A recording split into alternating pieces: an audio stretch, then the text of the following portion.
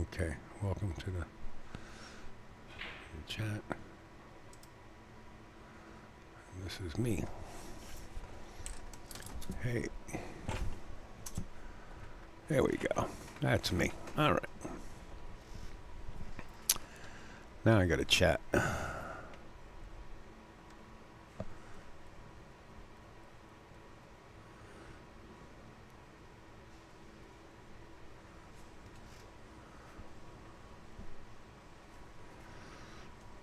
Okay, so I got to search for the Brunswick State Championships. Search.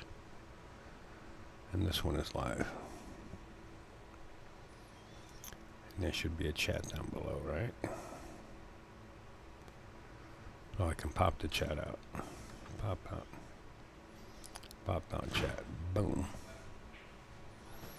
All right, there we go. So actually, I wonder if I can close this. Well, I'll just minimize it. So I got to sign into chat, right? Choose another account. Gee whiz, there's so much to do.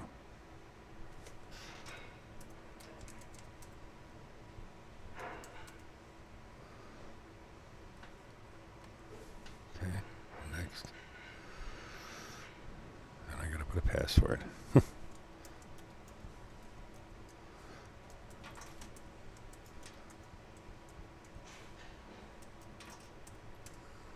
And enter a code. How do you send you a code to? Madonna, somebody easy.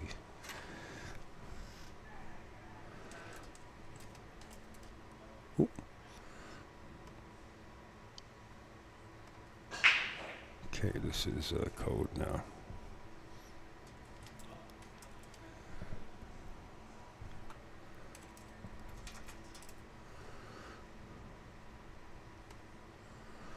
Okay, now that should pop the chat. Not now. Jesus. Okay, that's the top of the chat. Where's the chat now? Jeez. Live chat, all messages are visible. There we go. Hey now. On our way to success. Where the hell did it go? I don't see it there. All right, so let's put this back in and then we'll pop the chat out. Go back here. Pop out chat.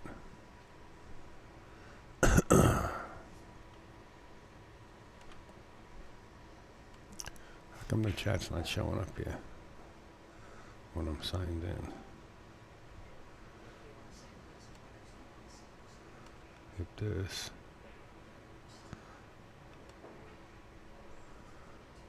Oh, I could just pop it out over there. Sit tight, folks. I'm trying. Okay, I get it. So I can pop this out. Let's see. Pop out chat. And it works there. So the studio I can close. Right? And then I gotta get this over there. Huh. Nope. Where did it go now? There it is.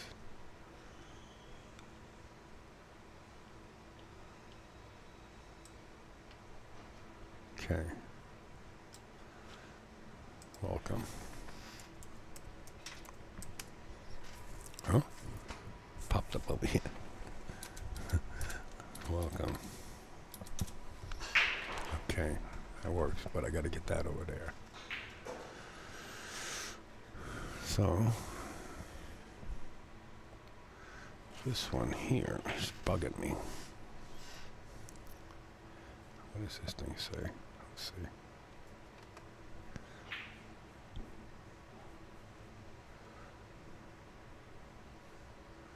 So if I close that, that chat is still open. Yeah. Live chat. Everything's visible. Okay. Hi.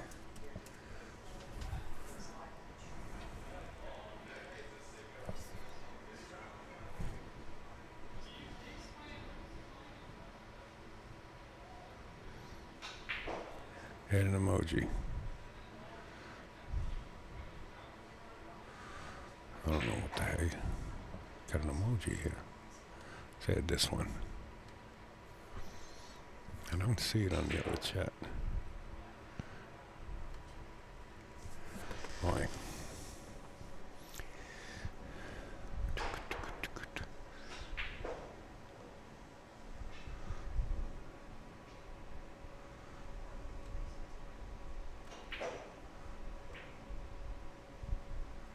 Some messages, such as potential spam, may not be visible. You want all of them.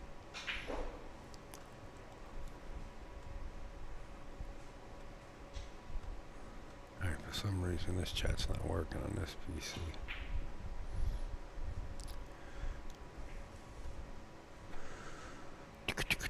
I'll figure this out yet. YouTube.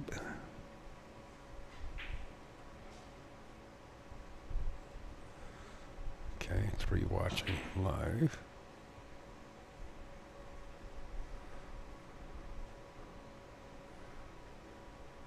Save up to $32. What the heck is all that about? It's a pretty big chat box. Now I'm signed in here. How come I can't type in here? When the chat is open. UK World Sports Promotion.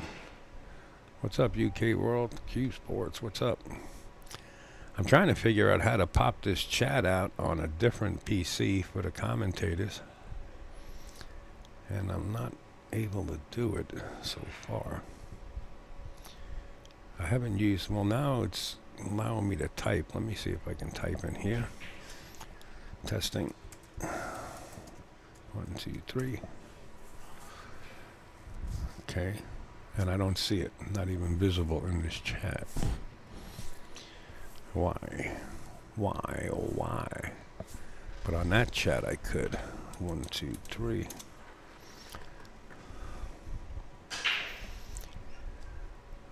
We got a few things going on this weekend, to be honest with you. Tonight we have a team event. It's the state of Virginia versus the state of Tennessee. That's starting at 7 o'clock. 1, 2, 3 is visible. Yeah. But you know what it is, UK? I got a separate laptop open, a Mac, and I want to get the live chat over to the commentary area. And it says pop out chat. I pop out chat, but I can't type in it. It doesn't show up, and I'm signed in on both computers. I wonder if that has to do with it. They don't allow you to do it, or don't know.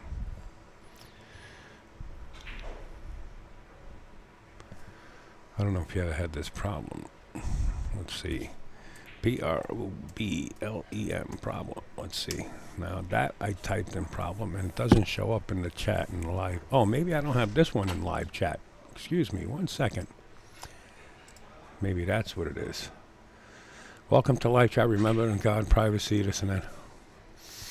Okay, we know. 100%. Okay, that's working. How do I get... Okay. All right, let me test this again.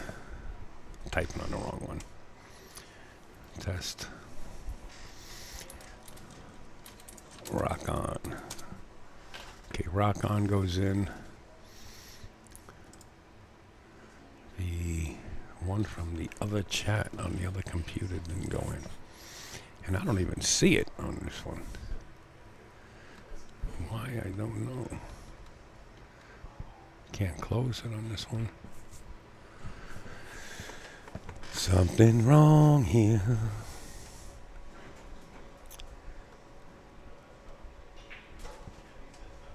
They make these chat rooms so big. Okay, I'm live.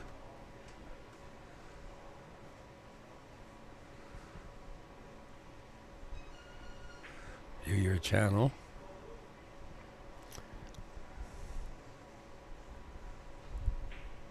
Oop.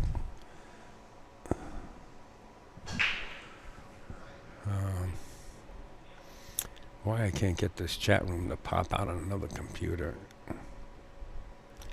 Okay, view your channel. Upstate L, okay. Got over 1,000 subscribers. Which one is live? 4 watching. This one is live. So when I click this, we are live. I can see it. But this button, the one that allows you to pop the chat out, is not working. Why? Do-do-do-do-do-do-do-do-do. Okay, so we'll go to live chat so we don't miss anything. Oh.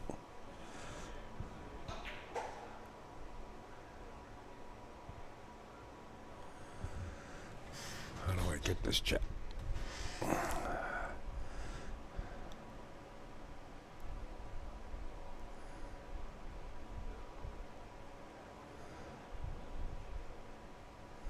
X51. Oh, yeah.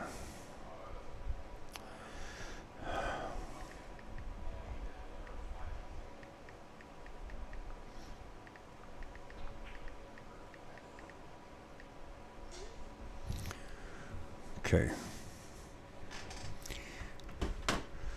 My son texted me. What is the dilly here? Do I have to click this on? Go full screen maybe? Looks beautiful. No. Is there a way to change it?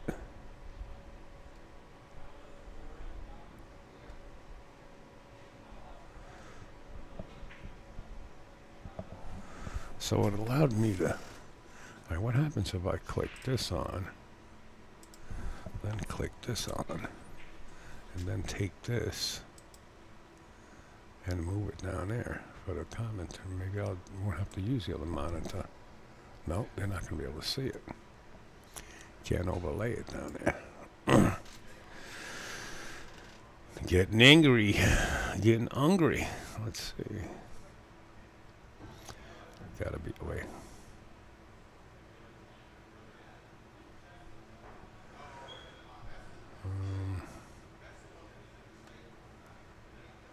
Save.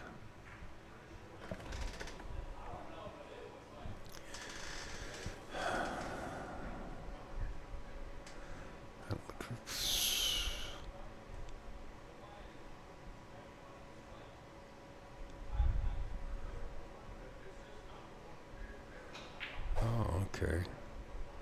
So now it's over here. Now I should be able to pop it out.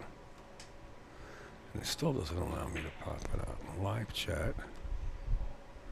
Okay. Now let's see if this will work to the chat. Okay. There you go. And it doesn't show up over there.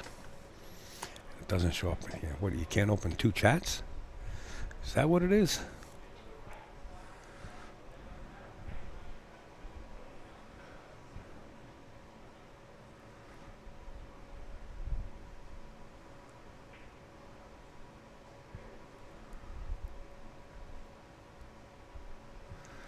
I wonder if I close the chat on this one. Let's see. Close this. Do I have anything else open? No, I'm live on YouTube. I'm still live. Okay, since I closed that, let's see if I can open it here. Let's refresh this.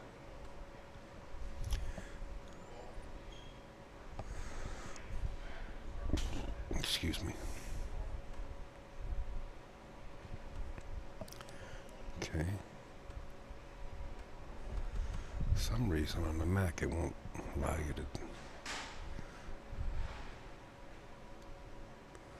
share. How do I share? Oh. Share this all over the place. That's pretty cool. Cool.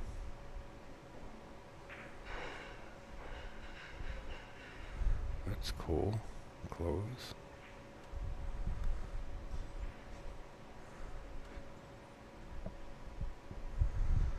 Well, it's not letting me do it.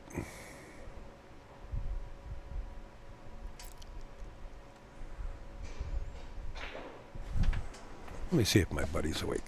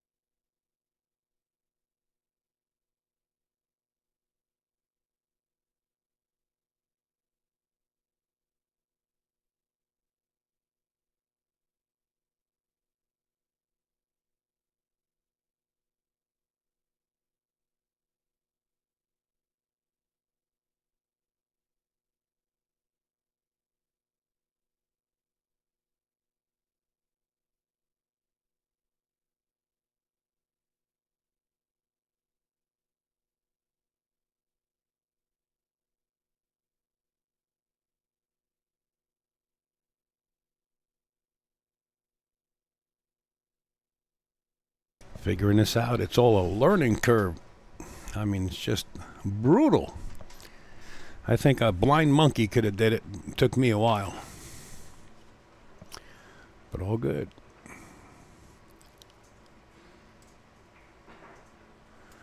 Eventually, we'll have everything up on Janet's channel. She'll have no middlemen, where she earns the income and gets all the monetizing. Not that she's interested in it, but at least she'll get it.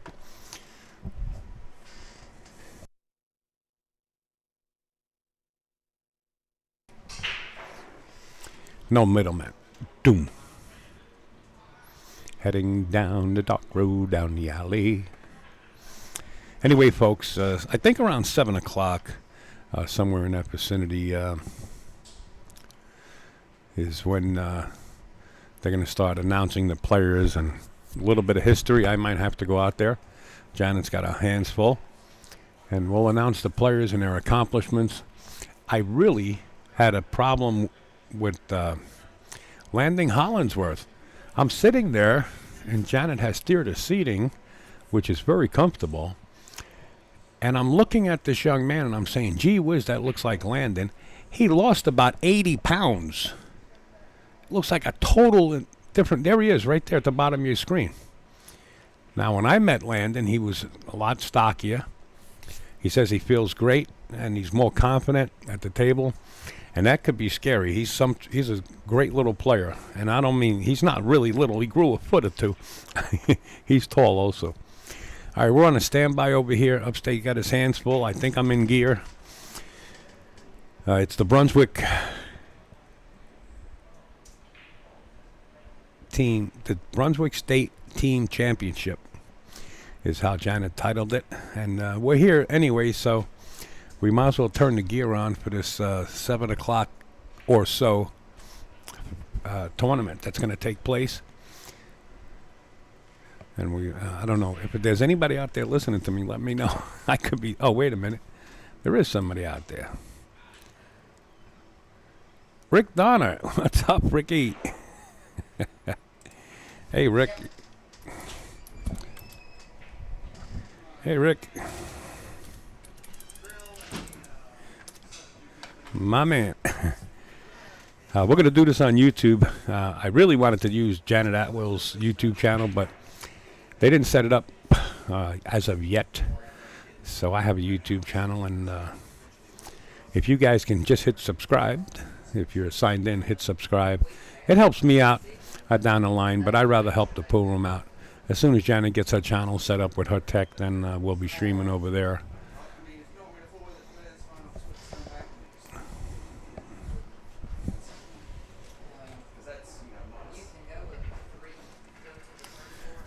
So that's how we stand right now, Rick.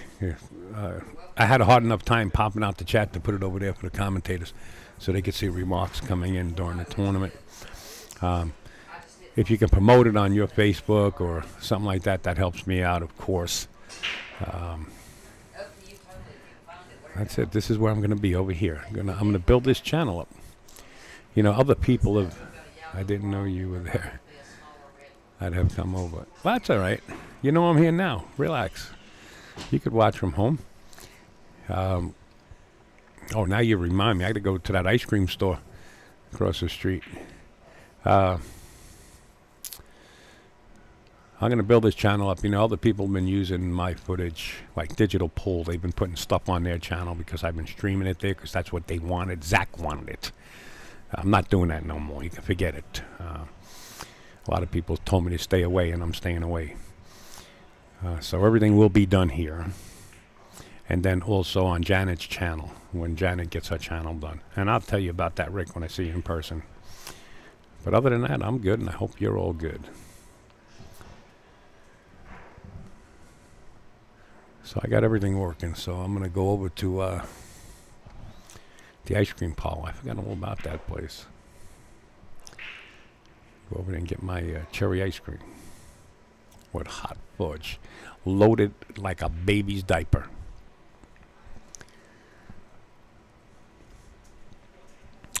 Now, I want to look at this graphic because they did have some names on this graphic. Janet Atwell, Rodney Morris, Jonathan Hennessy, Eric Roberts, Adam Finley.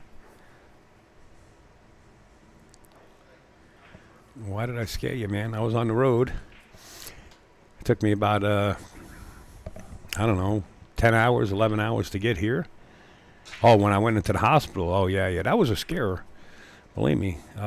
Landon Hollingsworth, Reed Vance, Cole Lewis, Zach Wilson, Mike Sheen, and Joe Blackburn's getting in the mix for Team Tennessee. Team Virginia, you got Eddie Katz. Okay, so you got Ron Frank, Trey Frank, Chris Brunner, Danny Mastermaker. Wow, I haven't seen Danny in a while. Scott Roberts, Greg Taylor, Jonathan Alstock, Trevor Stanley, Jazz McCahany, Colin Hall, and Scott Largen. Wow, pretty close in what they call Fargo ratings. Pretty evened up match, except for Jonathan Hennessy. He's like a top of the heap. Sorry. Yeah, I had a bad cough, Rick. It was an let me put it to you in the words and terminology that the doctor used finally after they did all the tests. EKGs, blood work, COVID test, I don't know, every other test under the sun. CAT scan with the dye. A minute upper respiratory infection. Here's antibiotics and here's steroids to open up your bronchial tubes. Have a nice day. 5 days later, I'm back to normal, whatever that normal is. And that's what it was all about. They did all those tests to tell me I had an upper respiratory infection, which is a good thing, I guess. So you can watch this live at Borderline. It's a Mosconi style point system, so to say. It's singles and Scotch double formats. Scotch doubles begin at 7 p.m. Friday night, and that's why I'm here. All right. Anyway, the ice cream is calling me across the street. I'm going. Rick, I'll talk to you later, and if you guys can spread the word, and Janet will spread the word, and many other people once they get a hold of it, we'll get it out there. We'll ask all the WPBA to share it if they're not busy, and we'll try to get it out there.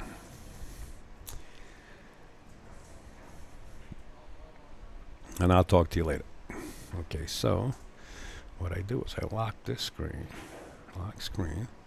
All right. It's pretty cool. And what do I do here? So I lock that screen. And this one I can lock too, but everything will be running yet. I don't know how long you can, I wonder how long you can stream on Facebook. I mean on YouTube. I should check that. I think it's infinite up until a certain time, as long as your activity is busy. All right, where's my cursor? Here it is. Let me check on that. Spirit Airlines, beautiful. They want to send me places. Okay, so I figured it out. How to get the chat popped out. Now I have to figure out how long. New window. Boom. Google. How long can I go live on YouTube? How long can I go up on YouTube? Okay, technically there is no limit on a YouTube live stream. However, YouTube can only archive live streams up to 12 hours long.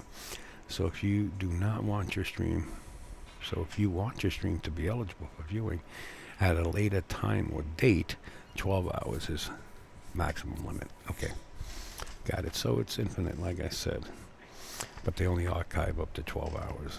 Got it. Well, that's a good thing. I guess they don't fill up all their hard drives. So we'll go back to the overview. Over here. You can see everybody warming up. There's plenty of people still on their way. I'm going to leave you guys with this view, and I'll be back in a minute. I'm going to the ice cream parlor. I'm really going this time. I'll see you guys in a little bit. How do I do this one? Let's see. Do it like this. And go here. Lock. Boom. All right.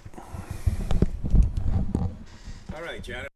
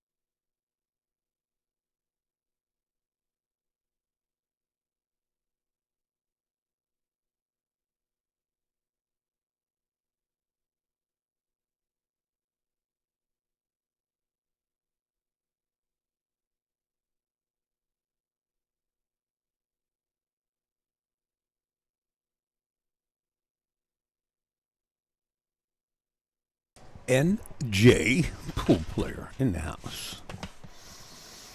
What's up, buddy? Bristol, Tennessee. NJ is always around. What's happening? I got you covered over here.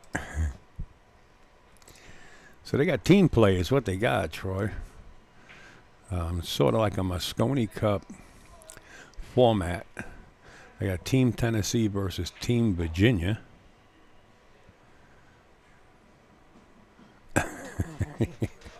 Yeah. Team Virginia and Team Tennessee are going off. You got Hennessy in the house. You got Eric Roberts in the house. You got good players from each state. Supposed to get set by 7. I'm not really here to do that, to do this one tonight, but you know what? I'm going to start on the YouTube. I wanted to do it on Janet's YouTube channel, but she doesn't have one, so I figured I'd just use my YouTube channel until she can get hers done. I see you got the tools. You got the tools, baby. Nobody better badmouth you now. Anyway, I'm just going through the program just to see what's available. Yeah, that's what it is. It's called the Brunswick State Team Championship. That's what it's called. And that's what we'll be live streaming for them tonight. And then tomorrow night, I think they have close to 70 players already in a split bracket. I'm just going through some of the program to this is carousel. Now I got to add carousel 4 to make sure I got everything. Carousel 4. Boom. Let's add that one, and that goes in the corner.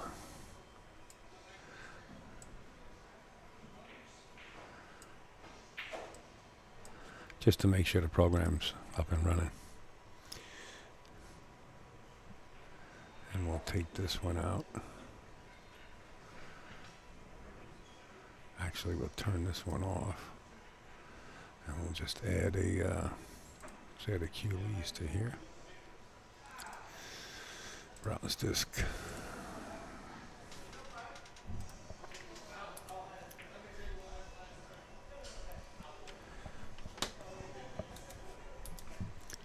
QEs. I could add this one is nice. I'll put this one up in the corner. Beyond the Joe Blackburn, one of the top Q repair guys, is actually playing. Always played in the U.S. Open. That's QE. He's playing in the tournament. Just talked to him. He's down there somewhere. If he's still hitting balls, he's been practicing for a few hours. I could hear him, but I don't see him. He's probably off to the side.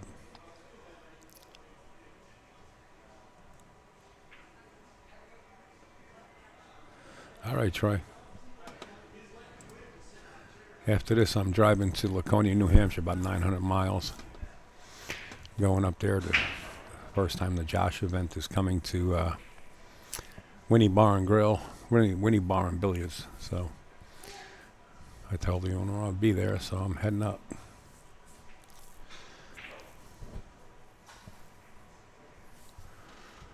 All right, I went through there. Let's go to the close-up. Make sure the close-up is working. Close-up is too close. Got to shrink it down just a wee bit. Make sure the table fits in the shot.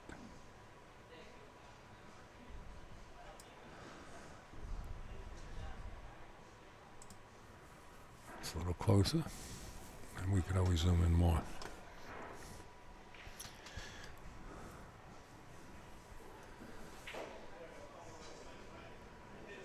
Yeah, Joe's great people, man. He's got a nice shop here. Janet set him up real nice in the pool room. He's got a huge shop now. I go back there and borrow tools. I can't carry everything with me. Jeanette Lee. I always want to help Jeanette.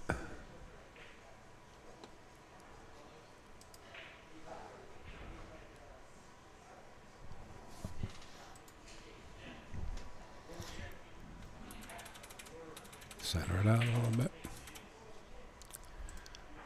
There we go. Jeanette.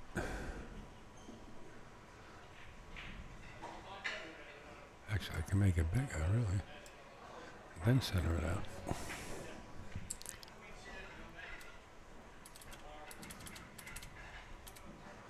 A lot of prep work. Here we go. Actually, I can make it bigger than that. What the hey? Okay.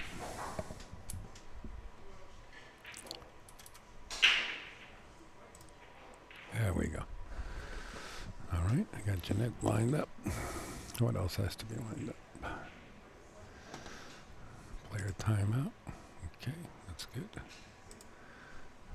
Aramith. Aradeck. She has to be squared up.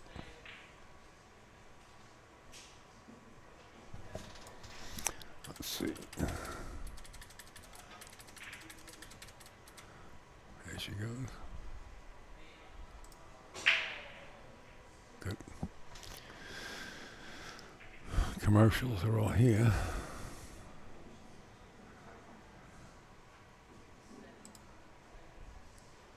Of course, Diamond Products, my sponsor when I'm on the road. Even though this is a Brunswick tournament, I do have Diamond on board with me to keep me on the road too, so that'll be up there every so often. All right, I think I'm prepped, man. I think I'm prepped and ready to go. Just waiting for. I already seen Hennessy. Hennessy's in town. Rodney Morris is here. He's practicing in the back. Jonathan Hennessy, Joe Blackburn. There's Eric Roberts. A little young gun that just don't miss. Got a bunch of great players in this field. It's going to be fun, that's for sure.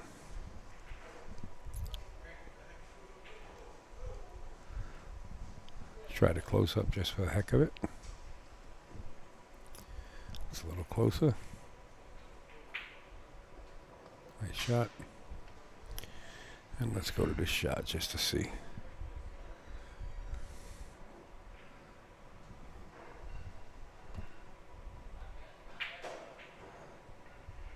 Very nice. Okay. Looks pretty good on YouTube. I kind of like YouTube.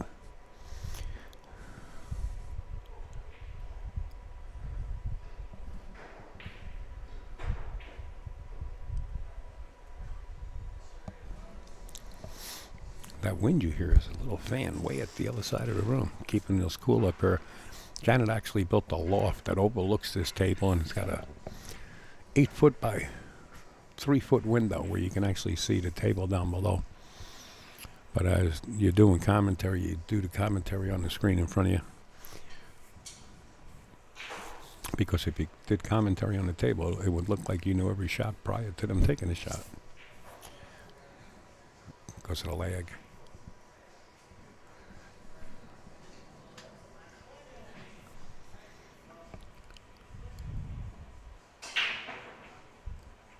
Beautiful table. Janet keeps them really nice. All right, what else? What else do I got to do? I got commercials. Let's see what I got in there. John Barton, Premier Billiards, Rogan, Richie Shoe, Tsunami Shaft. What else? Light Hyphen Systems. That's not going to be used. That's not going to be used. That's not going to be used. That will be used. Okay. I'm good. I'm ready to roll. Us ready to roll. I want to play with the preferences in my Wirecast just for the fun of it. Let's see. Show number of viewers. Okay.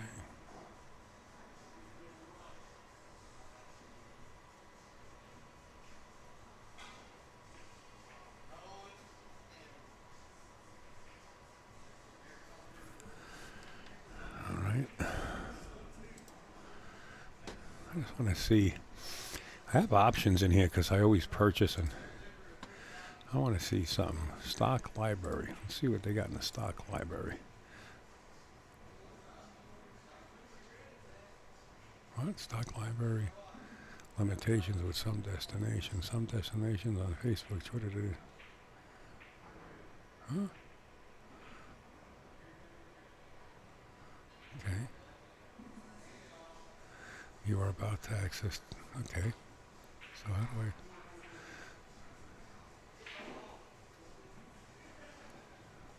Uh-huh.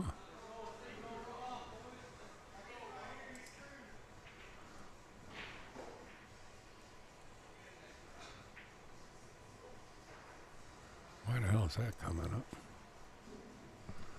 Okay. That shouldn't come up.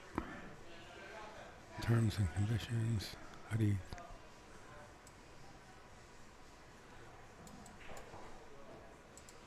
Okay.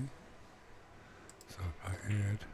I guess you gotta read it first. Stock library. Add. Okay. Provided by third parties. Let's see.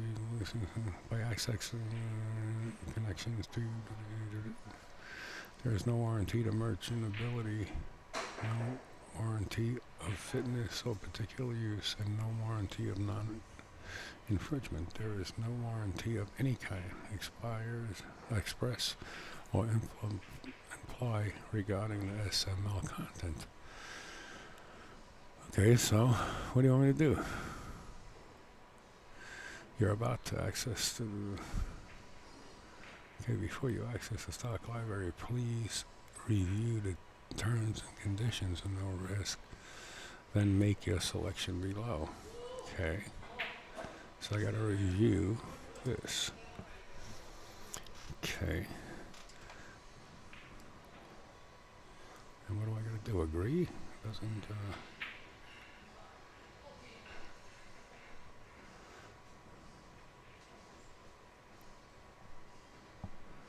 warning using stock library. Okay. To access the stock library, use from over higher. Hit the plus sign after the shot.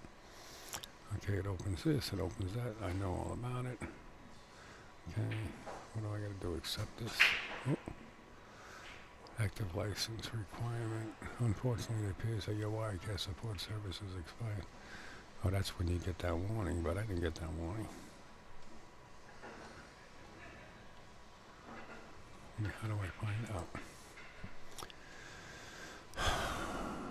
So let's cancel that for now. Let's go to preferences. Okay, license.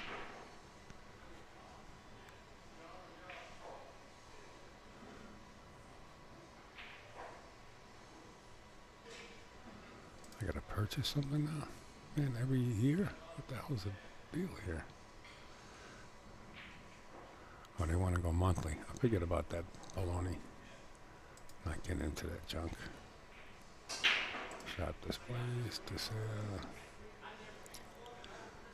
key combination.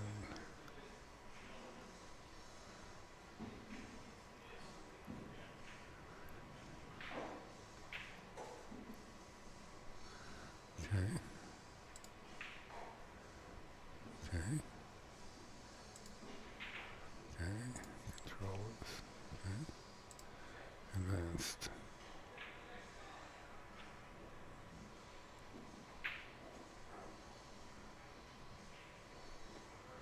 Okay, everything else is good.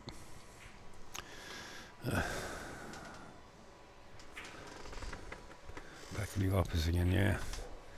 Backing that off. Well, actually, upstairs, Rick, where we were last time, downstairs, Since then, Janet built a loft in the office. And the way to access it is through the theater seating. There's a staircase. And it's like Oompa Loompa room. The door is about 5 foot tall, maybe less. And it says commentary booth. So there's a separate loft built in her office, but about 8 feet up in the air. That's where I am now. So all the gear has to be, eventually I'm going to build her a room here where she can access and go live anytime she wants. I'm ready to do so whenever she's ready.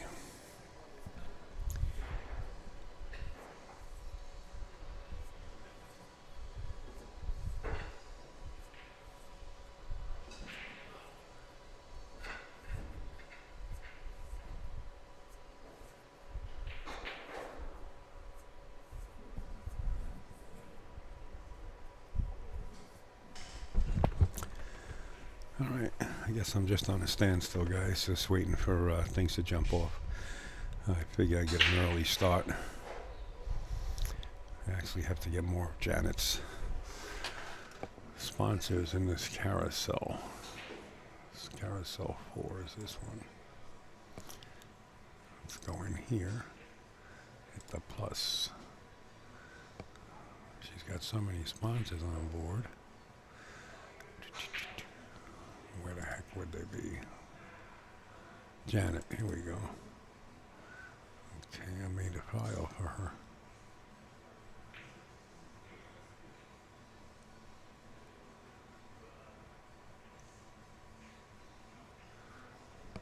Go back. Janet 2, Upstate Island Gmail. Oh, that's the one she sent me. Okay. I guess I gotta go through them.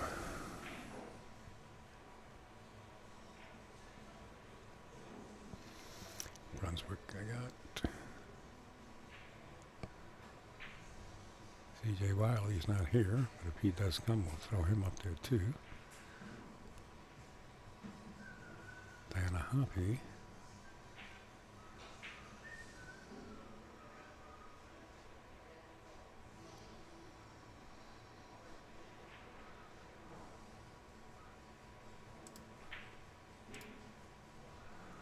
Could add that one. Oh yeah, without a doubt. Add another one. Okay. Hillbilly Bryant. You know, Hillbilly's only a couple hours away from here, and I wish he would show up. Or maybe less than an hour.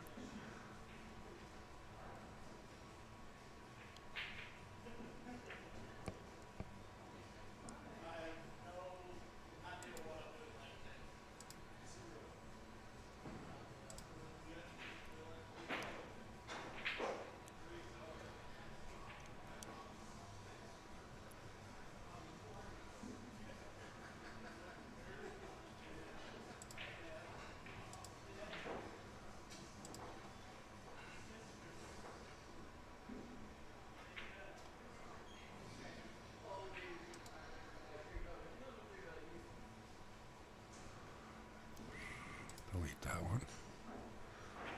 Delete this one.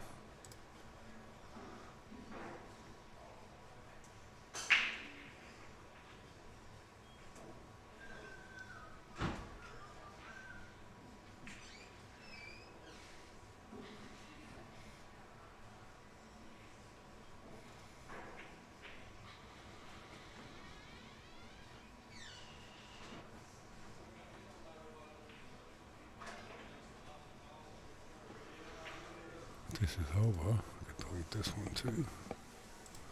It's over. Alright.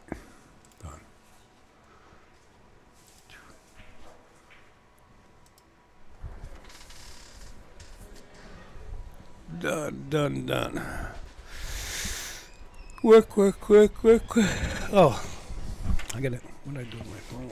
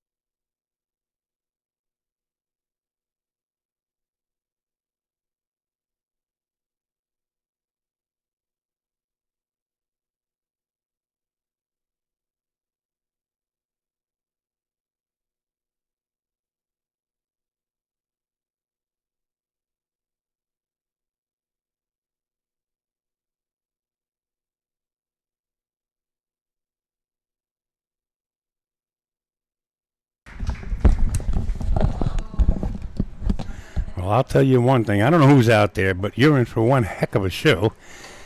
And we just did photo ops with both teams, referees. This place is going to rock and roll. The audience was told to clap, make all the noise they want. And that's going to take place in just a little bit. Let me get these graphics down. And I'll open up the chat room. Just checking in. All right. No sound. Now you got sound.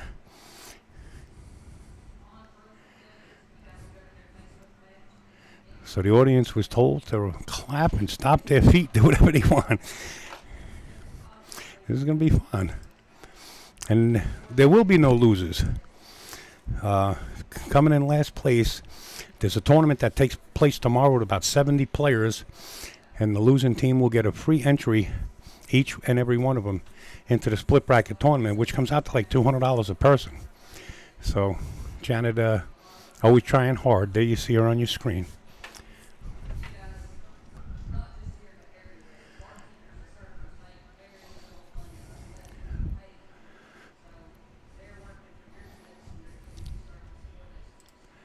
The bleachers are packed.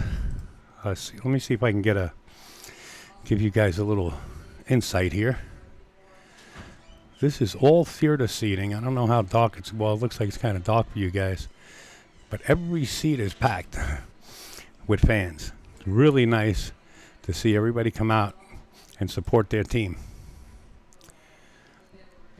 And this is where all play will be taking place. Everybody has a jersey that Janet supplied. Does everything with class, Janet. We can see it out. All right, good deal. Rick Donner, my man. Me and Rick go back a long time ago.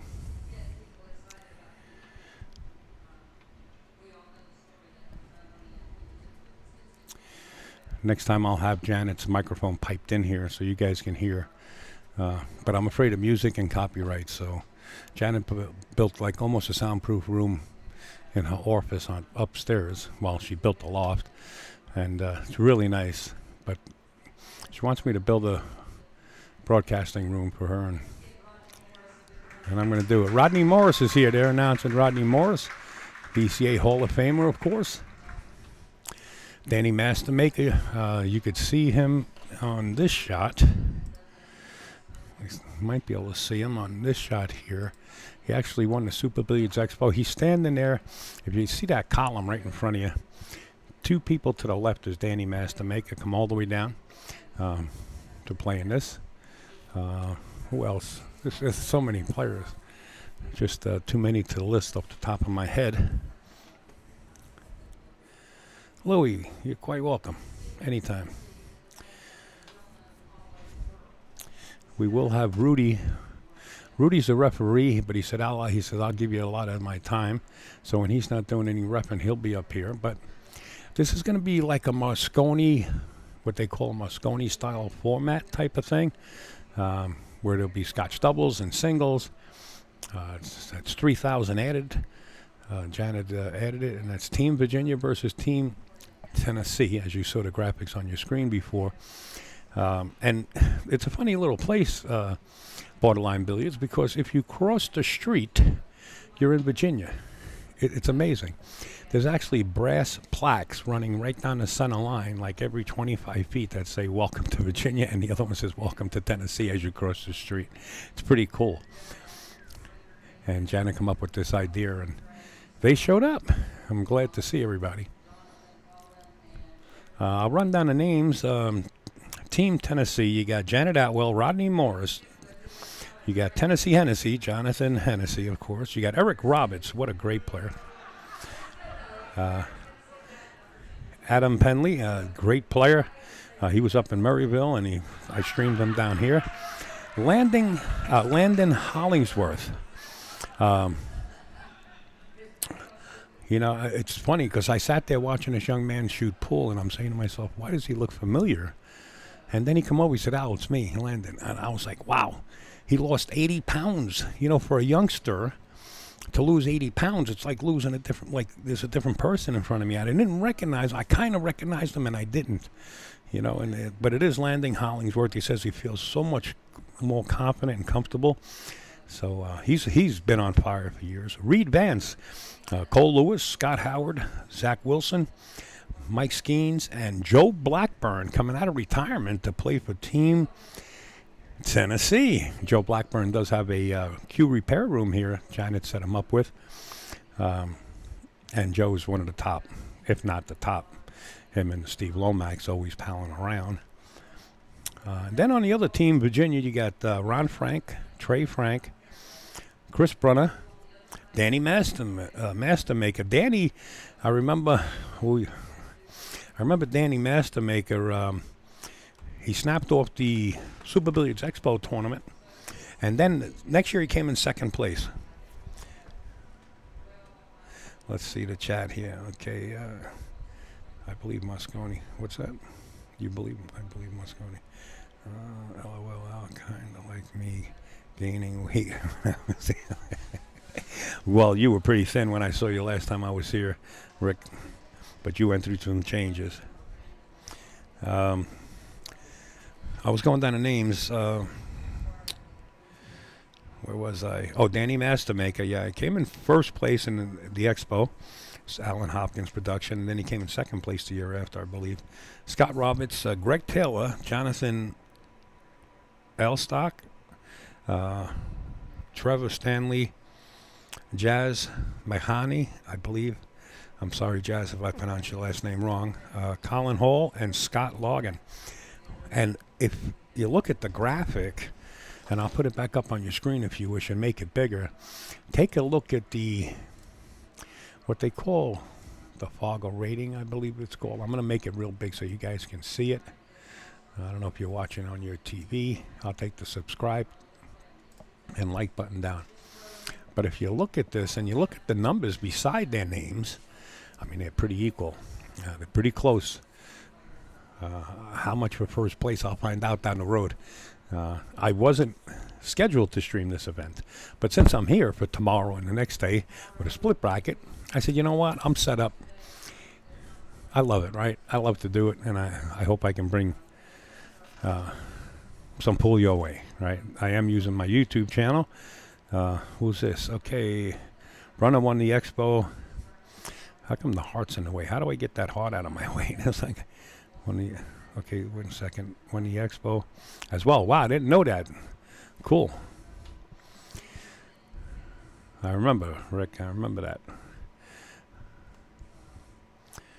But I am bringing to you this for free, honestly. And I don't know whether you know the cost of fuel today, but I come down from New York State after doing the Turning Stone Casino, and it was 11 hours and 53 minutes. I think 11 hours. I think so, something like that. And if you guys want to throw jelly my way, I can put a link up there. You don't have to. I do it at the Turning Stone because I get asked so many times, so I just throw it on the screen. But I can always put it up there if you guys want to throw jelly my way. It helps out in a big way, trust me. After this, I got a 900-mile ride back to, where am I going? New Hampshire, Laconia, New Hampshire, to bring you the very first Joss event that's coming to the Winnie Bar and Billiards up there. I'm driving 900 and something miles, and it all helps. But I am on YouTube, and a lot of people don't know it because I'm usually on Facebook. And if you guys can share, it's right below your video screen where it says share. You guys can share it on your social media and bring more people in, and hopefully you guys subscribe. That helps out also. All right. Thanks. I'll have to update my do not play list to include these guys. Just figure I'd let you know.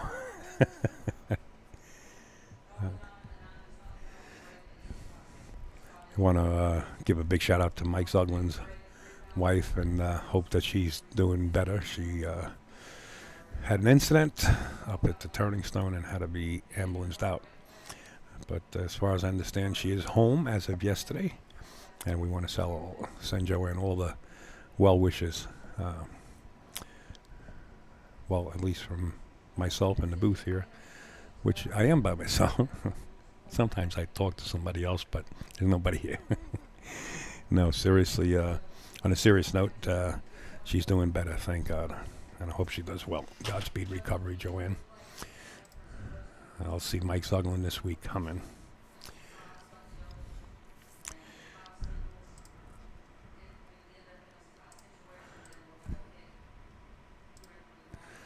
And I'll put the link up. I just got a private message, so there it is. If you want, well, it's actually in a bad place. Let me fix it a little bit. Okay, and now I'll scoot it down. If you wish to send a donation, you can via PayPal to upstateoutpool@gmail.com. And I want to thank you in advance. Everybody applauding down there at the same time I put that up. No, they're applauding because of Janet. She's a sweetheart.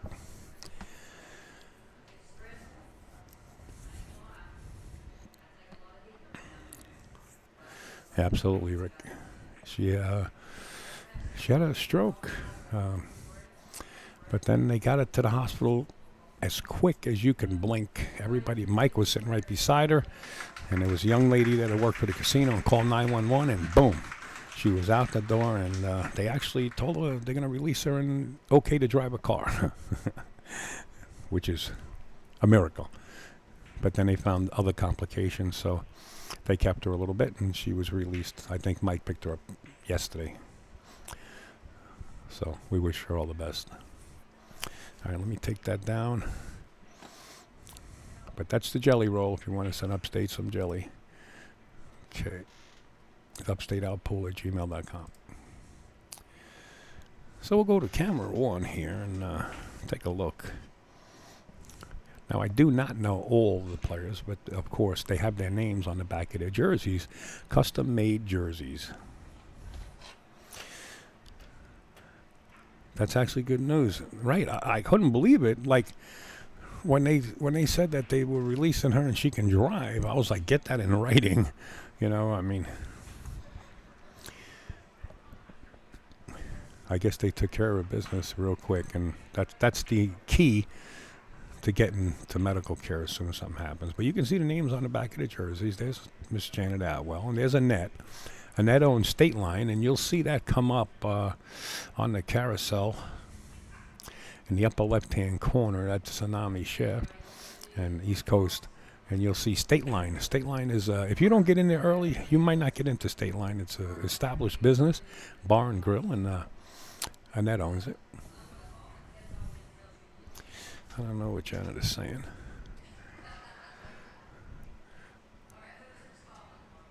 Here comes a flip. This is like official, like NFL.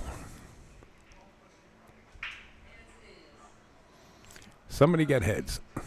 Check the quarter. You're on your own.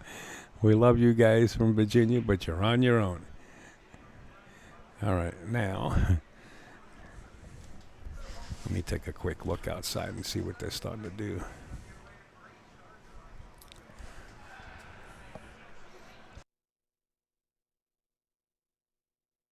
What a great crowd. Great crowd out there. In this shot, let me go to camera 3. You can see the shot, and you see all the banners with the sponsors. But if you look above those banners in the dark there's people's knees there, and it's packed from the floor all the way to the top room where I'm sitting. I'm sitting actually way up there and set up the equipment. Janet actually built this room up here. It's nice. So this is Bruna.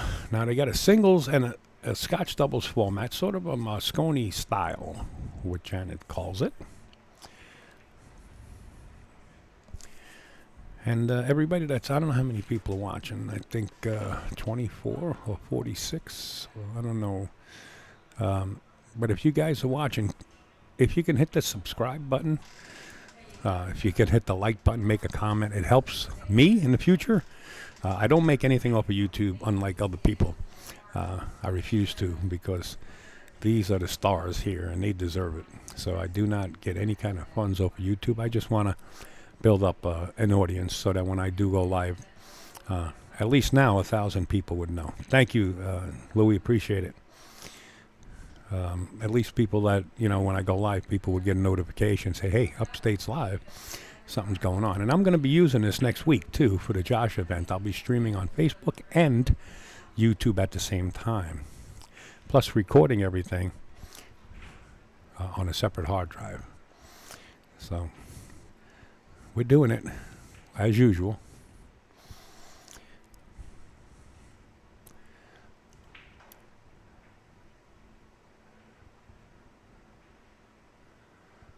And the way Danny's setting up over there on the right-hand side, it looks like it might be Bruna and Danny in the Scotch doubles. I do not know for sure. I wasn't notified yet. Wow, what a shot. These guys are no joke. No joke. They're here for a reason. Is he trying to four rail that? No, he fired it right in the pocket. No sooner said than done.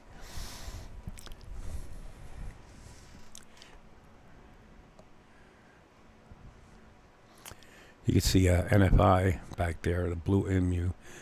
That's one of Janet's main sponsors, along with everybody else, of course. And I want to make sure I added that to the carousel, because I like the sponsors to get all the airtime they can. I did. Okay, that's on there. Any matches being played yet? Kevin, did you just walk in? Did you just get here? You're late. I hope you have a note. If you don't have a note, just about to start. Thanks, Lou. Yeah, Kev, just about to start. This will be the first match. So you're early. Let me get the flashlight and I'll show you to your seat. Like the rest of these folks. When I was young, I was an usher in the movie theater. It was a great job when you were a kid.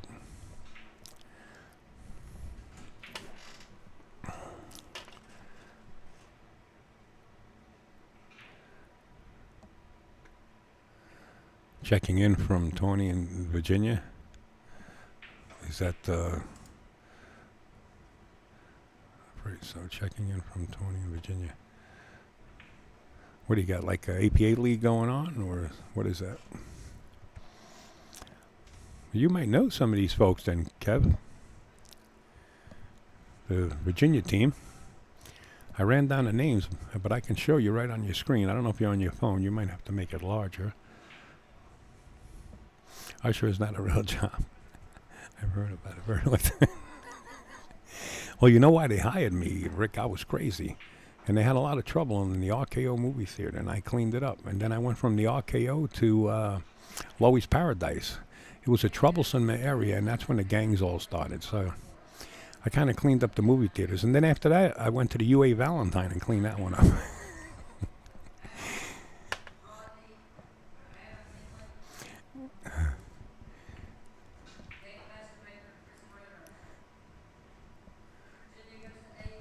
Let me get a hold of Matt. I'm not sure what Matt's doing down there.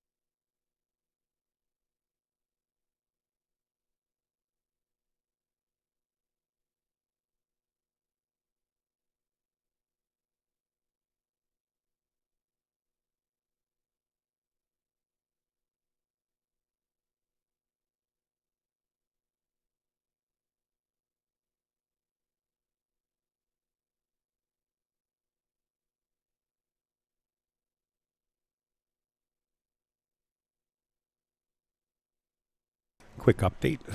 Matthew Deck is working on getting everybody's names in this bracket and format, and then they'll pass it along to me, and I'll get some kind of scoreboard up there.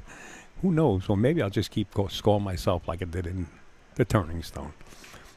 And that's okay too. I'm hoping to be able to see this time next year. I sure would love to get back and play like I used to. Well, Janet's going to do this on an annual basis, she said, and it's going to grow. I mean, it's big now, but she's going to need more seating with all the people back there.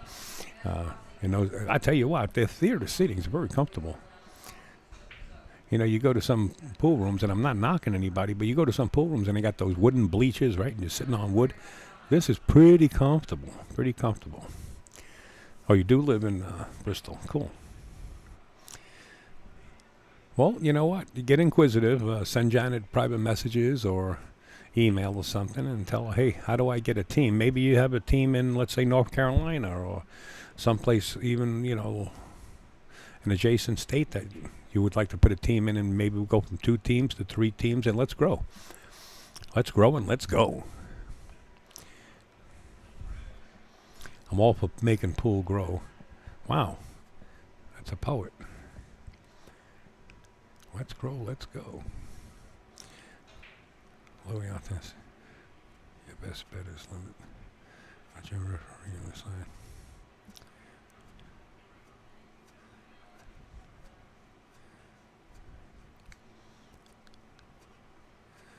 Corey Sykes. Wait a minute, I know Corey. Yeah.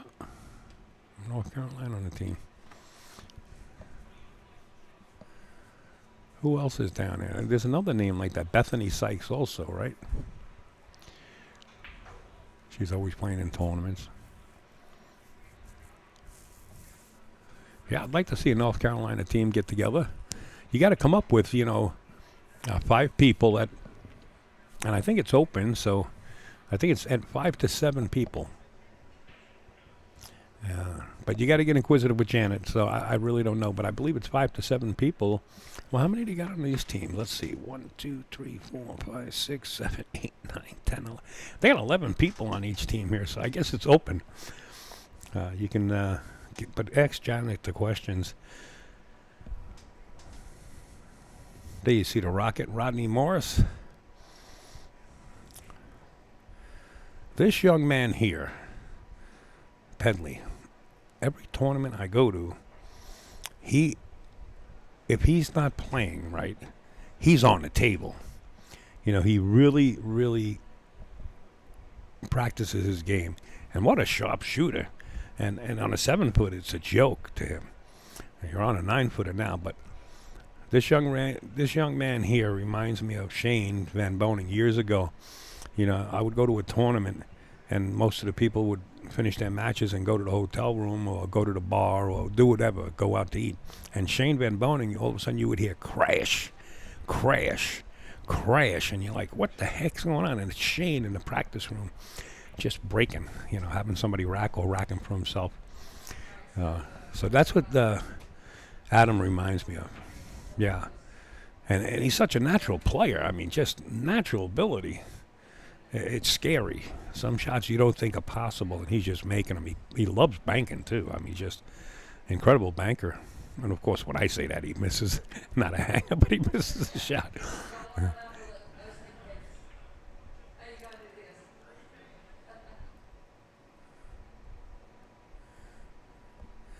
Rocket was on the Mosconi Cup.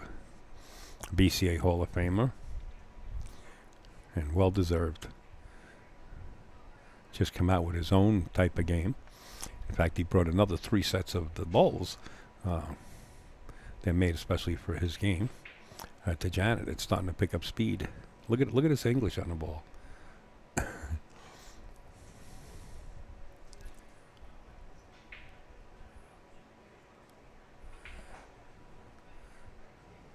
Rocket says I can do that too, Here's a shot. I mean, you want to be shooting straight. This will tell you if you're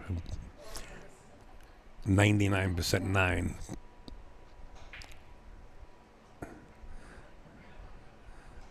On or in stroke, right? Let's put it that way. Now, he's been hitting balls since I've been here. And I got here about 1 o'clock in the afternoon or 2 o'clock in the afternoon. Off the rail. That's the shirt I'm wearing. Off the rail. Jamie, I hope you're feeling better. He got his deviated septum taken care of. And if you're out there, we wish you the best. Smart alternate with your partner during one. Oh, yeah, absolutely, Rick. Absolutely. Yeah. Absolutely. Practice now. Get it all out of your system and get acclimated.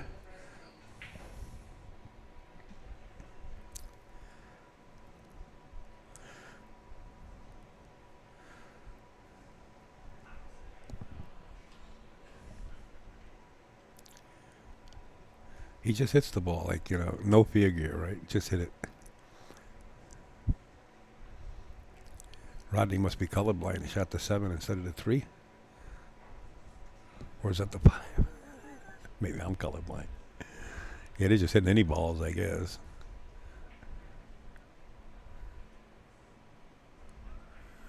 Back in line.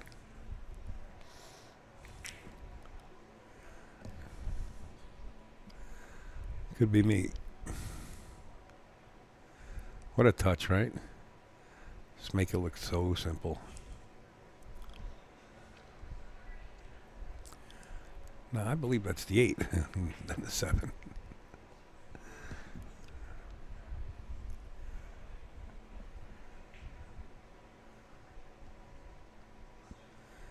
Yeah, these pockets are really not that easy. They're really not that easy. Janet had a beautiful WPBA event here, and the women just loved these tables. They really did love the tables.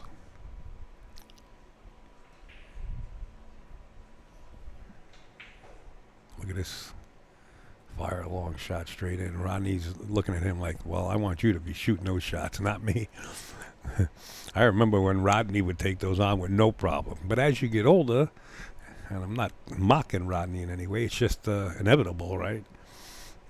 We see it. But when Rodney is on, man, just let him go. I mean, if he's playing a singles match, he can go. We all know it. And when he's playing, you don't blink. All right, so now we got Danny Mastermaker and his partner. Who's his partner? Does anybody know who his partner is?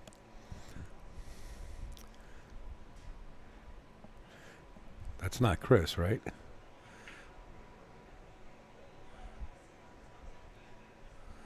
I gotta wait for the jersey to turn around. Oh, it is Chris, I believe.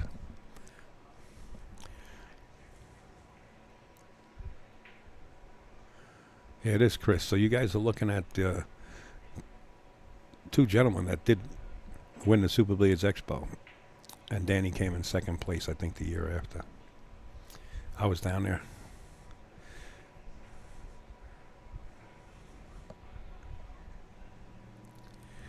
How's it feel playing with, like, one of your friends that won the same thing you did, right? And you know how hard it is to win. First time I refereed Rodney was the Arena IPT event. I was so impressed with his speed and stroke. Yeah, absolutely.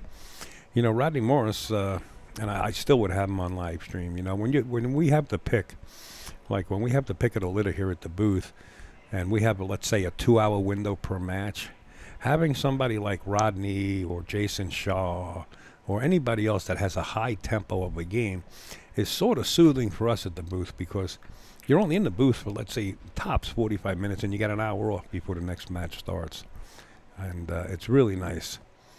Of course, I stream the amateurs also, which take time. But when we're on a scheduled 2-hour schedule per match, we'd like to have fast players on, and gives us time to stretch our legs and do what I do, which is a dirty habit of smoking a cigarette, which I don't like talking about because I know kids are watching. Hey, Sherry. Anytime. I'm glad I could be here. I wasn't going to pass it up. I was here for the weekend, but this seemed like so much fun. The more I heard about it, I said I got to do it. And I will have it all recorded. Not only will it be on YouTube, but I do have a separate recording that I'll be recording to in high def.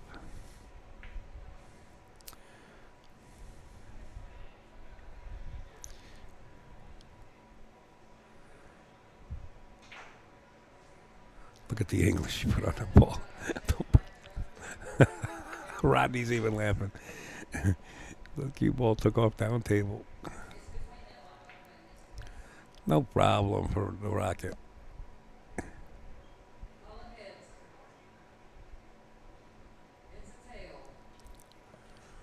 Oh, we got something going on here. Heads or tails. Hey, somebody.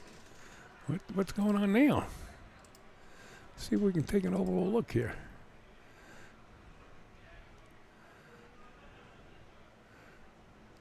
I don't know what John was heads or tails about, but I heard heads or tails. Oh, is this? I guess we're going to start here. Waiting for Matt to give me an update on the scoring. I guess he's coming up now. So we got Adam Penley, and who is he playing? Is that Chris? Is this singles or doubles now? I could always make the scoreboard up. Looks like it might be doubles. Let me make my own scoreboard up. See if I can do it here. Okay. Let's do this. Let's go into here. And looks like Morris and Penley, right? So M-O-R-I-S. And we'll put a dash between them. And this will be, how does he spell his name? P-E-N-D, right? Let's see. I'm capable of making all kind of mistakes. P-E-N-D-L-E-Y. L-E-Y. Okay, so this will call 0, just for the record, so I have it.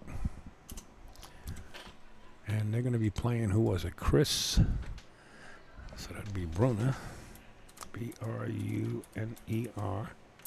Oop, I added one more letter. Such a... And who's Chris's partner here? Let me see if I can see from the window. You guys out in the chat probably know before I. Oh, it's Master Maker? Is that who is... Is that who Bruno's partner is? Wow, it's a long name to put in that scoreboard, but we'll try it. Well, we'll just put Danny. That's all. It'll be short and sweet. Okay, let me see if I can add Master Maker. See how it looks on the scoreboard before I send it out. 0. And let me turn the scoreboard on to see what it looks like. Ooh, can't really tell. Hey, guess what? It all fits. Okay, let me update this here. Is Brunswick State teams. Okay. And then we'll take the race. I'm not sure what the race is, so we'll put it to 0, or we just won't put nothing in there. And then we'll move the scoreboard over. How's that look? At the bottom of your screen there. Let's see, Bruna, Master Maker, Morris, and Penley. Does that grab you guys okay? Let me know. I'll fix it up. I know it's not centered, but it's centered now. Oh, I got to go to the chat. Where's the chat? Over here. Okay, chat's over here. Beautiful. Okay, good. Thanks, Kev. Works there? Okay. All right. That was easier. You don't really need anything to be imported into your system. Plus, you don't never know what's going to happen.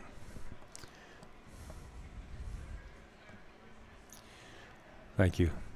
Well, we appreciate it. I hope I got, looks like I got the names right. There's Penley and Morris. You got Danny Master Maker on the other side. And Bruna, Chris. There's Farah Det. Oh, you can't see her. Let me, trying to get Farah. Was it 2? No. Oh, there's Farah. I see the right-hand corner, the young lady with the camera. Farah Det, folks. She's from Maryville, um, Tennessee, and that's Annette, Janet's partner, to her right. I'm not sure who they're taking pictures of, but I missed that one. I do have all the team pictures, both teams, and then I have both teams together, and then I have the referees, and I'll release those when I can. But that's Farah Deck, and she holds weddings and you name it, all kind of parties, and we'll get up to Farah. And I'll give you more information on Farah.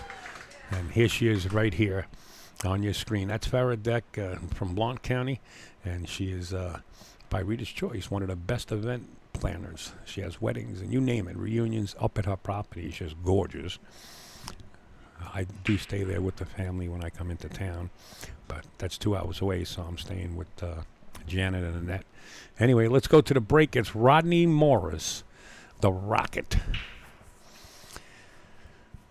Whether the 9 counts on the break, I don't know. I wasn't there for the players' meeting, but look at the 5-8-9 combination here. The 1 ball is makeable from this angle.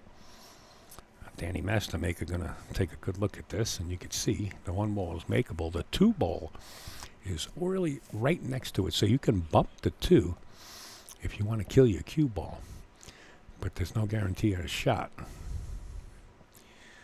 Let's see what Danny has in mind. He didn't try to bump it, he just played it with some outside dope just to get the cue ball to the other side of the table.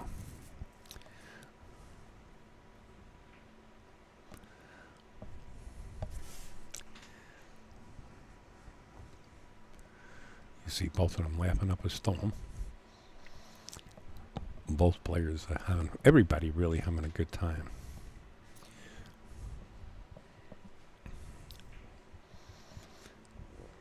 You know, you come to Janet's room, the atmosphere is electric.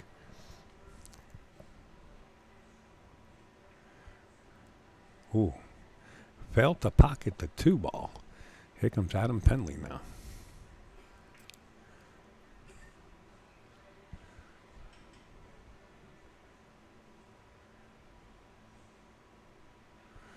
This young man, I believe, can put the cue ball on top of another table, whatever, all this stuff that he knows at a young age.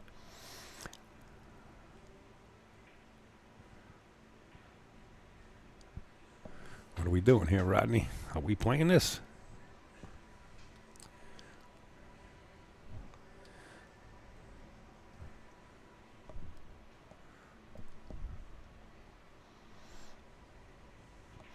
I'm not sure if the 9 has to be the last ball pocketed, or can we pocket it earlier? He's sizing up this, looks like 4-ball combination. And there he goes. He plays it. Look at the rock. All right. The rock is on fire. 1-0. I love the way I told all the fans, I don't know if you can hear them, but I told all the fans outside, I said, look, I got on the microphone. I said, this is not a library. I said, I want you rooting and cheering for your favorite player, your favorite team. I don't want you guys sitting here quiet. I want you applauding. And they just let out a burst of applause, and I like it. It's the way it should be. Everybody involved. I always said, together we can make this happen. That was my motto. Janet's room is great, one of the best in cleanliness. That's right. You got that right. Yeah, I got on the mic. I said, Janet, I want you to tell everybody sitting here to applaud. I want everybody applauding. We can do this. We can do it. Here we go. Everybody sit out. We can do what? We can make it happen. Or anytime if we get together. Danny Mastermaker set the break. Watch the, looks like the 7 ball. Wow. 7 went right in the drawers. The 1 did one of the ring around the rosies on the side pocket and came out. Not leaving him much of a shot here for Chris, but a safety play. He can go behind the 8 ball up there. Well, is that the 8 up there? The 4 ball. He can go behind the 4 ball, which Danny is looking at, or play the cue ball down here behind the 8-9. In other words, like a backward Z. Got to hit it harder than that. See, if you hit it harder, that cue ball comes all the way down by the 8-9. I think Chris left Rodney maybe some paint of the one. If Rodney can see the left side of this one ball, he's going to shoot at it. If he can, he'll kick it. And he'll kick the one past the two and leave the cue ball right up there with speed. That's what he's doing. Past the two, you got to get it all the way over. That shot there, Rodney knows that he wanted to put the one ball on the lower rail, which is the shot. Between the two of us, we were banged up bad. Is that right, Lou? What was it, a little fender bender or something? Or was it a bad fender bender? Well, I hear some applause. There must be another match going on. Are we missing this?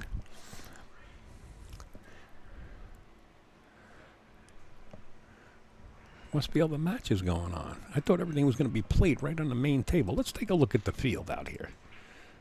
Oh, there is another match on the other table. Okay, we're going to stay right here. We can switch over if we wish. Yeah, nice try. Kind of a two-way shot. Probably banked it and was playing the combination. All right, here comes Adam Penley. He went through the field and put this on your bucket list. It usually happens in the end of December.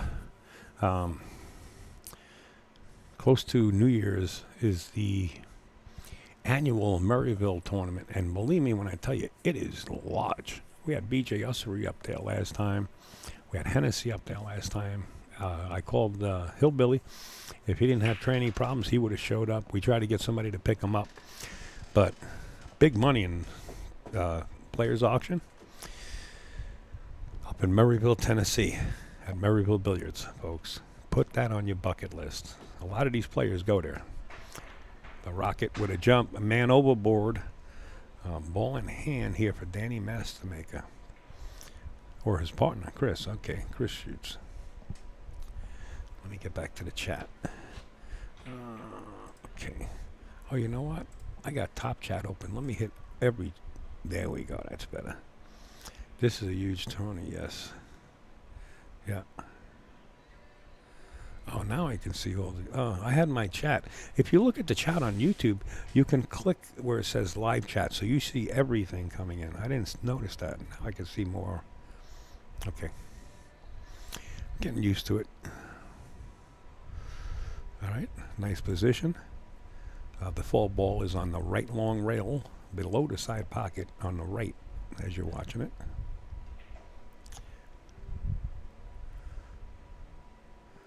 Two guys that maneuvered their way through thousands of players in Philly playing on this team.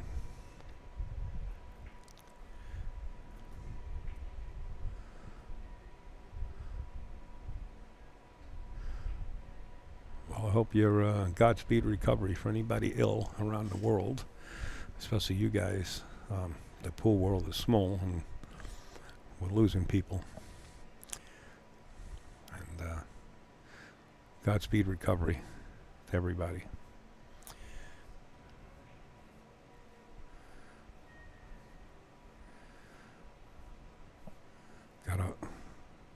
I gotta watch it. Yeah, you're not kidding. I took a spill. You know, I got a reflex like a cat. But the water was on the floor at the turning stone. They had these water jugs with ice. And one of them had a leak in it. And I slipped, grabbed the garbage can, and down I went. And the lovely lady, about 4 foot tall, was the first one to my rescue. She come up. She said, "You okay?" I said, "Well, I'm kind of laying on the floor. I don't know if I got hurt." And I checked my elbow. Of course, I was fine. Only to find out I was the fourth person that slipped in that same place. Well, if you don't think casinos have cameras, eyes on you, about 30 to 35 seconds, the cleaning crew was down there. The place looked like it was blow dried. I mean, just all the water was gone. And I didn't get hurt, of course. And even if I did, I wouldn't do anything towards the turning stone. They've been more than gracious towards me. So, but I did fall, and you're right. You got to be real careful. You got to watch it as you get older.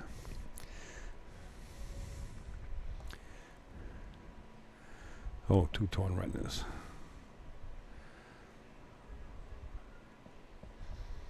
Oof. No, it wasn't Grace. It was Natalie.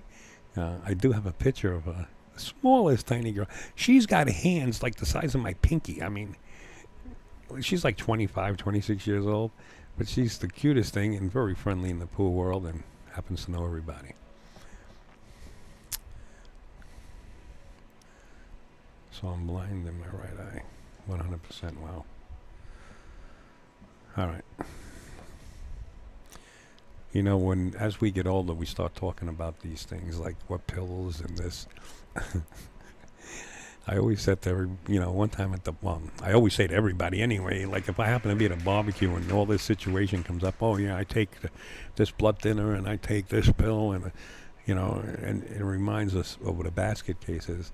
I said, you know what, when we were 10 years younger or 20 years younger, we didn't even think about that. It was like, what are we doing next? Well, Ruslan Chinnikov, I don't know if you guys know him. I was told that he is blind. You're talking one heck of a player from Russia. And that's what I was told.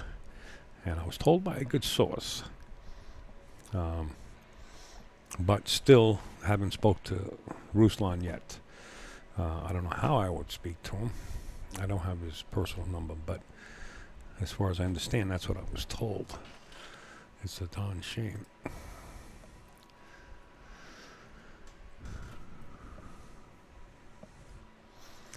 Nice little containment there to play safe.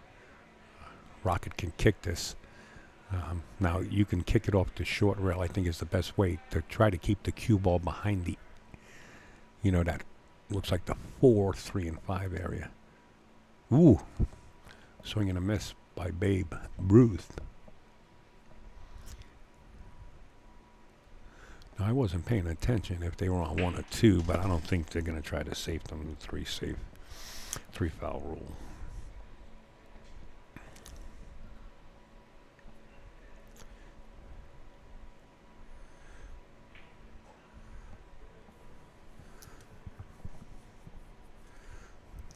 Well, it's 1 apiece here, Sherry. Sherry's got the pom-poms out right now. Is she Sherry, are you here, sitting in the audience?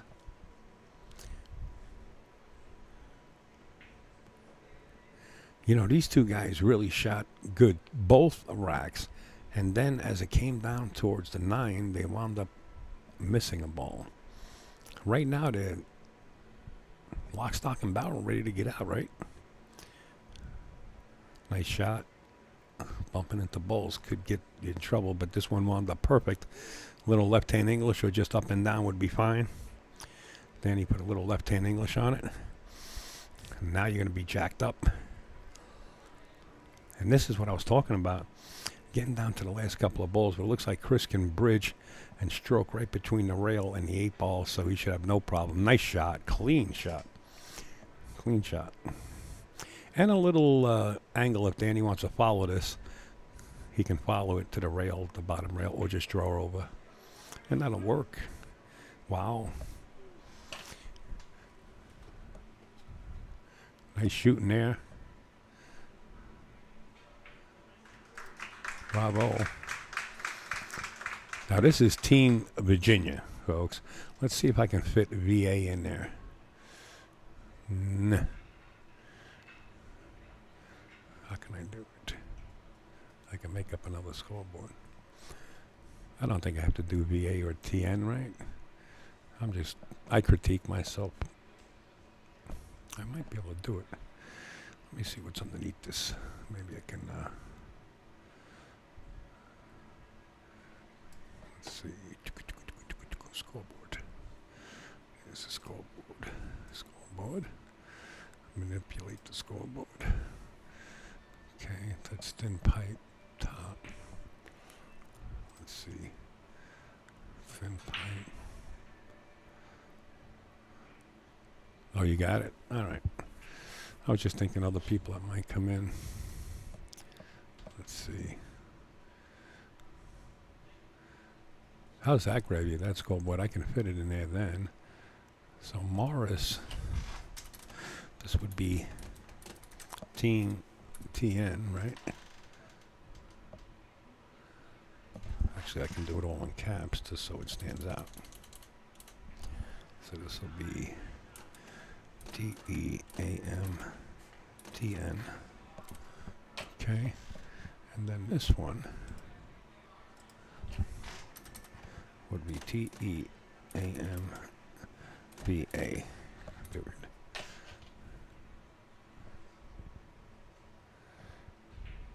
Yeah, the orange. I get it.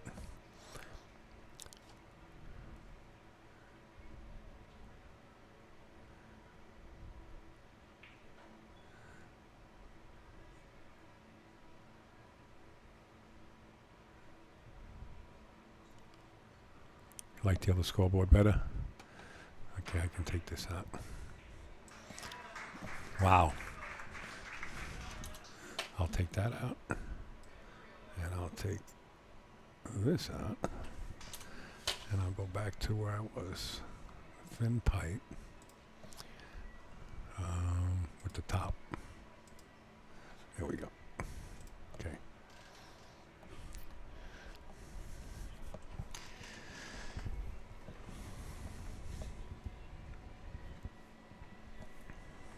Let's pull in a little closer here to watch this hit.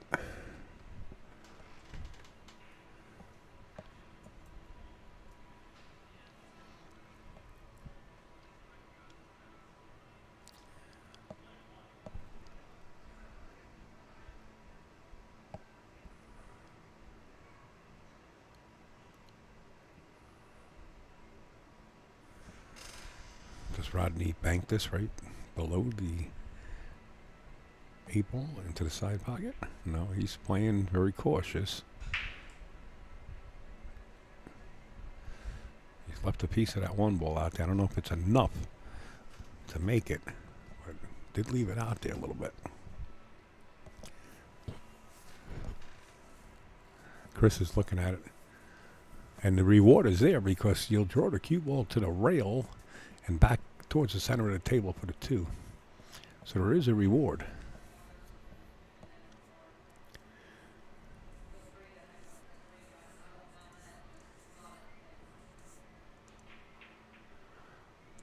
Nice try. Got a little jelly roll so far.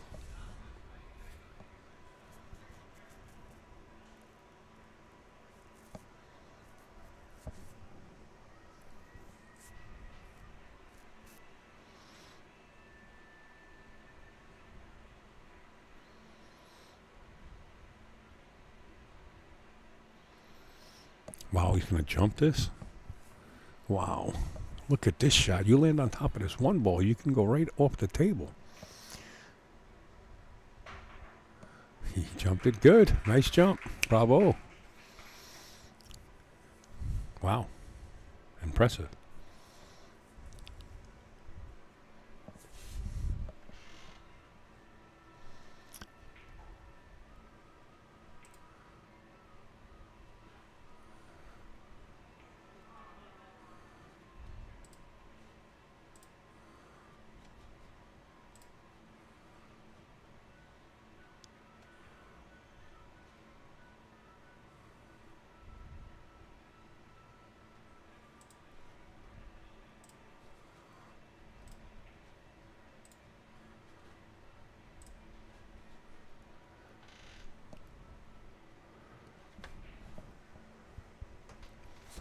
I've seen Adam actually do that on a bar table, and that was pretty scary. I thought the cue ball was going to go up for sure, and he actually pocketed the ball in a little jump. Oh, look at these guys. Look at these guys.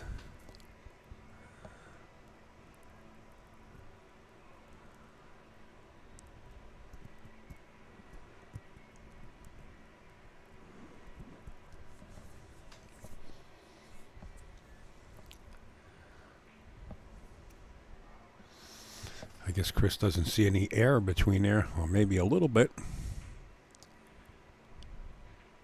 Nice hit.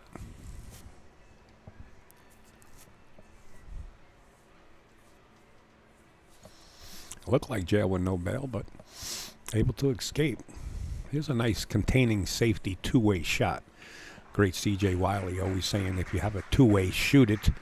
You can play this 9-ball and keep the cue ball contained, but if you hit underneath the 9, you're in trouble.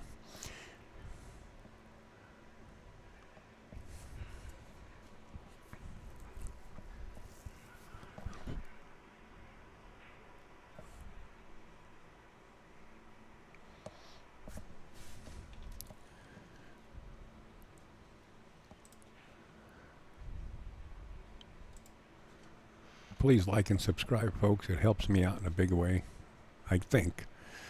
People say the more subscribers you have, the better off it is for your channel. I started the channel, I don't know, a long time ago, and Del Sim and everybody else down in the city said, Al, you should start it and send out notifications that you're starting a YouTube channel. And it got over 1,000 like in the first 2 days.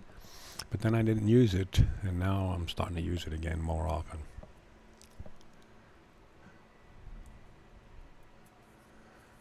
Have to check on Starliner.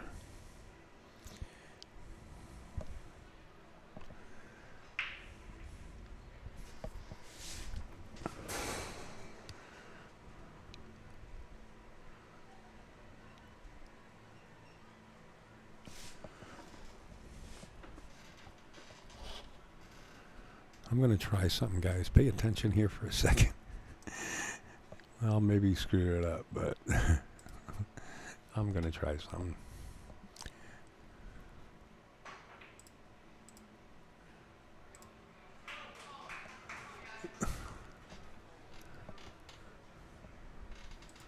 This is, what is this called?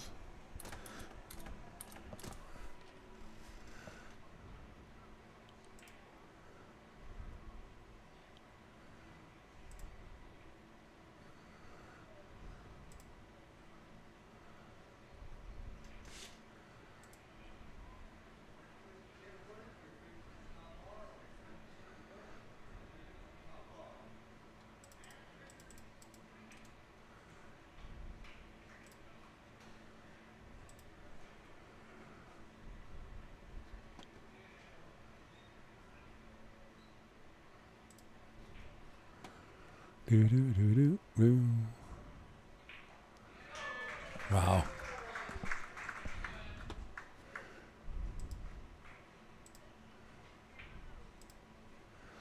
2-2.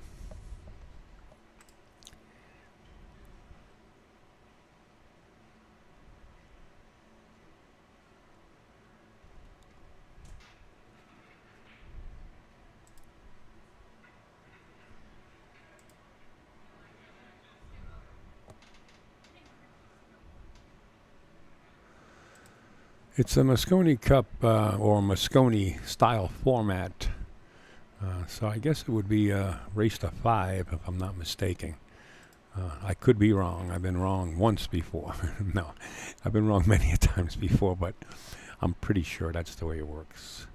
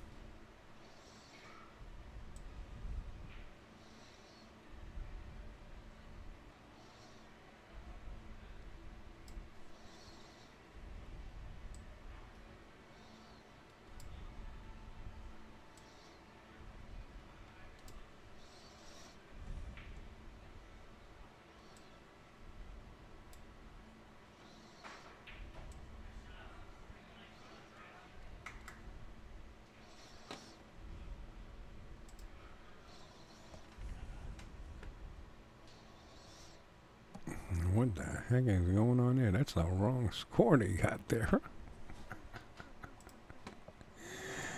Yeah, that's the way it works on a digital pool. Oh boy.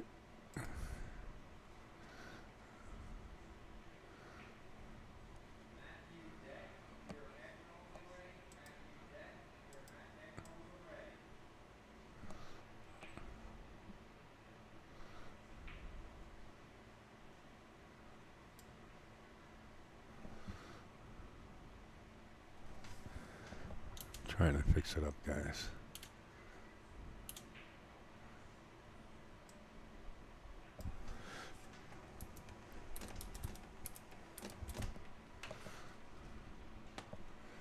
Yeah, that don't work either. You know what? We'll scratch it. We'll just use this one right here, and we'll eliminate this.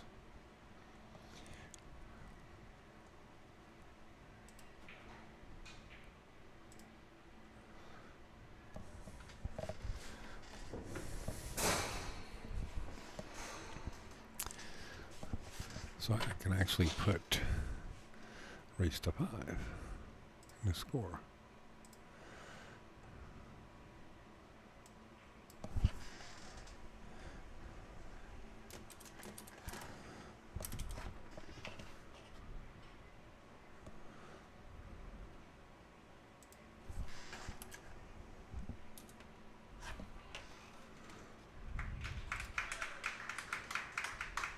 All right. Crowd's getting into it, man. I like it. All right, back to the match. Rodney on the 6th ball here. No problem to the rail and back up for his partner with the angle to slide over for the 9.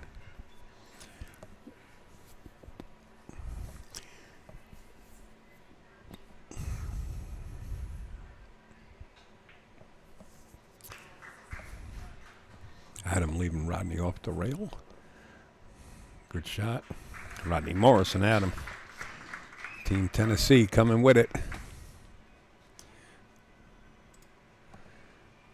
Lead 3-2 here.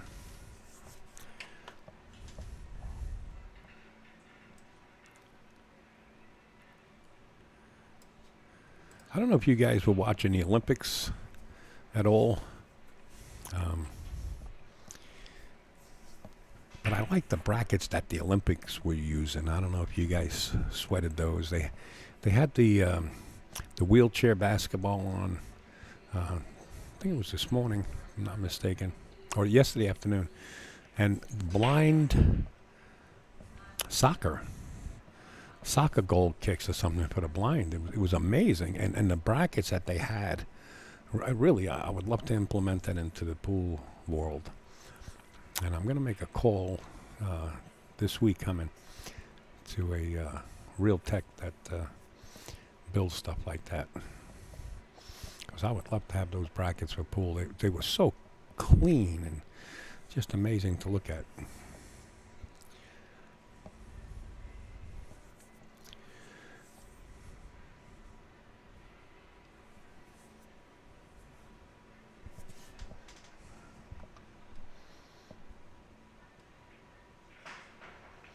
Wow, double jumped and went actually over the 1 ball.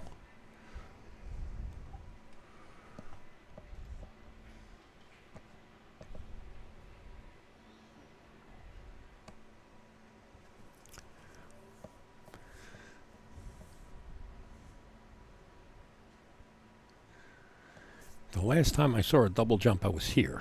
It was actually Eric Roberts. I forget who he was playing. But it was during a tournament, and he actually brought the double jump to the table, and he made it, and it's recorded. And right after this match, he came running upstairs. He said, how do I get that double jump? I knew he was coming up here for that. And, of course, it's his. He's got it. You got to sweat that. Go to Eric Roberts' page and look at that double jump shot he played. I believe it was a 6 ball he was playing. Really awesome.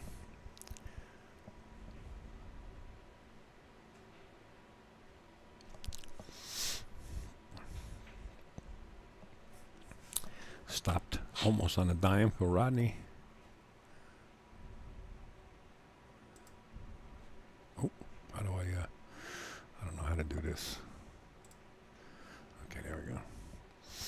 Oh, it was against Adam? No, it wasn't against Adam. No. It was against this gentleman that buys a lot of people in the auction. Really cool guy. He even actually came up and wanted to see it. They're both good friends. I think he actually puts Adam in the tournament, if I'm not mistaken. Well, Rodney Morris and Adam, man, they're on a tear here. Looking to put another beat up for Tennessee. They'll be on the hill if we'll race into 5, and there it is. On the hill, 4-2, Tennessee over Virginia in the opening doubles. Great match. We do have other matches going on the table. It's adjacent to this, which is table 14. You can see there in the background. I could actually zoom in a little bit closer if you wish. But there is a match going on back there. There we go. There you see Rodney Morris and Adam, and then you see a table in the back there that's actually in progress. And we got to get back to the main table here. Looks like Scott Howard. Okay.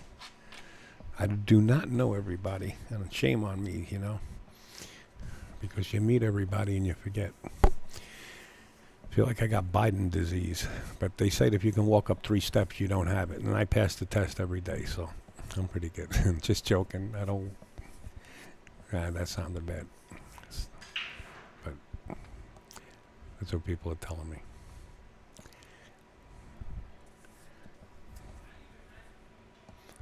All right, this is a little different here. You know, when you're down 4-2 and you come to the table and you look at this in front of you here.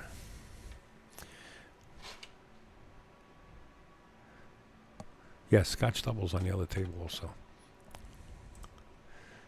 And this is what happens when you're down 4-2. And Danny Mastermaker is very seasoned, like everybody else playing in this tournament. You got to keep your composure and wait for the opening door, you know, when you could actually swing. Rodney looking to kick this back down table. Wow, he feathered it. Watch out. Hot cue ball. Hot cue ball. Oof. Wow.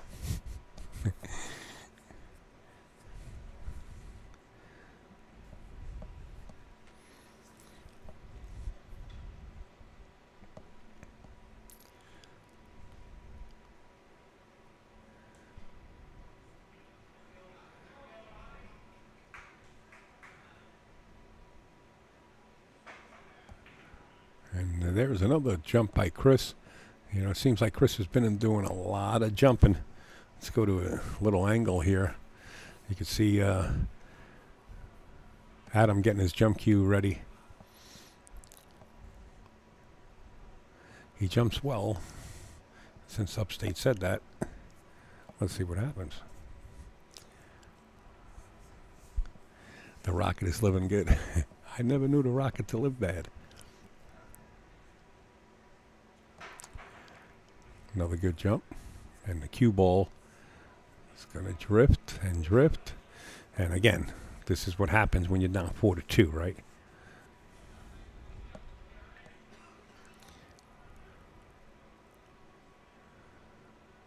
T-Rex. I like Tony. Tony's good people. Tony Chohan. T-Rex. Now we go to another jump. Gee, we're looking good here. You know what? Let's go to camera 2. We can pick up the whole jump here and make sure we have this recorded. I actually come off the side of it. Oh, now that's, you see where he had his part of his cue? That's one of my pet peeves. Oh, cancel this. What am I doing? I'm opening up stuff I shouldn't have. You seen when he took the extension off and put the extension on the table. Some people put the extension in the pocket of the table. This only takes a second to put it in your quarters where you're sitting down. And I stemmed this back from many years ago when I used to run a tournament at the Golden Q on Queens Boulevard with Alexandra. Frankie Hernandez is in the habit of doing that. Well, he was in the habit of doing that, leaving it on the table, and it actually happened just like that. And that's why Rodney and Adam got ball in hand. Yeah, absolute foul. Absolutely. One of my pet peeves, man. It only takes a second to put that extension back in your gear, or on the table where you're sitting, or the chair, or in your back pocket, for the most part.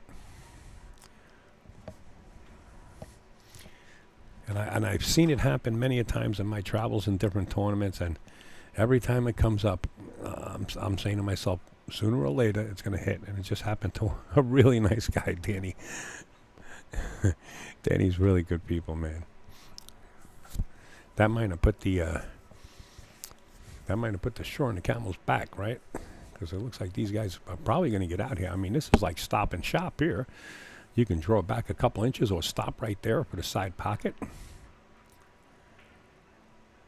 He went for the combination. Rodney must have told him, play into the combo.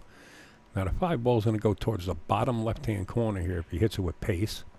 And that'll work.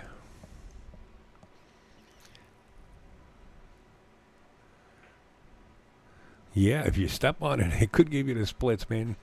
You can pull a muscle. Absolutely. I say put it in your back pocket.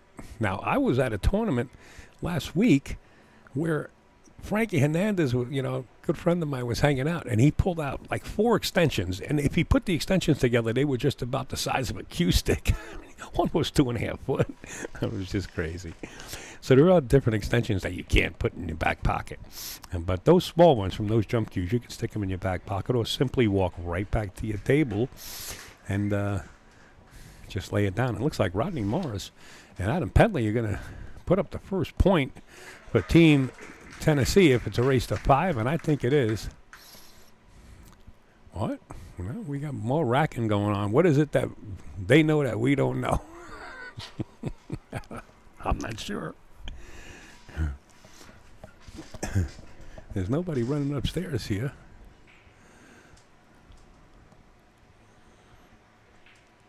It might be a race to, I can't really tell, 8, maybe 10. I wonder if I can pull in that scoreboard from the company that they're using for the brackets. I don't know. Let me see if I can do that. I'll try. Bear with me, folks. Let's see. Bear with me. Okay, we'll go here. And we'll flip that switch on. We'll flip this switch off. And now we'll go here. Go into here. And we'll drop this in place. Okay. And I believe we take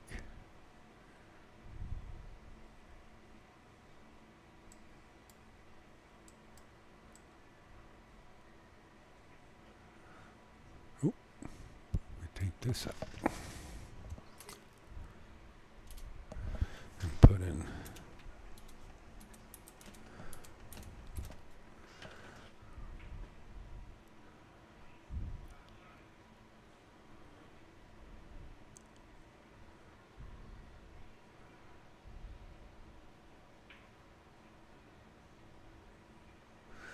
I'm gonna go downstairs to the tournament desk, but I don't want to leave you guys like this.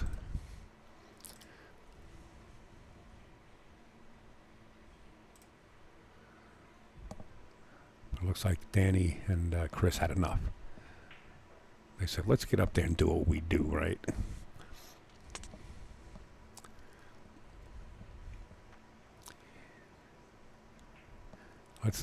Let's not communicate unless totally necessary, right? Let's just do business. We know what we got to do. Let's just do it.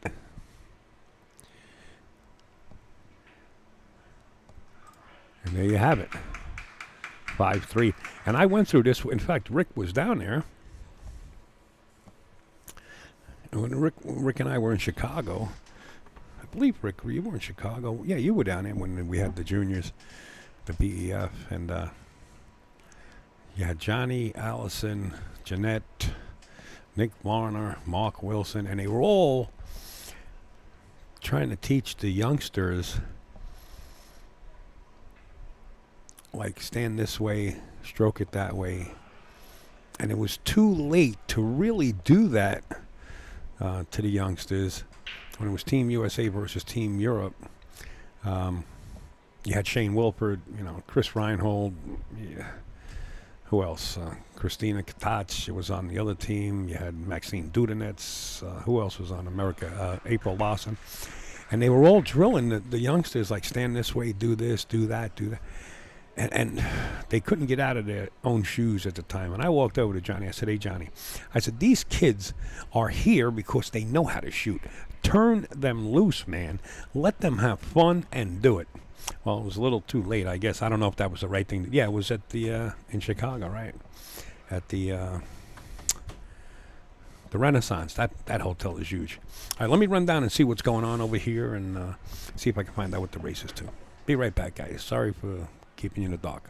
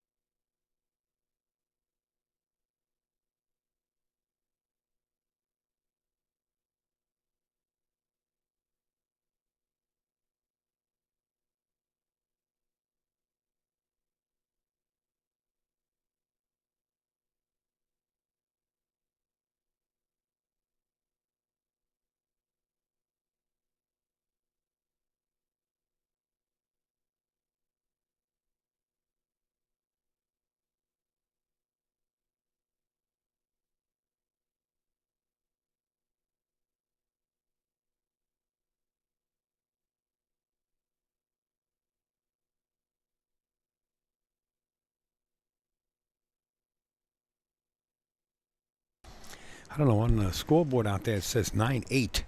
9-8 race. Maybe because of the handicap?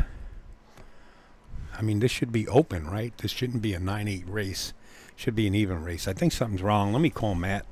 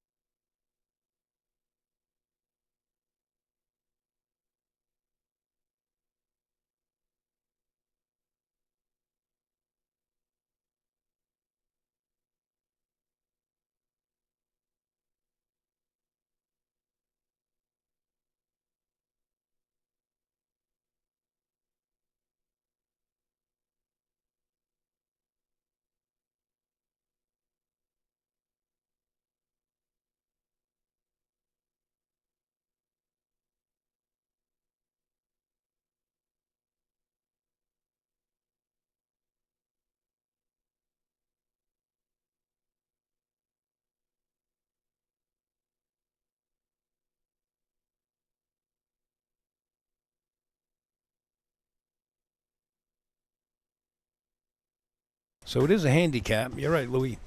Rodney Morris and Adam Penley have to go to 9, and Danny Mastermaker and Chris have to go to 7. So I gotta try to do some magic here. Let me try to do something. I don't know.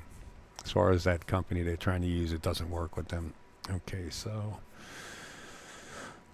first of all, the race comes out. Or I can just put 9-8. Let's see if that fits. 9-8. Oh, no, I mean 9-7. And the 9 would be towards the players on the left, and the 7 would be towards the players on the right. Okay. Does that work for you guys?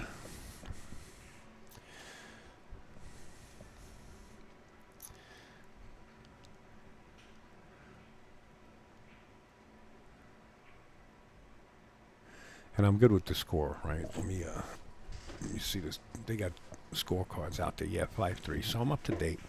Okay, 9-7 I put in the race. So the number on the left represents the team on the left, and the number on the right represents the team on the right. And for some reason, that whole name does not fit inside that scoreboard. Ooh, I thought it fit before. Why is that? All right, there's more ways to skin a cat, right? So we'll make this smaller instead of 12. What happens if we make it 10? Hit OK. I gotta make it smaller than that. Jeepers creepers. Okay, so this one has to be smaller. Let's go to 8. Hit OK. And that might be too small. Actually, it fits now. So since I made that 8, let's make the other one 8. We don't want one bigger than the other, right? So we'll make this 8 also. As far as the font size. There we go.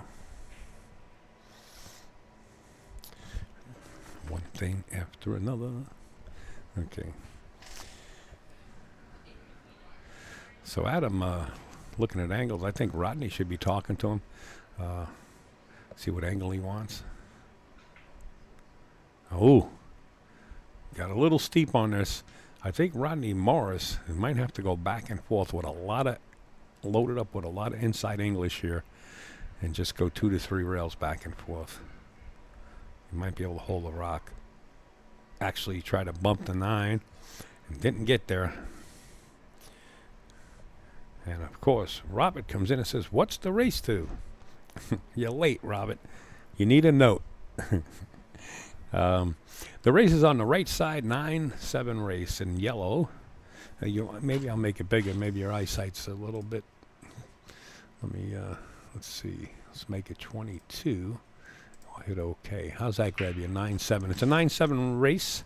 The 9 represents the team on the left, and the 7 represents the team on the right. Okay. Sit in the front row with me. I'm trying. And Serena, right, Serena was on that team too. Yes, yes, yes, yes. What was, I forget her last name. Right away when you say Serena, it comes out to Serena Williams, of course. Wow, look at this attempt to cut. Sell out, though. Oh, this is going to get interesting here. This is getting interesting as Danny Mastermaker and Chris will now only need 3 to get the point, and Rodney Morris and Adam need 4. Pretty interesting. Serena Rhymes, was that it? Reams or Rhymes? I forget. It was ages ago. It's ages ago. So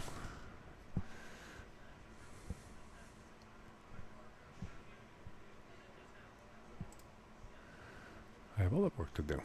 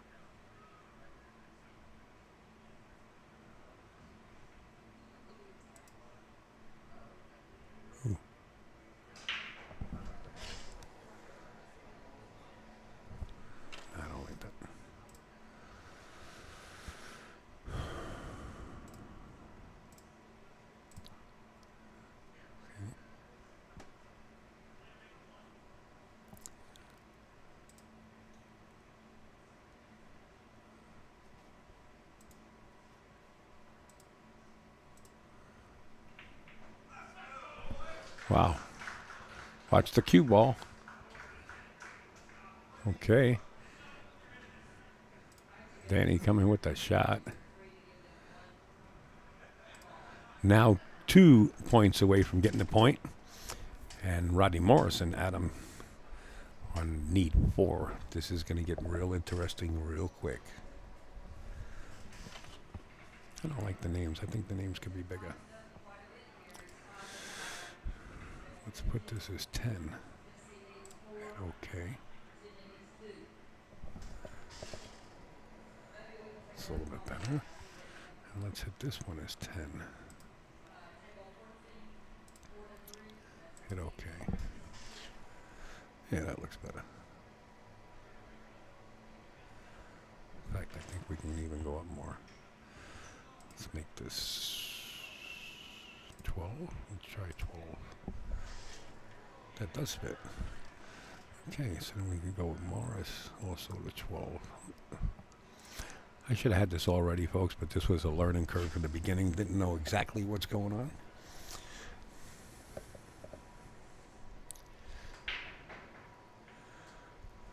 Wow, everything jumped in the hole like rabbits running from wolves or coyotes or something, man.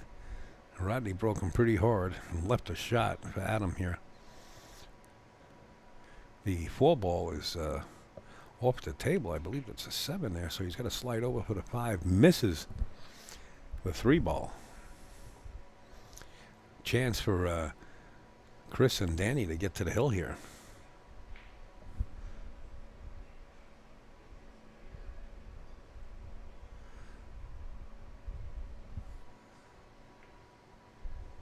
Oh, wow. Big miss. Big miss. Team Tennessee has got wings. They got air under them, too. They're going to start firing on all cylinders.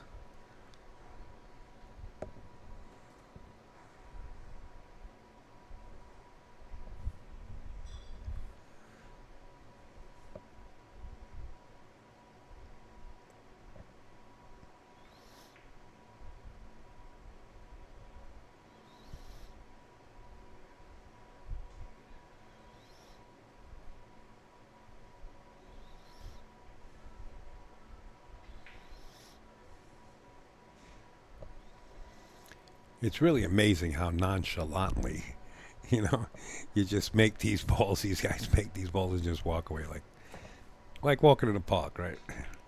Go to your local pool room, support them, practice. They make it look easy until you get down on that table. Rodney cheating the pocket is going to follow the ball instead of drawing back. I like that choice.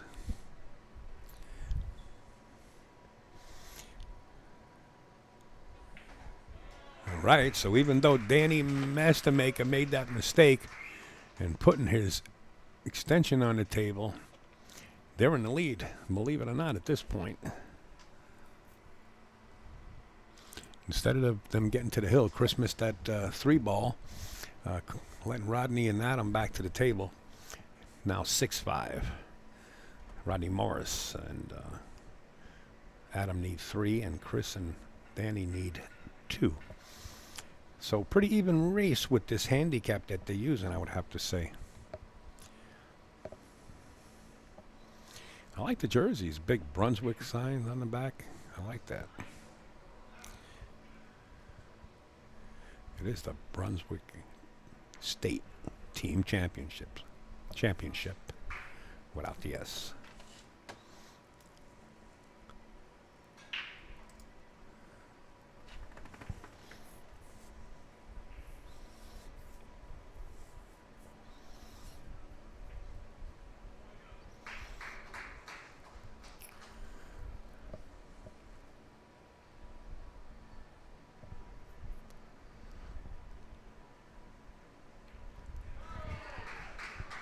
Wow, there must be something going on the other table.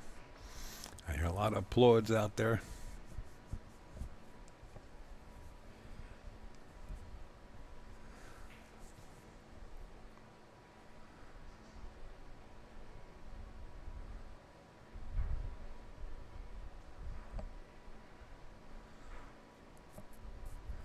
I have to agree with this. When in doubt, definitely talk it over, but ooh, that's too hard. That one ball's going to come all the way up table. A little too hard. It's going to leave a shot into the side pocket for Adam.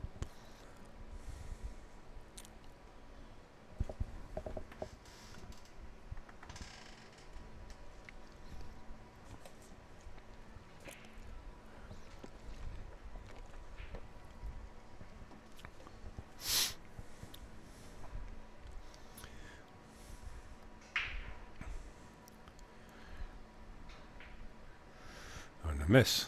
And the cue ball.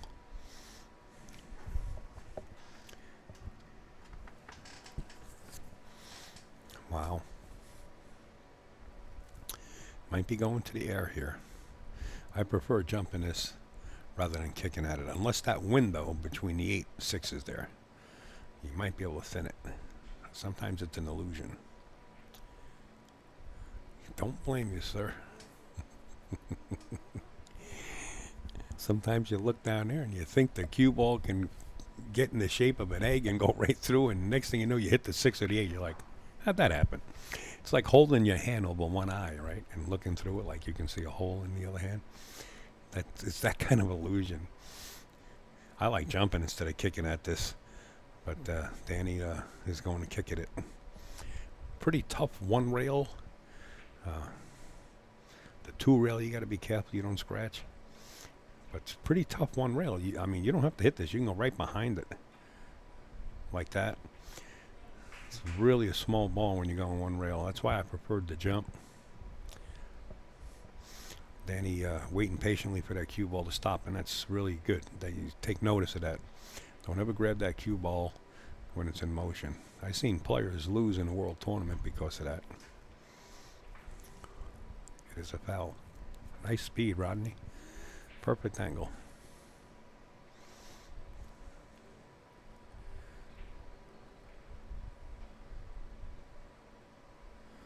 I think he hit it pretty good. Adam kind of don't like it, but I think Rodney could punch this or just draw off the 3. The 4 ball sitting right there in the middle of the table. He's got to get an extension.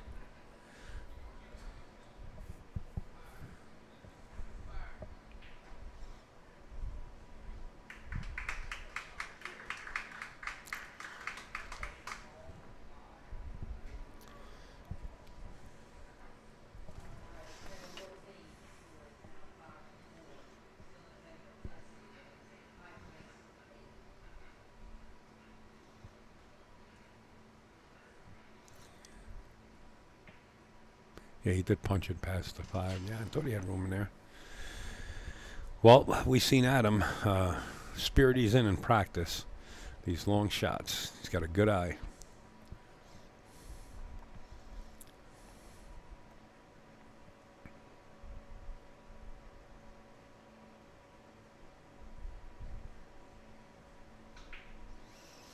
Not that time. Look at the cue ball, though. Wow. Might have got a little roll there.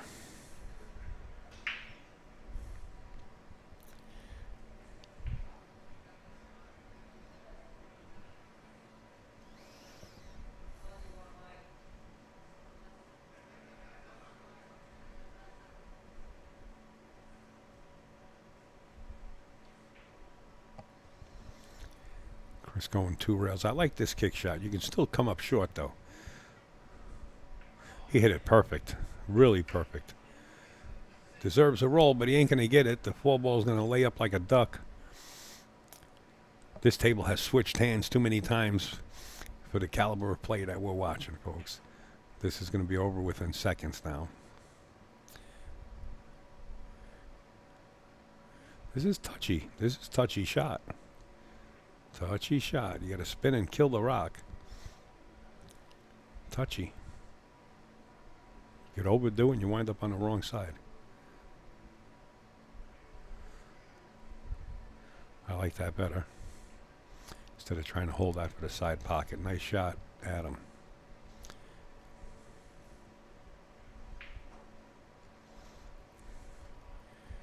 No brainer here.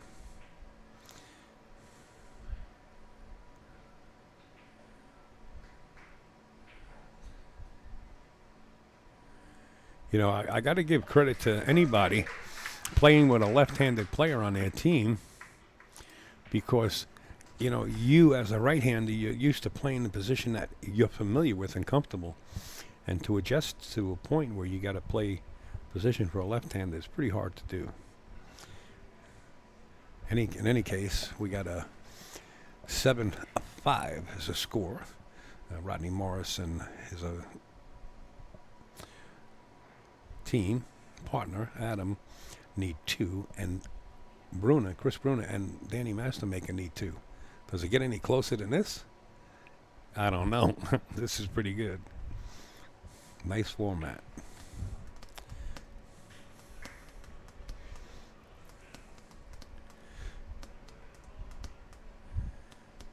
To the snap.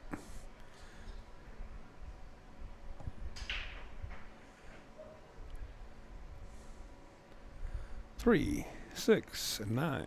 We come up trying that break. No shot at the 1 ball that I can see. Danny does have the option of rolling out. I mean, he can actually bump this 2 ball, put it against the rail, and follow up with the cue ball just an inch or so, and say push. And Rodney Morris shoots next, and I don't think Rodney will take on that cut shot.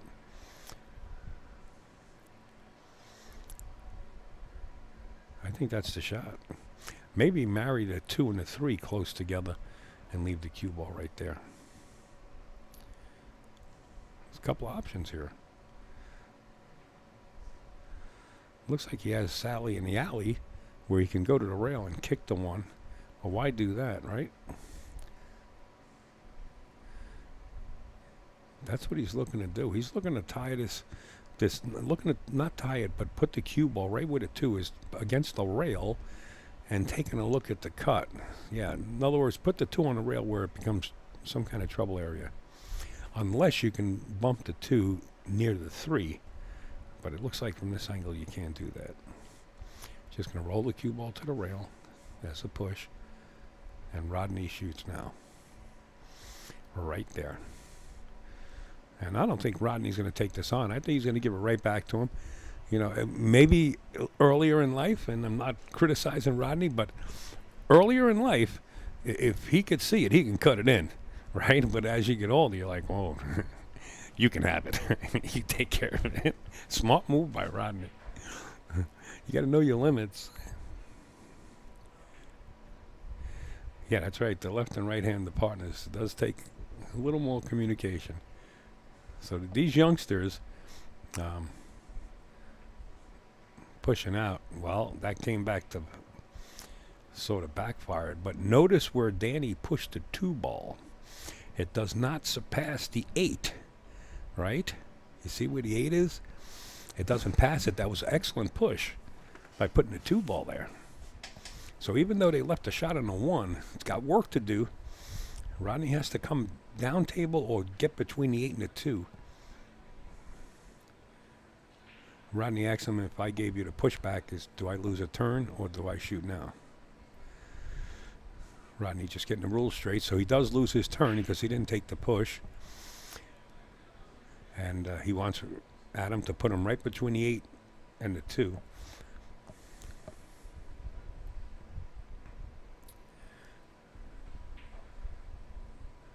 Trying. Not really there, but notice the 3, 5, 4, 9. I mean, you can hide the cue ball right there. Get it right between the 3 and the 7. And ooh, trying to get below the 7.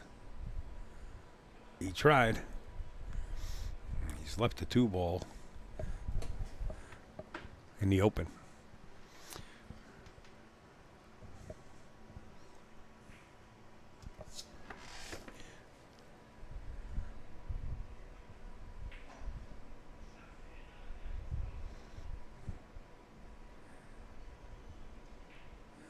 For WSI, yes. Passing back and consider your turn. Okay, gotcha.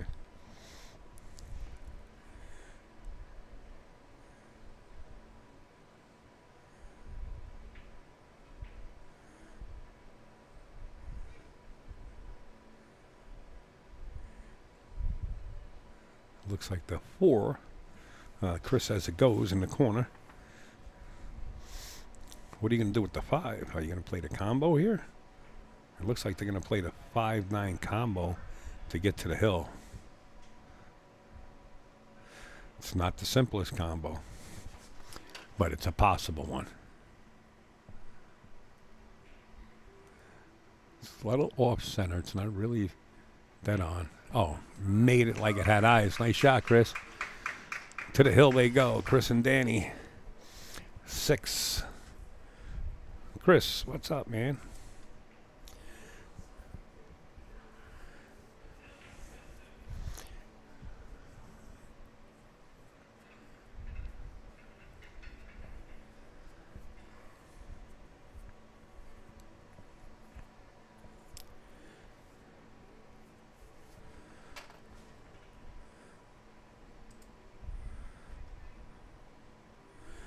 Same in CSI rules. Passing is considered your turn at the table for scotch. Both players are considered a single entity. Right. Get it. One of the top referees right there, Rick Donner. Oh, the rack. A little bit hard.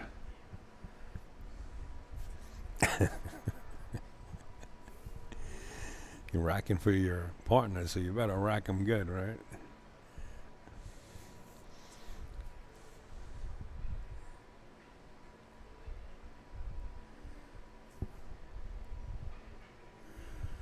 I kind of like using a template rack. You can get them tight, you know, in these plastic racks, or some wooden racks you can. But it hurts your back after a while, you know. I've seen players struggle at a lot of tournaments with it, and I think the template is the move. And in fact, I think the AccuRack is really one of the top of the line. I happen to know Chris Renfro personally, and he puts a lot of work into them. All right, here we go. On the hill, Danny Mastermaker and Chris Bruna on the hill. Do they make a ball on the break? No. The shot on the 1 is there, but not a pocket now. Knowing Adam, he'll swing at this, looks like the 8 ball in the bottom right-hand corner there. He might swing at this bank. He might swing at it. He's played safe. And now looks like the 8 ball or the 4 ball. It's the 4 ball. It looks like the 4 ball is available to Chris right from here.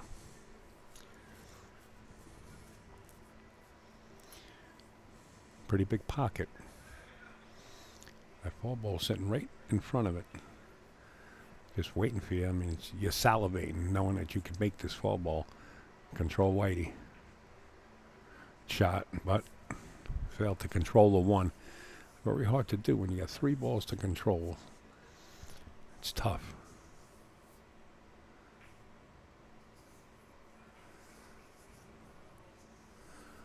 That's right. The balls do stick to the rack. And then I remember the aluminum racks, like the Delta rack, and I'm not knocking any rack, but that thing, when you put your oils from your hands on it, it used to make marks on the felt. And then the Sardo rack was like, oh man, finally we got a rack. And then that put divots in the table after a while. Everybody's been trying so many things, and I think the template is really the way to go. This Rodney's guy, I always loved Rodney's attitude, man. He reminds me a lot of effort and coming to the table and smiling, you know, but when he gets time to business, smiles are all gone. Nice return. Nice return. Things are tightening up.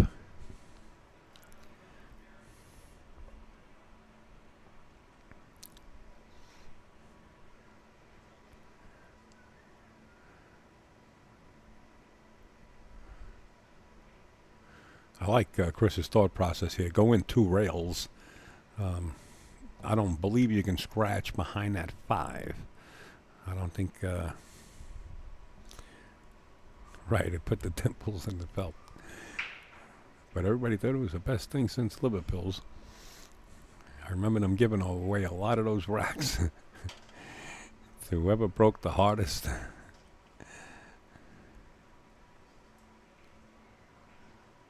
I believe Chris's tempo, it is the way to go, Rick.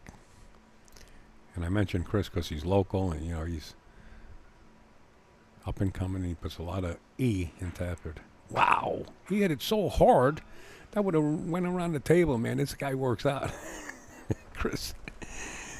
Bench presses 400 pounds, man. Did you see that cue ball? And I'm probably going to have to clean it off. I would have everything here is spotless on the floor, but you never know. Piece of dirt get on it, and next thing you know, the ball doesn't react the way you wished. They need this win right here. They really do.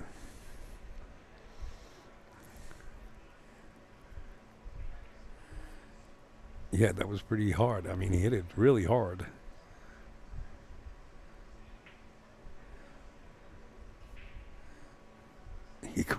He did crush it.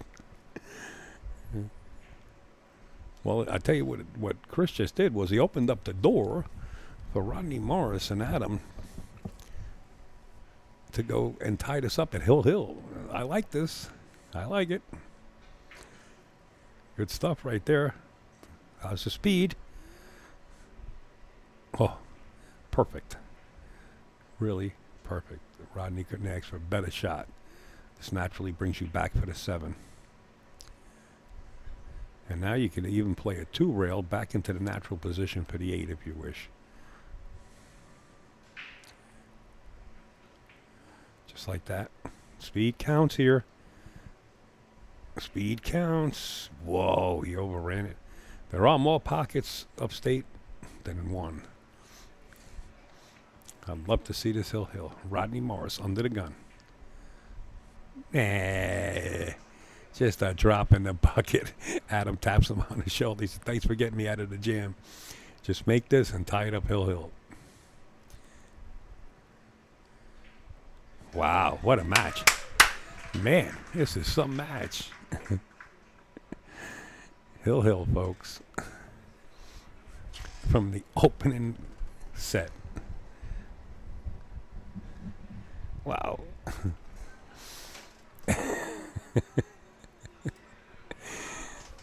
Rodney was under the pressure there. Adam ran over his point that he wanted to play position on, and Rodney just get up there and just made it like, what? So what? You overran it. Don't worry. There's more pockets on this table than the one we wanted to play. Then I'll make it. And just got up there and swung at it. Pulling for the wow. Listen to that crowd, man. I like it. Janet's out there saying, "Hey, pump it up. This is Hill. Let's go Tennessee." Yeah, there we go. I'm liking it. Next time I'll put a mic out there.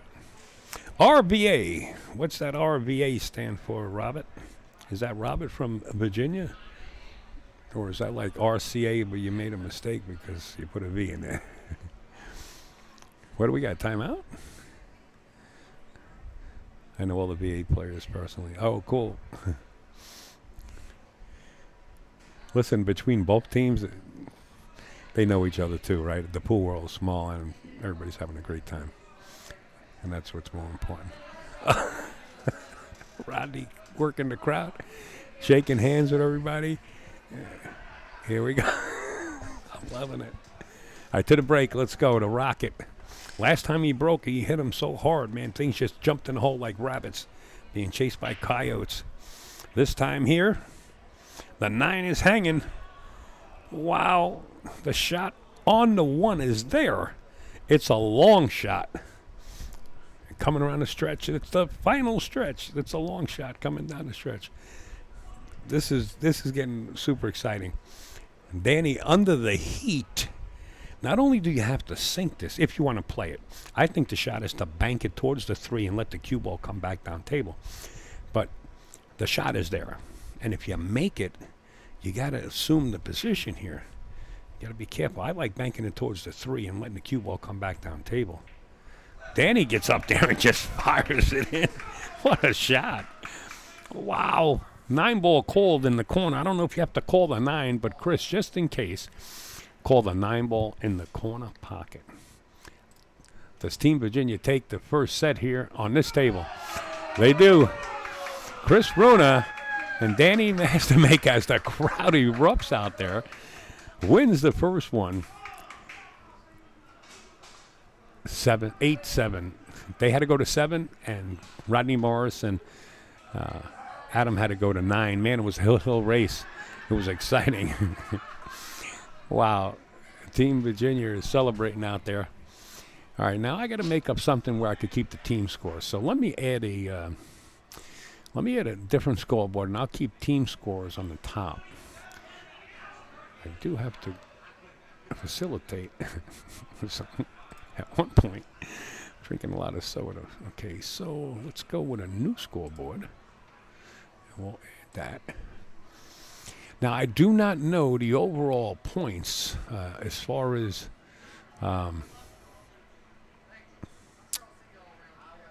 the teams, because there's matches being played on the opposite table, right? So I do not know that, and I might have to get updates, but I'm going to put Virginia, Virginia, Virginia.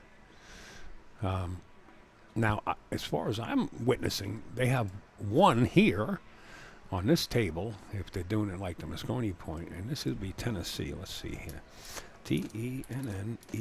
Tennessee, right? That's how you spell Tennessee. And they have 0. So if I move this over to the top, that's 1-0 as far as team scores.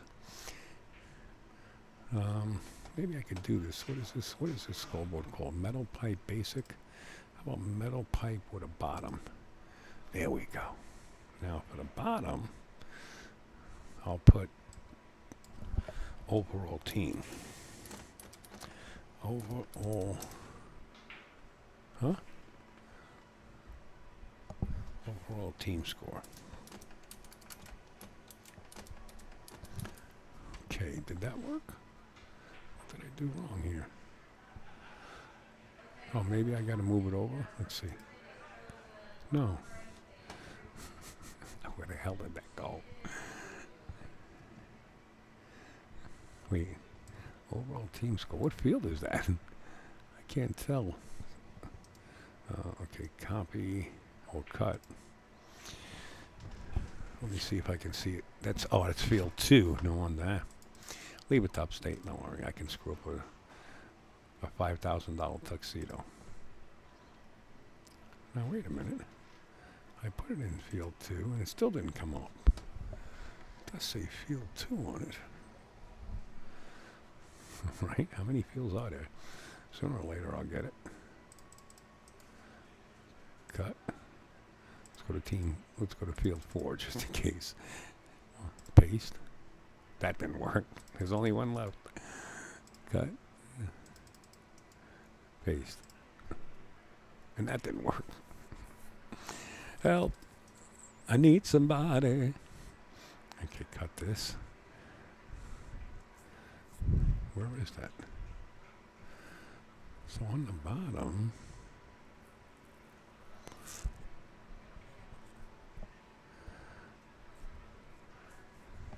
Oh, that didn't work. Okay, so we'll take the bottom off, right? It's a metal pipe. Let's do a top. And pull this down. I don't like that.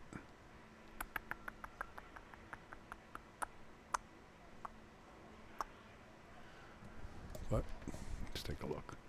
See what it looks like. Okay, what does that say on the top? Oh wow. So that's working on the top, but I don't have it in there no more. How is it still in there? Maybe it belongs in here. Paste. Overall team score.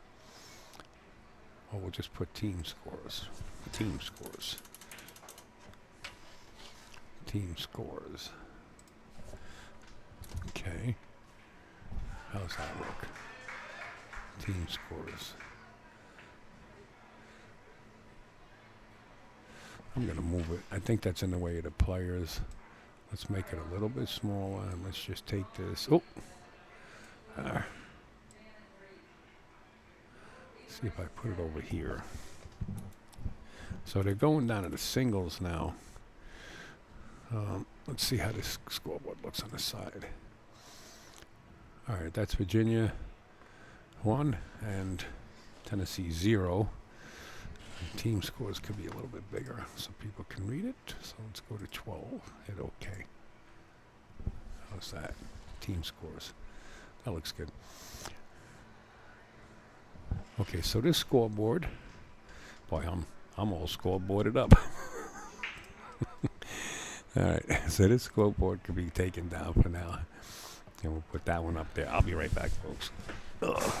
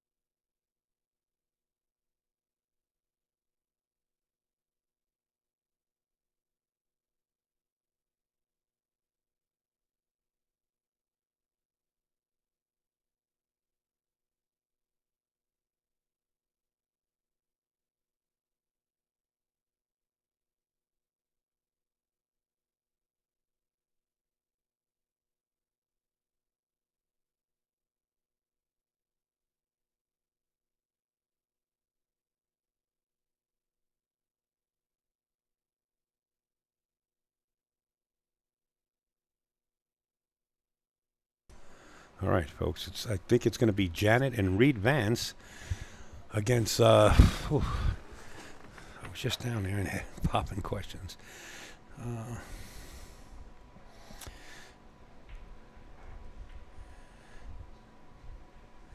They must have had somebody else come in. Who's that?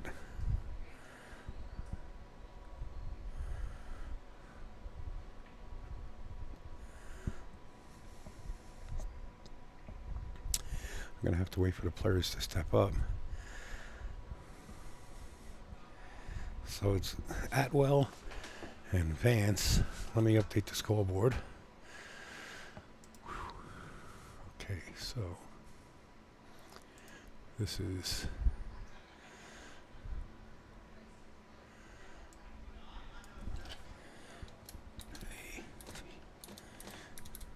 Atwell.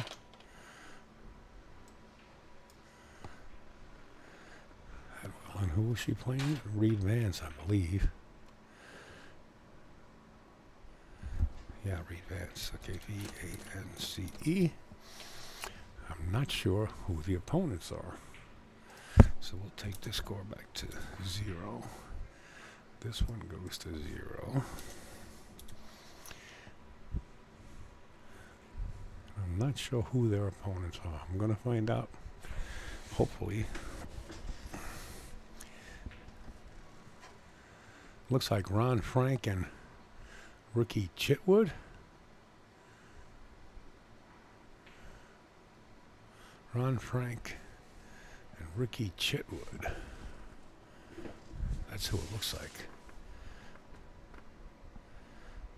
I don't see Ricky Chitwood on the poster, though.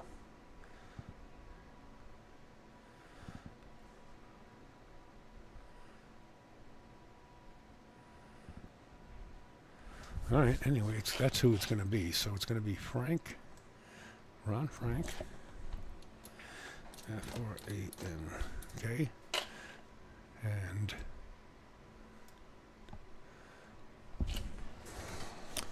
well, I wish they would have a walkie-talkie and fill me in a little bit here.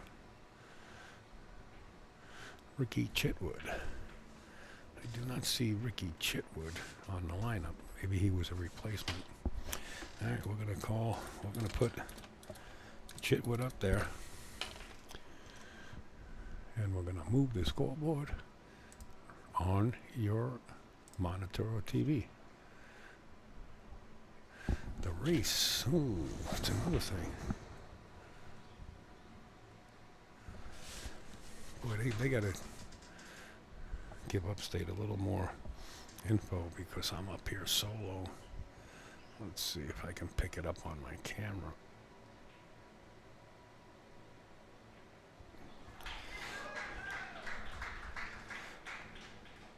It's an even race, 7-7. Okay, so that makes it a little bit easier. Are you ready? I'm ready. You ready for Janet to start? You got, is it Janet Atwell and Reed Vance against Ricky Chitwood and Ron Frank? Yes.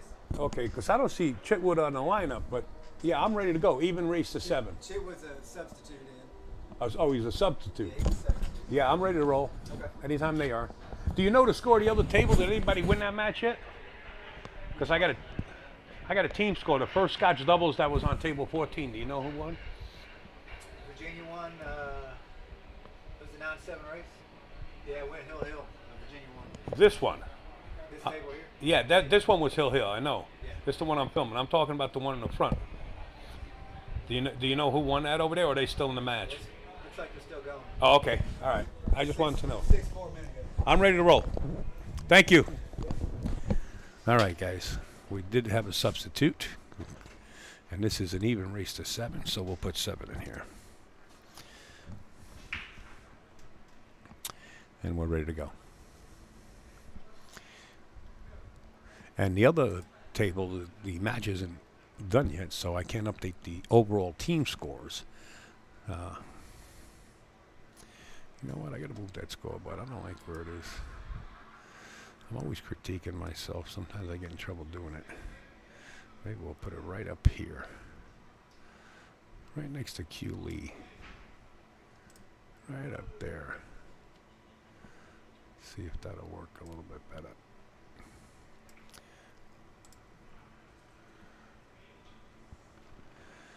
Okay. I'll get used to this. I like this format. Making you work. I've been working since who knows when. You know, people see me in Tennessee here, and then all of a sudden I'm in New York, and then all of a sudden I'm in Jersey. Next thing you know, a few months down the road, I'm back in Tennessee. They say, "Wow, Al, you're back. Welcome back." Well, I haven't stopped working since you see me last time. Oh, and then I'm going to New Hampshire. I was up there a couple of months ago with for Bike Week.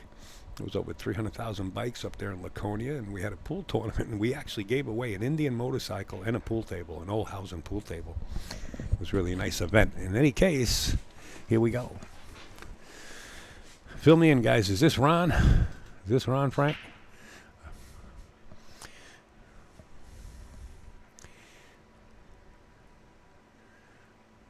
Oh, no. Okay, this is Ron Frank. He's got Frank on the back. Okay. So that must have been Ricky Chitwood, right? Oh, no. It was the other team. No, couldn't be. That must have been his ball. Oh, they're practicing, maybe? They make a ball 2, 4. 2, 4, 6. Oh, they made a ball. Okay, so this is the start. Okay. So this is Ricky Chitwood.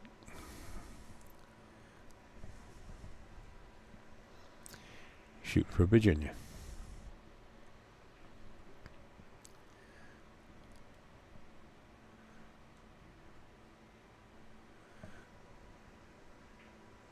One foot on the table. Hey, wait a minute. That's not the name he's got on the back of his jersey. Fill me in, folks. Hit the rail. Might get fortunate if that 2 ball doesn't bounce too far. Fill me in. Who was that just shot the ball? He had on the back Snuff or something like that. Is that just a nickname for pool? Is that Ricky Chitwood or? Let me call downstairs. If you guys can't answer me, I feel like I'm stuck on an island by my. Oh, they must have won a set on the other table. Looks like Team Tennessee took that Scotch doubles down. Yes, they did. So let me update the score as far as the team score now. It's 1-1. Wow. I love this format. Reed Vance trying to jump the ball. And good attempt, too. What was I going to do? Update the team score. This is the new scoreboard. Okay, so we're even in points as far as team scores. That's the chair making noise. That's not upstairs. We got somebody coming up here. Watch your head, Matt. Yeah. Is this really Ricky Chitwood? That's Ricky Chitwood. Because the back of the shirt says something else. Yeah. So the overall score as far as teams are concerned, I put it up in the corner there, is 1-1, Tennessee and Virginia, right? Yeah. 1-1, because Tennessee just won on that other table, and then Virginia won on this table. Yeah. So it's 1-1 overall score, and then the names are down here, Atwell and Vance, and Ron Frank and Ricky Chitwood. Okay, so I'm up to date. I don't know what Chitwood's doing playing for Virginia. He's from Knoxville. He told me he's from Knoxville, yeah. Yeah, played a bunch. Well, he's a substitute. They brought him in. Yeah. What the heck is making that noise? Oh, this. Sorry. Janet has some kind of fencing. Actually, the grading that you use if you're a vendor and you go to a show. Watch your head, Matt. The grading you use to make your booth. She's putting it across the back of this loft up here so that just in case anybody brings their pet or youngster up here.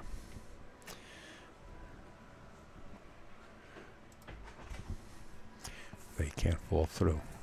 You know, the opening of the deck work. All right, Miss Atwell, show us what you got. You got to jump over to 9. Reed Vance came to the table before with a jump shot, and now Janet has to play a jump shot. Maybe a jump kick.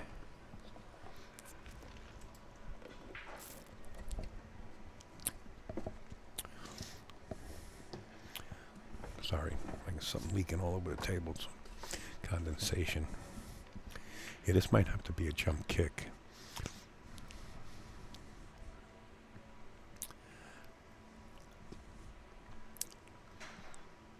Yes, jump kick. Nice hit, Janet.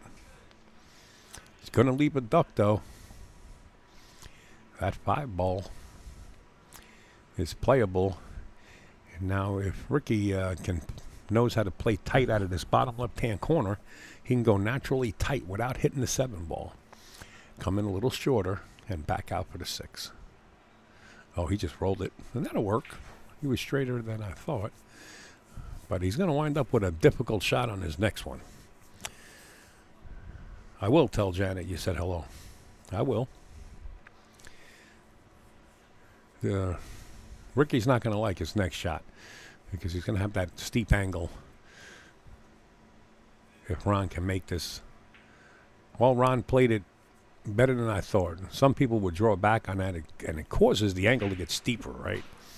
From there, it doesn't look so bad, but I don't know anybody on the professional level that actually likes this shot. And that's the God's honest truth.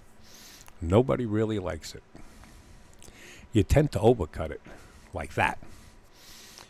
This is going. No, it's not going. A lot of players will overcut that shot. I just bumped into Reed downstairs. Sorry I coughed in the mic. He said, Al, he says, this is a great format. He says, we're having a blast. I said, that's what pool's all about, having a good time.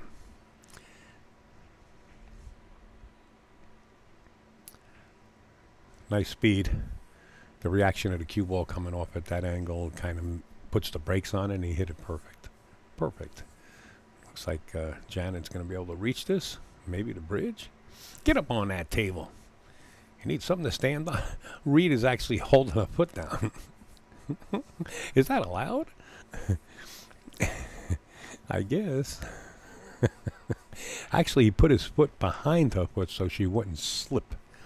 Is what he did. He didn't stand on her foot. They take the lead here. Team Tennessee, 1-0, as they say on the other side of the pond.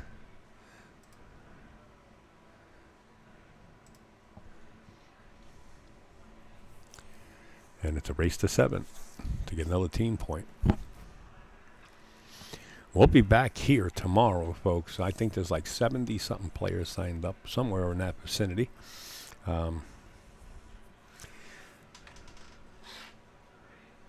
Showing up tomorrow for the split bracket tournament. So we'll be back. I'll be back here tomorrow. What time is it? Oh, it's early. I'm saying it's early now. But we will be back tomorrow for the split bracket. If you can make it here on premises, make it. If it's too far for you to make it, enjoy the live stream. But I mean, if I should take a picture of this crowd that's out in this pool room, right? Or give you a glance. You know what? Give you a glance of the surroundings, since we got a little talking going on. That is why I love working with the kids upstate. They had fun regardless of the score. They just loved the game. Yeah, I remember we took them out to that for pizza, and then it was like arcade machines, and Johnny was playing ping pong. And I remember loading up the van with all of us in it, and JP was there. I had a lot of fun watching the kids have a good time. I still, in the back of my mind, I think if we would have just turned the kids loose and let them play their game, I think the score would have been a little closer. Team Europe dominated, to be honest with you. All right, what was I going to do? Nothing. Chill out. I guess we got a timeout. When we get a timeout on my side of the board, sponsors that keep me on the road, I put the timeout up there. It looks like Janet's back already.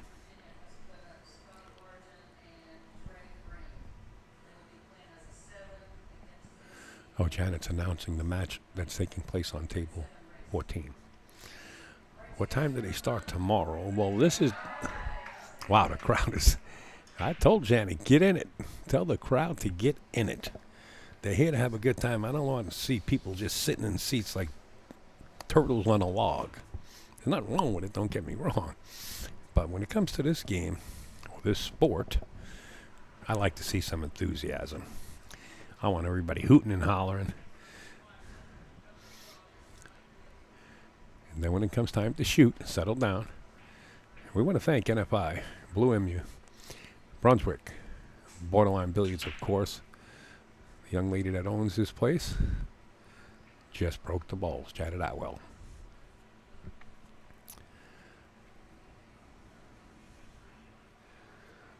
Johnny playing beach volleyball. A dress shirt and dress pants, and trying to order a Whopper at McDonald's. A Whopper at McDonald's. I've done that. I walked into McDonald's many years ago. I said, can I have a Whopper? I've done that. Instead of being in Burger King. I think that's a pretty simple mistake. I don't have a closet full of them, but I've done it. Nice combination shot. But you're going to have to play another one and play the one towards the 6. Make the 6 ball because the 1 doesn't go past the 5. And I would hit this with speed and amp it up a little bit so that the 1 ball comes back down off the rail because it looks like it's going to collide with something down there. You'll be very fortunate to get that 1 ball between the 5 and the 7 and come back up. So hit this amped up. Definitely amp it up a little bit. That's what he's looking at. So you want the one to come back up table.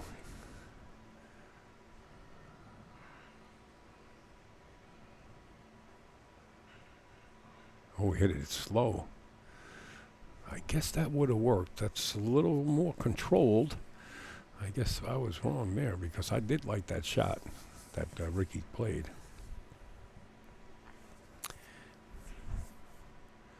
Johnny looked like a big bird flapping on the beach playing.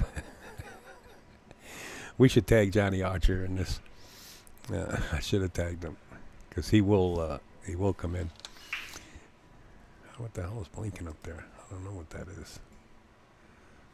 What does this thing do? Let me close that. Okay. I opened something silly up with the chat. Let me send, I'll send Johnny Archer the link. I'll text it to him. Okay, first of all, I gotta go on your phone. You go over here.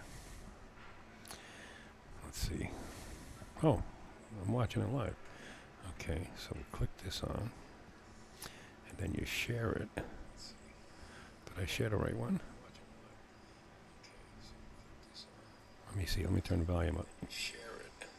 Yeah, that's the right one. Okay, so share. And then I'll message Johnny Archer. There he is. This one. Send it. All right, we'll see if Johnny comes in. We'll see if Johnny comes in. We'll call him the Big Bird. I think it was 17 or 18 times on the Mosconi Cup team. He might like this format a little bit. He is in the Guinness Book of World Records. Has been on NBC, Today's Show, for about 2 seconds. Incredible how they didn't give him more time. Definitely one of the keys to open up doors in pool. He's got a resume that's hard to reach. Player of the decade.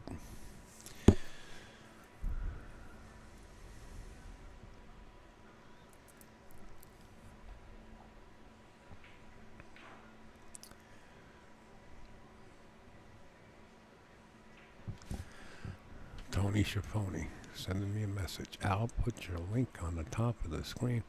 This guy's always mad at me. He means good, though. He means good. I'll just put it up there for a minute. If you're going to send Upstate a little jelly, there you can right there through PayPal. You can PayPal to upstateowlpool@gmail.com. That's upstateowlpool@gmail.com. Okay, Tony, done. I got to take it down.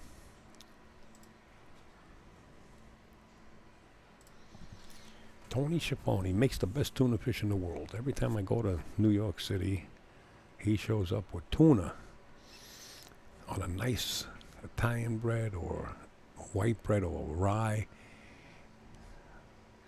with usually a soda pop, Oreo cookies, bag of potato chips, and like every time. And then he gets me turkey some days. Really, really dynamite person. Johnny is a great guy. One of the few I refuse to call by their first name. When I was at the event, Mr. Johnny, Mr. Warner, Mr. Strickland, Gabe Owen, and Lady Allison. There you go.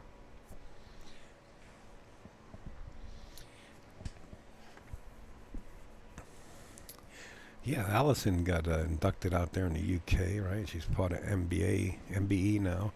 And I believe Kelly Fisher, like a month ago, actually got inducted in the UK. That's like almost like getting knighted. Like, wow, what a shot by Janet Howell. Beautiful shot. The crowd erupts. Beautiful shot. It's like it's like one step under being knighted, something to that nature. It's like the Hall of Fame, something like that. Yes, Lady Kelly got named, right? There you go. Is that the title now? Lady Kelly and Lady. Oh, wow, Reed. His partner came with an amazing shot. Maybe shocked him, sent him into Bolivian.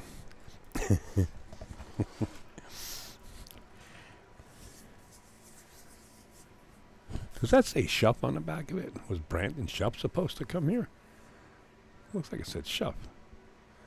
It did say Shuff. That was probably Brandon's shirt.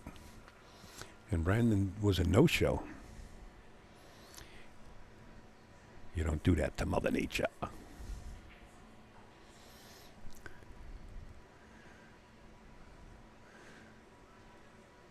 You know, this shot, it's pretty sweet here. You can play this with a lot of spin and spin to the top short rail, left long rail, right long rail, and then under the 7 to shoot it either in the upper corner or the side pocket. This is a beautiful shot, but you got to spin the hell out of this rock. You got to be like Earl. Oh, he's hitting it long. This could be wind up in dangerous territory. Dangerous territory. Wow, a little harder, it would have been okay. Wow. A couple more revolutions of that cue ball, and you would have been pretty good for that bottom left-hand corner. I kind of like the side or the upper corner there, but what a nice shot Ricky Chitwood just tried.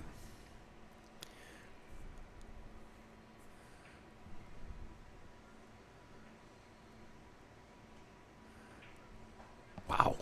Beautiful. Way to go. Ron Frank coming with it. Puts his partner in good position to make this 9 ball. Well, somebody's text messaging me. It's not Johnny.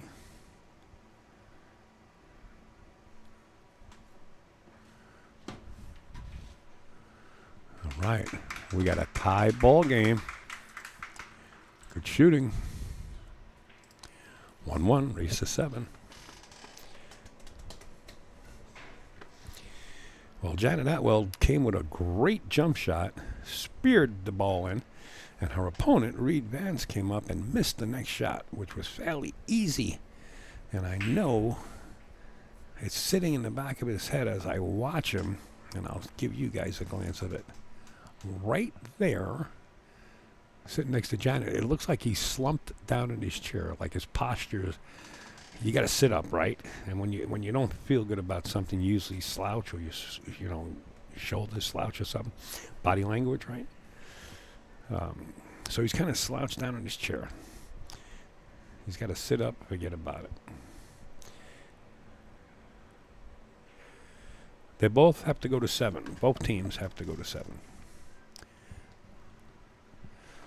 Who asked that question there? Chris? Yeah, they both have to go to 7. Both teams. And it's 1-1 now.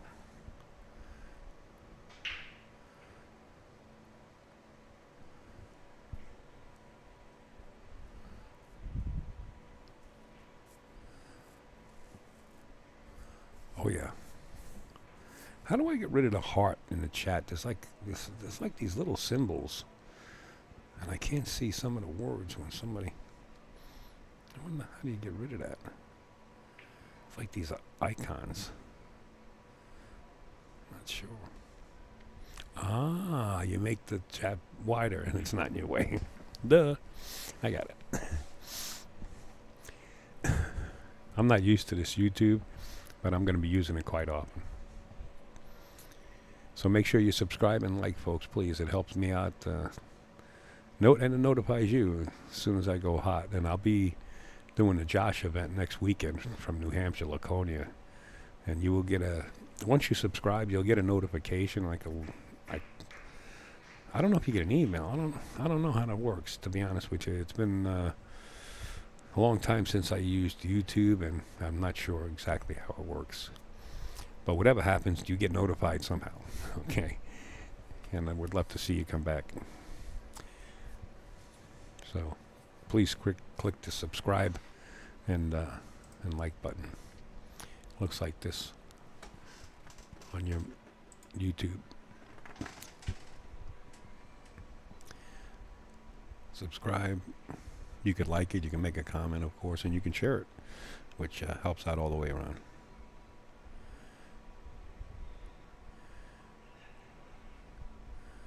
No, but when you know what I just found out, Rick, it's probably a learning curve for you too. Now, I don't know what device you're watching on. I'm watching on a laptop or a big desktop. What you do is you make the chat wider and it kind of moves the heart out of the way. Well, those emoticons, is that what you call them? Yeah, it moves them to the side. Now I can see exactly what everybody is typing. All right. You know, if you were T-Rex, you'd turn this ball and bank it right down table here. Oh, no, we've got the one ball. I thought it was the two ball. All right, he's got a little work to do. The shot is on, believe it or not. He's got to get the cue ball between the 6 and the 4 and drop down just to the right side of that 7 ball to have a shot at the 2. But you really got to play the cue ball to that top short rail to have a shot. No, you can't get rid of it. No, I don't think so. I mean, sorry, me as the, whatever you want to call myself, the one that has the little tools behind the scenes. I don't know if there's a setting back there where I can take them out of the way. I didn't try. I just said, let's roll with it, right? But there might be a tool back there that removes it. You know, it's like a switch. Turn off emoticons. Anyway, I don't know. All new.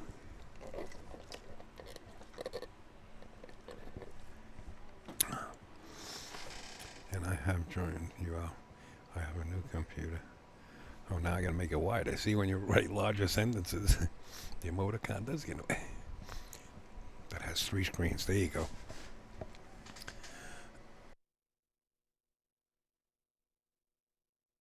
You're catching up to me, Rick. I have 4 lit up right now with the laptop 5. You're catching up to me. Wait, do I have? Oh, I don't have the 4th one lit up. I do have another 32-inch down there.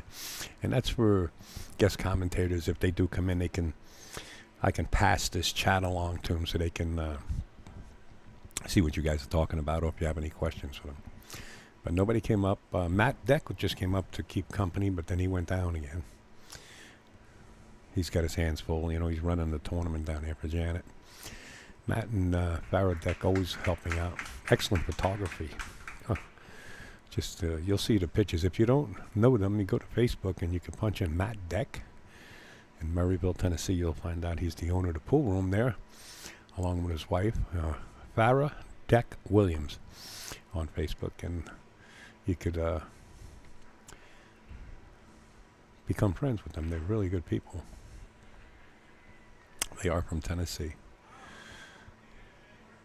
Matt was born and raised there. Farm boy, and let me tell you, that guy works, man. He's up at 6. He's out there. You know, they got 3 or 4 businesses that they run there in Maryville. And if he ain't in one of those businesses doing the shopping and making sure the numbers are right, he's cutting along, chopping trees down, building something. He's always out there doing something. Oh, Reed. Ooh.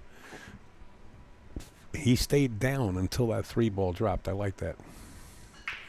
Stayed down on that table. I wonder if these players get a little intimidated knowing that they're playing on a team, and the team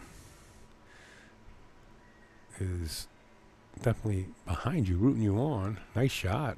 Moved everything out of the way and got the shot on the 5 ball. The team rooting you on, and you don't want to let them down, and like, you could overthink it. Right? You could overthink it. And Reed is a pretty good tempo player. And for him to have Janet explain this to him really doesn't make sense to me, even though Janet's more seasoned. But Reed is a seasoned player in itself. I mean, he goes all over with Eric Roberts playing in tournaments. Wow, nice shot. Janet said just bumped the 8 out of the way to hold for the 6. Beautiful. Bravo. Tough crowd out there, man. That was some shot. I like it. I just kind of draw this a straight up table for the 7. Not too far. Got to stroke it. Just like that.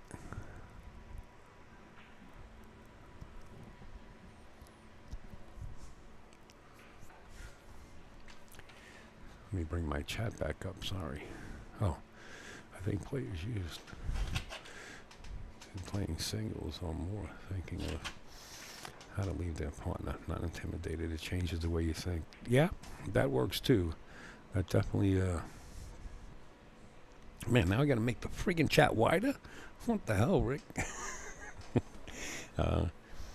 Yeah, that could definitely be a factor too. You definitely want to do good for your partner. I mean, the 9 ball's a hanger. Just make the 8. Doesn't matter where you put the cue ball, unless it's against that right long rail. This is perfect. Just watch the scratch in this left side pocket here, and he knows. Reed knows about this, so he'll spin this cue ball a little bit with draw, so he doesn't go in that side pocket. Looks like he's hitting it with inside, just to keep it away from that rail, maybe. Yeah, that's what he did. He kept it away from the rail. Reed Vance, Janet Atwell, the team Tennessee now go up 2-1. It is a race to 7 for a team point. If you look at the upper right-hand corner, you see the team points overall. Virginia 1 and Tennessee 1.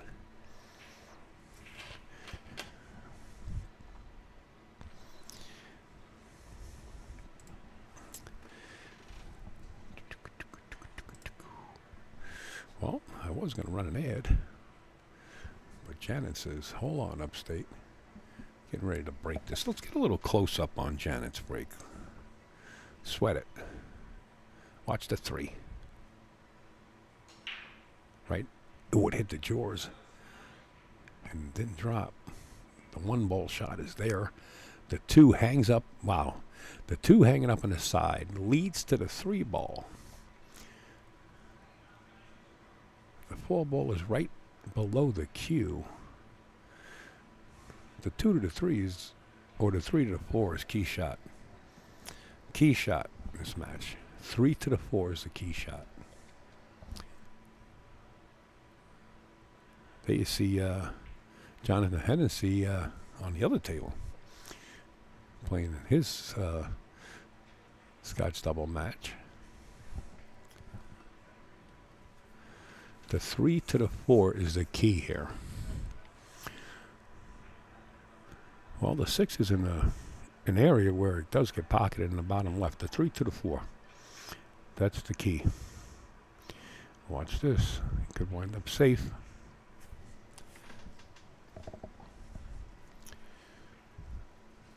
Wow. Might have the rail first. Maybe. See if we can get a little closer. Not sure.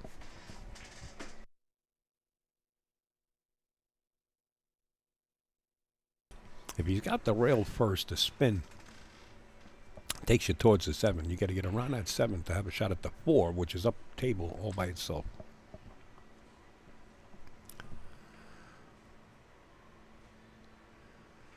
Got to get between the 7 and 6. He got around the 7. Yeah, the 3 to the 4 was the shot. That's the key to the whole game right there.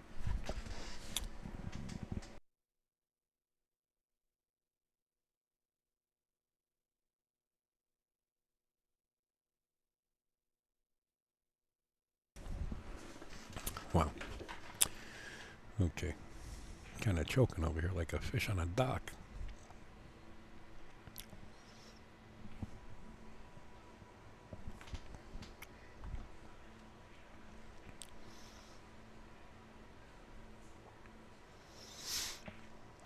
Nice shot.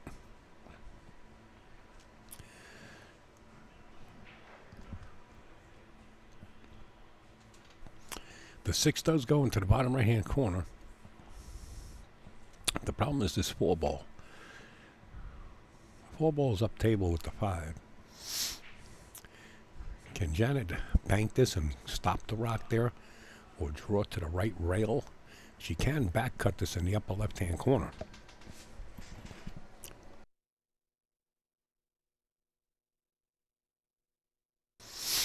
The shot is on for the upper left-hand corner.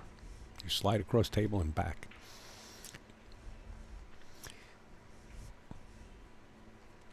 No need to bank.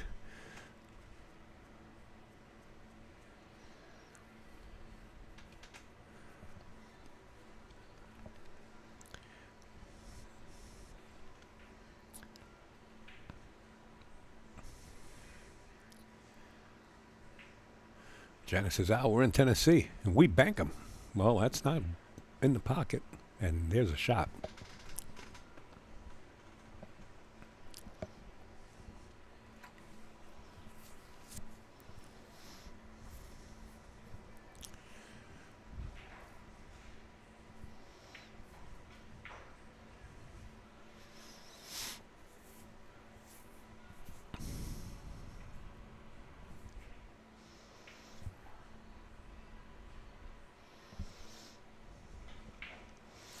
Nice shot. Got to get off the rail. He's there. Very nice shot there, Mr. Ron Frank. I believe I've seen Ron Frank a few times practicing here. I could be mistaken. This looks like Brandon Schuff 10 years from now. Actually, it's Ricky Chitwood wearing Brandon Schuff's jersey.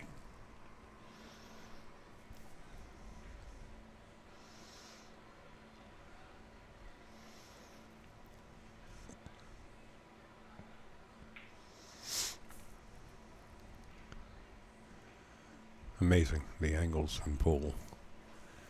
Just when you thought this rack was going to be over, like tic-tac-toe, once you got the 3 to the 4, and all the furniture started rearranging.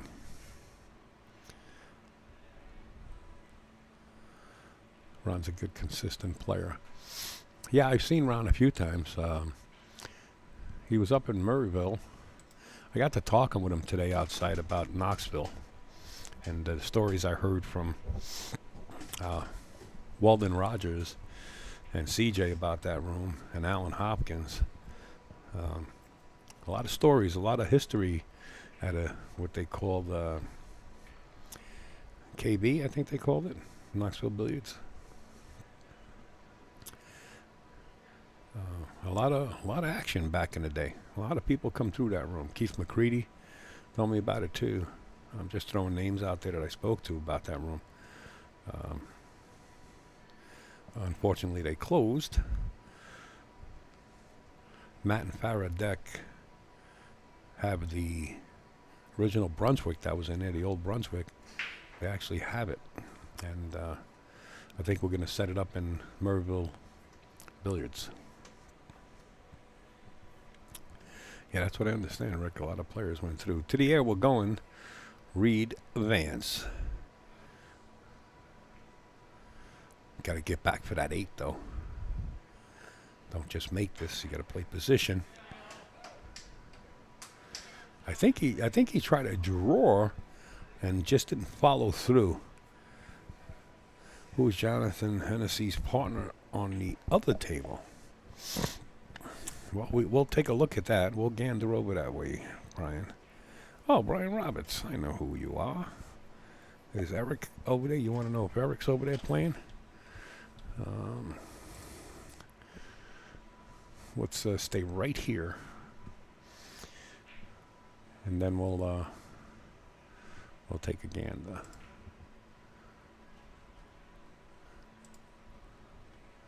It's not Eric.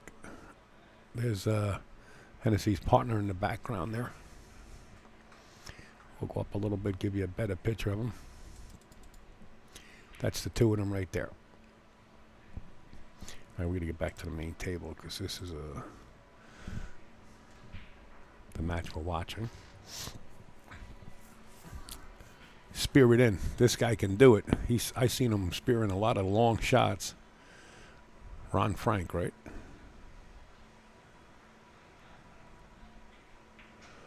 That one negative, but look at the cue ball. this game is so amazing that you only have 2 balls on the table, and somehow the cue ball finds its direction into his potential safe, right? I mean, I think they can hit this 8 ball pretty easily.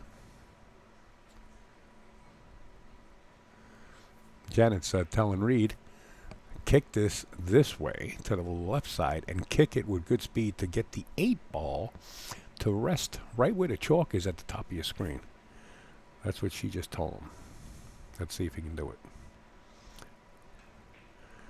Well, hit it a little shy. Might drop. Oh, boy.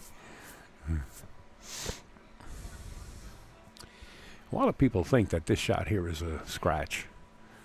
It's not a scratch. You have to finesse the cue ball. Practice this when you get there on the table. Line this up, and you finesse this cue ball with either a little draw or a little follow, and you hit the point, depending on the angle. I'm not down there, but so many times I've seen players play that point up the side pocket or draw. Just finesse draw. You don't have to hit this too hard. You're playing on a pool table. It's only 4 feet you got to go, right? He's going to hit the point. There it is. He hit the point, and that's the shot. Nice shot. Very good observation by Ricky Chitwood. Now Ron Frank for this 9 ball.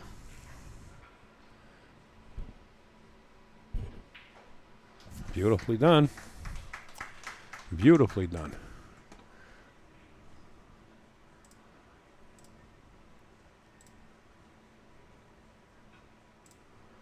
2-2.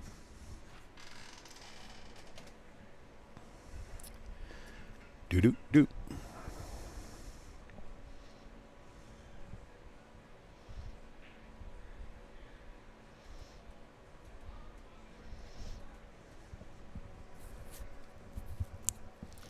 Pat Q. Why does that sound familiar? Is that you, Fleming?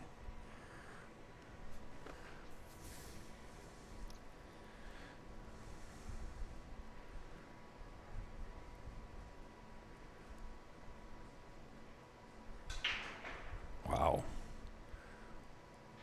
Slammed them. Nothing dropped. Everything moved out of the direction. Let me see who this is.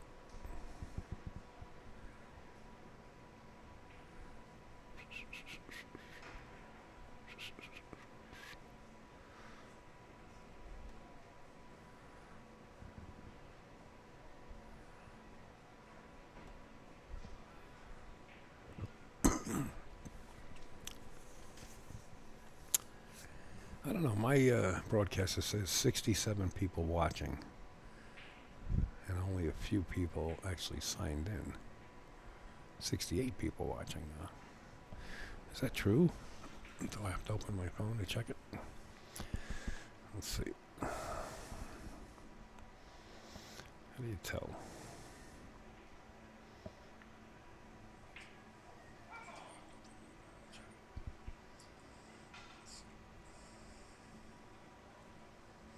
Yeah, 68 people watching now. And only a few people signed in. Folks, if you can, sign in and subscribe to the channel. I'm going to be doing a lot of streaming on YouTube. Not Fleming. Okay. That was a pretty good answer. And right spelling of Fleming, by the way. Now, if I was Columbo, I would have to say it's somebody that knows Pat Fleming.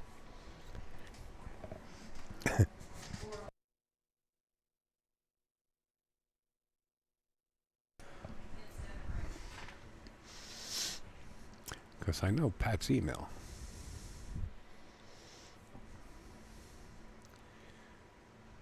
Nothing really here. Took a swing towards the fence and left the 1 ball right in the side pocket. And beautiful if he's kind of straight in on this. That was actually Patty. Listen, if he's kind of straight in on this 1 ball, you hit this with some left-hand English here. Come off the rail. And don't hit it too hard. Let the English take. You don't even have to pass the 9.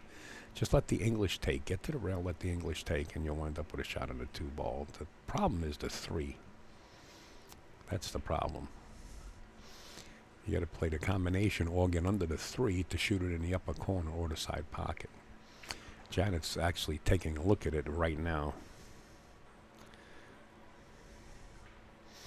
69 at the moment, yeah. It takes a while to build a YouTube following. Yeah, I understand that. I understand. I'll be streaming on Facebook and YouTube at the next tournament. I'll be streaming on both, Rick.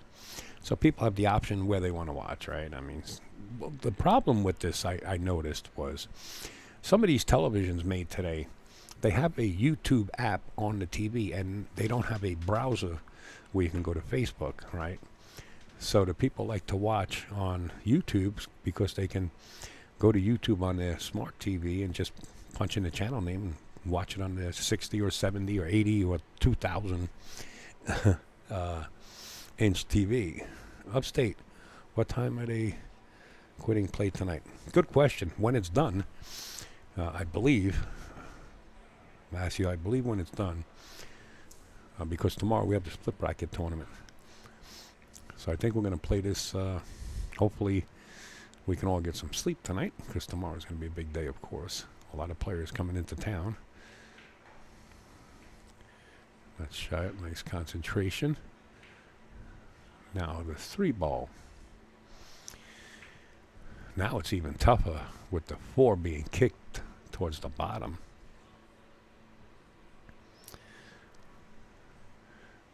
It's even tougher. Well, if the 3 passes, let's take a look if the 3 passes the 4 into that corner. That's what his partner just brought up to him. Oh, it does. Okay. All right, Janet just brought that forward.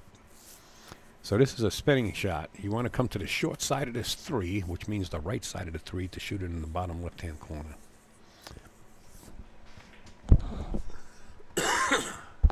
Sorry, guys. Really try to get there.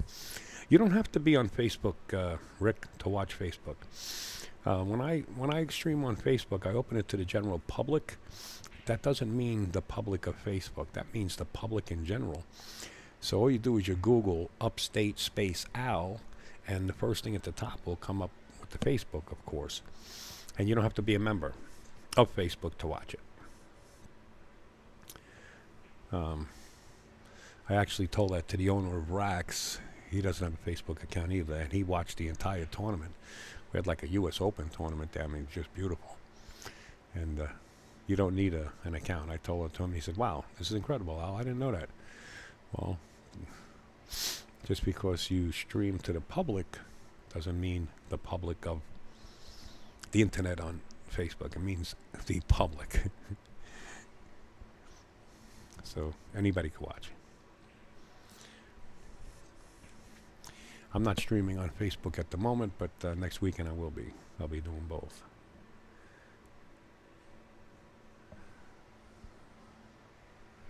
All right, the 3 ball in the side pocket. This rack here is getting to the point where it's starting to open up, right? You can see the balls separating a little bit, and you can see a plan. This is kind of tough where it is now. If this was like Billy Thorpe or somebody, you know, of that caliber, or Hennessy, he would draw this cue ball off the 4, past this pocket, the side pocket on the right side, and spin the rock all the way around for the 5 in the bottom corner. This 6 ball is coming into play here. Oh, he did try it. He did try it. He didn't spin it enough. Or did he? He did spin it enough. Nice shot, Ricky. Bravo. Tough crowd out there. Tough crowd.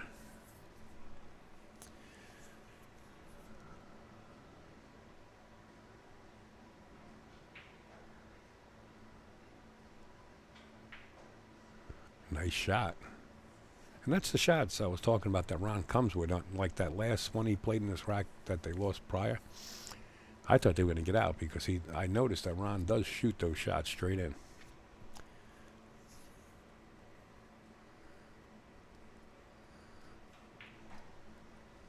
Watch them in.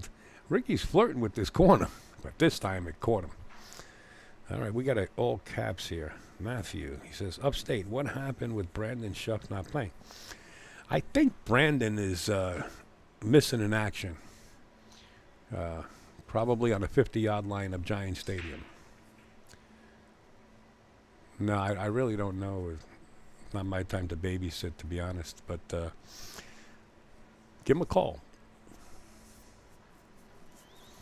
I tell you the truth, Matthew. I don't know if he was scheduled to play in his. I don't know. Could have been an empty promise. I really don't know. And it doesn't concern me one way or the other. But when I saw the shirt, I was like, wait a minute. This is Ricky Chitwood. He's got Shuff on the back of the shirt. So I would only imagine that Shuff was supposed to play. Janet had the shirt made for him, which I'm going to burn afterwards. So I'm making sure he's not going to get it. Joking. And they brought in a substitute.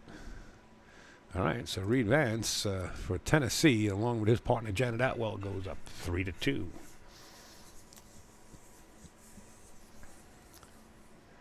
But she did make up some nice shirts, really nice shirts.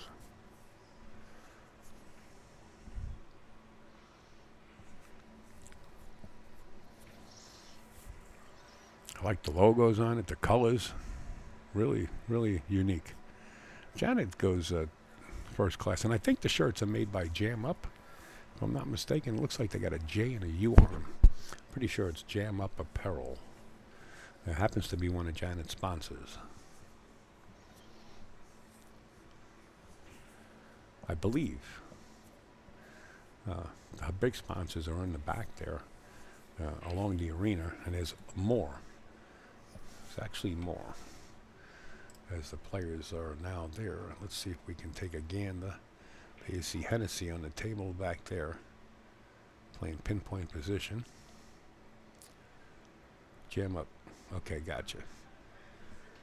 Let's see. I don't know if I can swing the camera around towards the other part of this arena. Whoa, that was pretty fast. There is more there. And I think there's more on this other side, too. She's got sponsors all over the place. I do have 4 PTZ cameras on order. Not these, but other cameras that are going to be the nuts. All right, let's get back to this table. Enough of the nonsense. Here we go.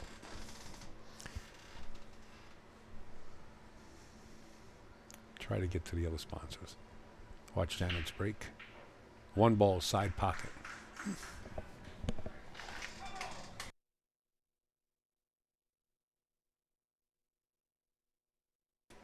I tell you what, whatever's happening on the other table right now, there's a lot of cheering from the teams on the opposite side of this room that I can hear from way up here.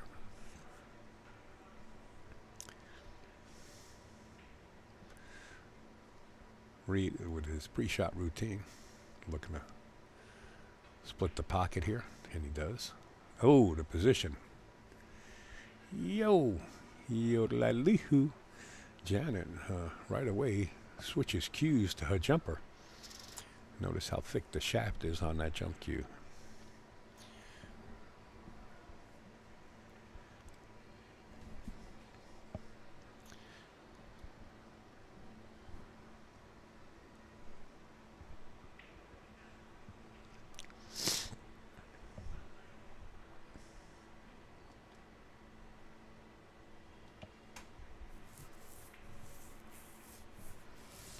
Let's watch Janet. The last time Janet attempted a jump, she just speared it perfectly.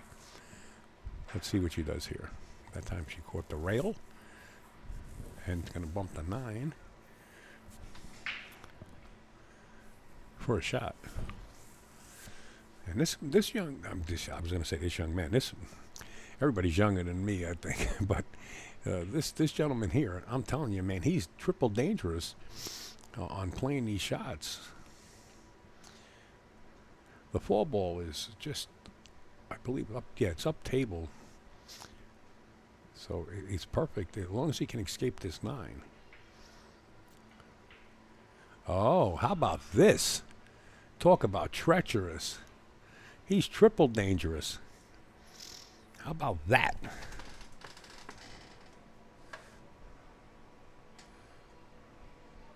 Wow, what a shot.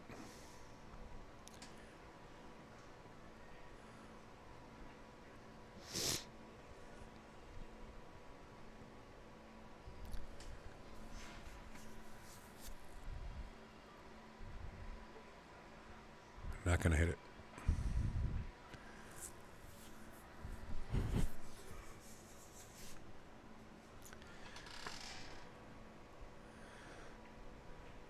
Yeah, that was some shot. I have to agree with you. I didn't expect that from that distance. You know, I thought he would cut it in.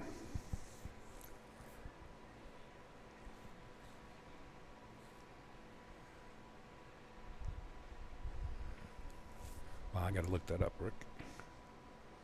43 foot Colvick Victor. Is that like a troller? Before I look it up, is that like some kind of troller liveaboard? Man, that sounds nice. I didn't look it up yet. If it's like a troller, man, I love it.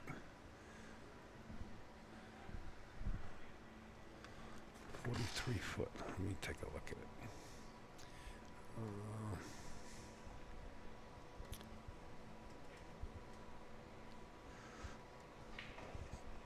The window. Google's like, okay, so 43 foot Colvick.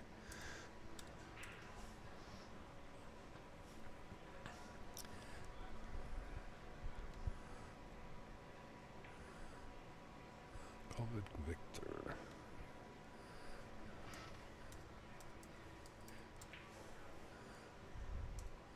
Oh. Leave it up to me, I find a road. I find gold. Wow. Hold on. Let me see that. Oh, it's a sailing. Yeah. Yeah. Absolutely. Cut the fuel off. You know, actually, Rick and I, we do follow quite a bunch of people on YouTube that sail around the world. And who's the one with the 3 kids? They just left the boat, and it's just him and his wife. I just watched one of their new videos they put up yesterday. Satara. I remember one year they sailed, they actually circumvented the world, and they only used, I think, 3/4 of a tank of fuel. Now, what fuel they hold, or how much fuel they hold, I should say. No, not Tula. Satara. If you watch last year, after they finished circumnavigating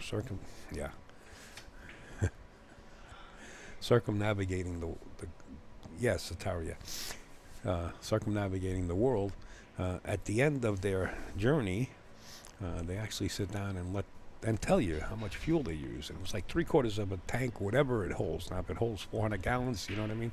I'm not sure. But that's quite a little bit of fuel to circumnavigate the world. Wow. Talk about circumnavigate.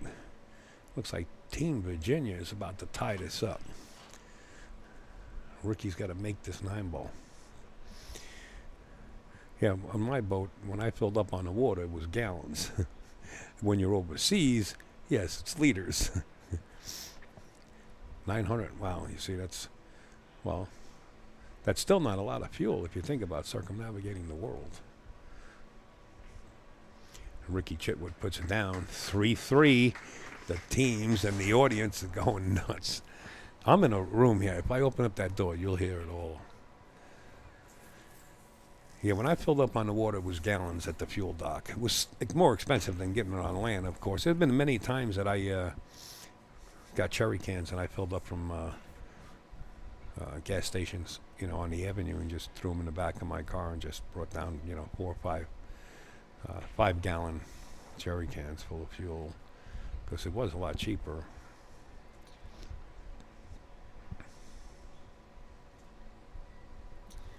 And I had the cabin cruiser. Of course, I had power boats, and then got into the speedboat, and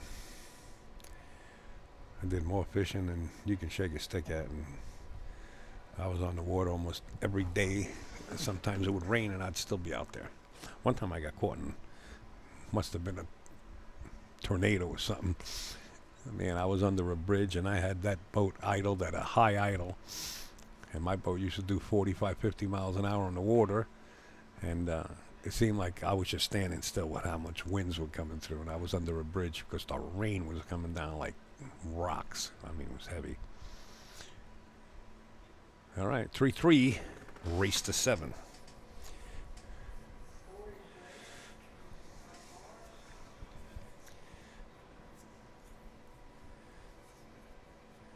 Yeah, that's not really not much fuel if you think about. They use 3/4 of that to circumnavigate the world.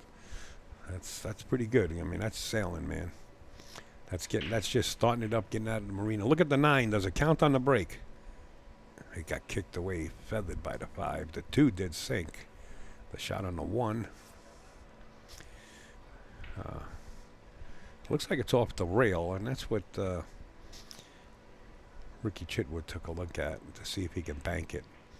I think the bank is possible. It doesn't look like it's that close. And the cue ball will be running towards the 3. So whether he takes a shot at this or not, it might be too close to bank.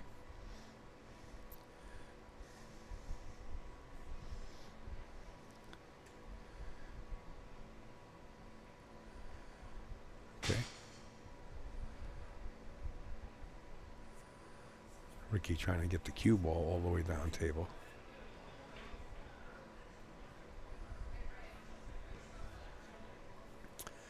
It's a built-in safety here.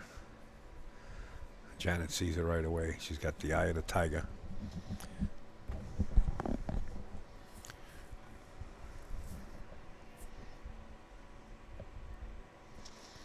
What you do is you hit the right side of this 1.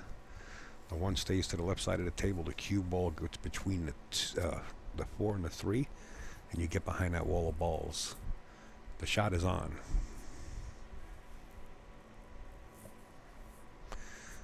Yeah, Reed sees it. Yeah.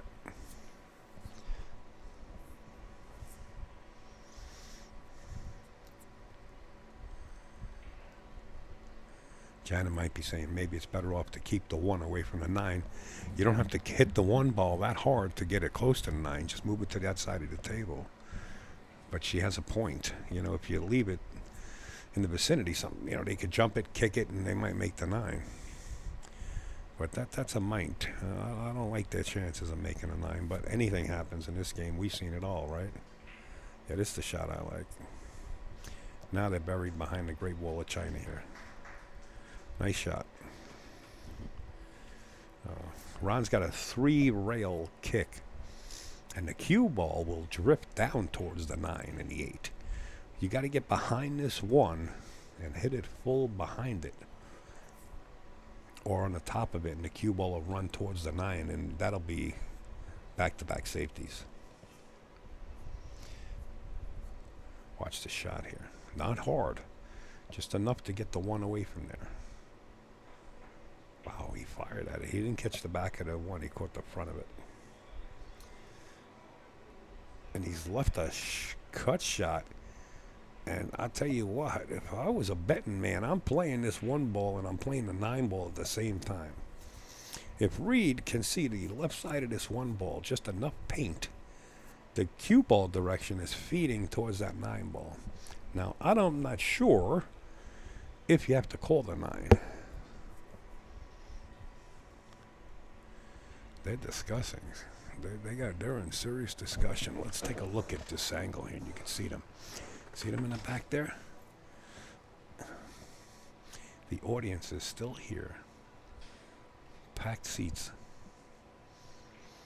I like the people around this area that really get involved in the pool. I really do. Besides this hospitality. I mean, the hospitality is great. Yeah. Watch the shot. Play the outside of this 1 ball and let the cue ball just roll. You don't have to hit it too hard. He's calling a 9 ball. I think you do have to call the 9.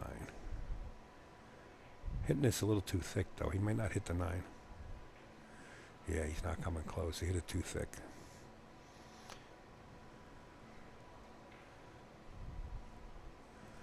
Well, if you want to create distance, I don't think you can get it not much further away from this 1 ball than where he planted the cue ball.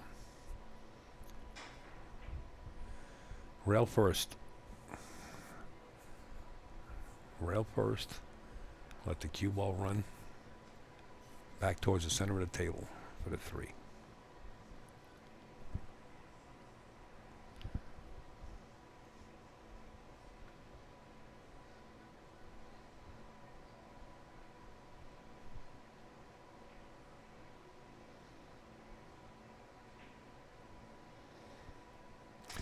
No, I think he's got it. I think he does have the shot, Rick. Definitely got the rail first shot, I believe. I could be wrong. Don't hit it too crazy, though. I mean, this cue ball picks up action off the second rail. See, when you hit it that hard, oh, he needed to find a pocket. Does the 3 go? I don't believe so. Oof, that doesn't go. Unless he's got 3/4 of a pocket. Dealing with a lot of 3s on this shot. He might have 3/4 of a pocket. If he does, Ron will find it. He's treacherous. If not, be careful. He figures out a safety.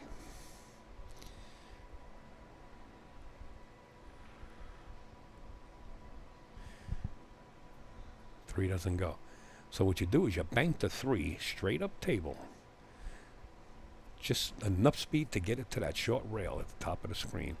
And you put the cue ball, try to put the cue ball behind the 6 or between the 6-8 block and the shot. You just bank this up table and let the cue ball run. Just enough to reach the rail.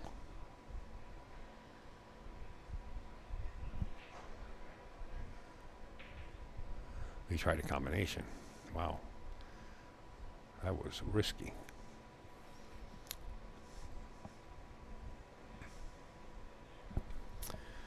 All right, what do I eat? What time is it? 10:30. Do you know where your children are? It's 10 o'clock.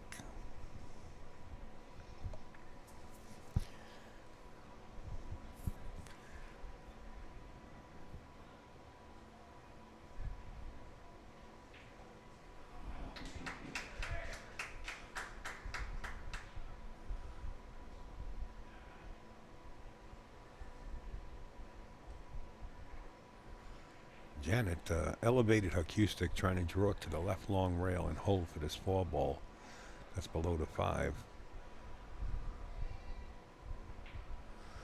She did it as well as you can do it, except make the 3. She did it so well.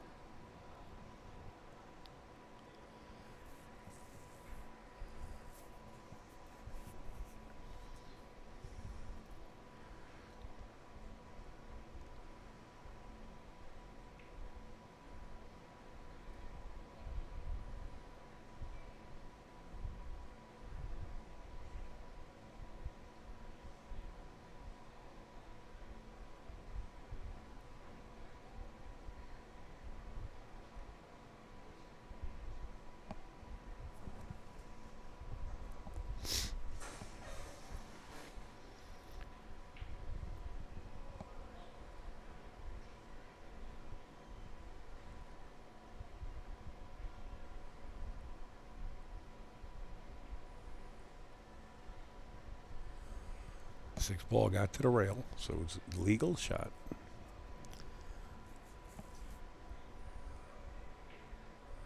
All right, Rick. This is a tough 3 ball for both teams. I don't know if you can back cut this into the side pocket. Sure you can.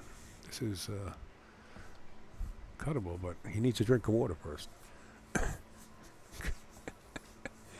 Come on, Reed, get up there already. Go park the car.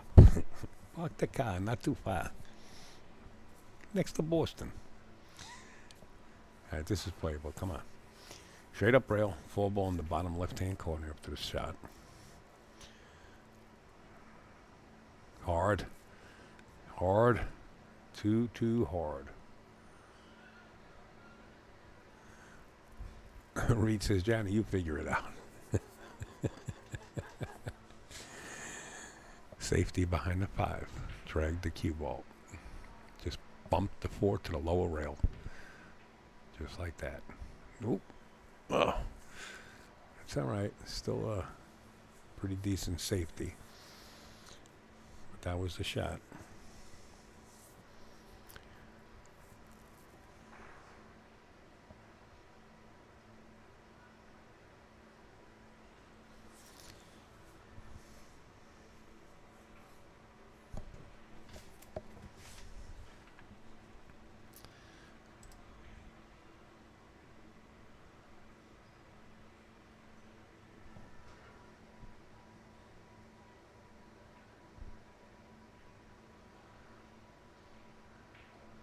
Ron is treacherous, man.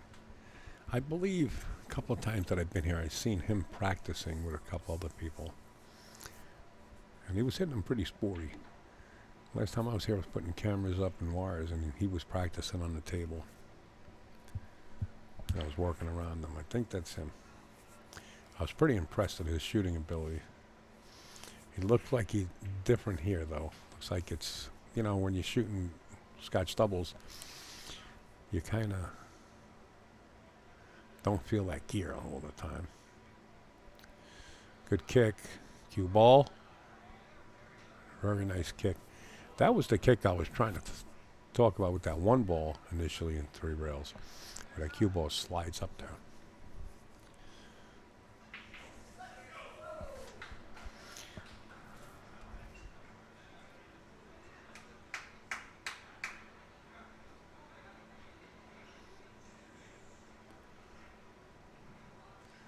I don't know about this. I'm kind of close to the 9. I think I would kick off the rail.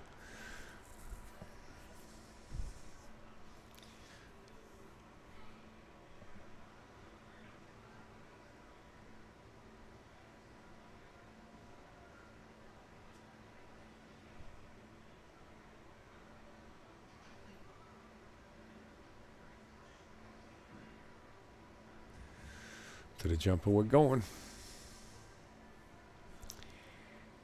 I believe I saw a video of Earl Strickland at the U.S. Open talking about those people with the jumpers are a bunch of cowards. Something like that. I love Earl. Something like that. Somebody was filming him. Madison Ortiz was filming him when he said that. Gotta love Earl. All right, well, let's watch the 9 ball. He moved the 9. It still didn't hit the ball, so it's still ball in hand. But he did move the 9 afterwards. I believe he hockey pucked it, which means he hit it with the stick after the shot. It's still a foul, right?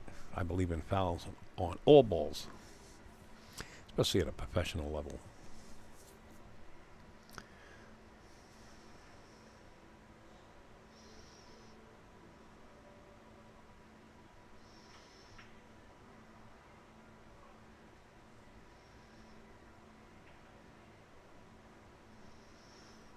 Nice angle, a natural angle for Reed just to come off the rail, and he'll be perfect for the 6.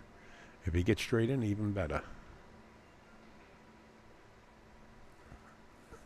Janet might have to go to the rail and back.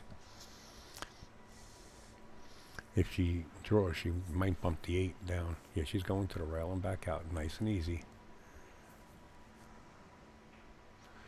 Oh, she hit it. She knew she was bumping the 8. Nice shot.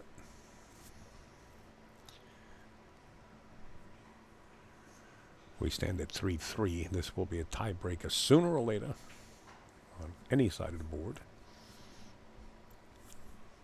Only here at Borderline Billiards.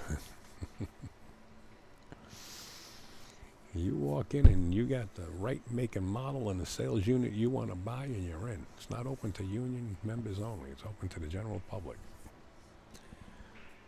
JGE. Many years ago, it was a commercial, way before a lot of you guys. Janet's playing this in the side pocket to navigate the cue ball to the left side of the table. She hit it beautifully.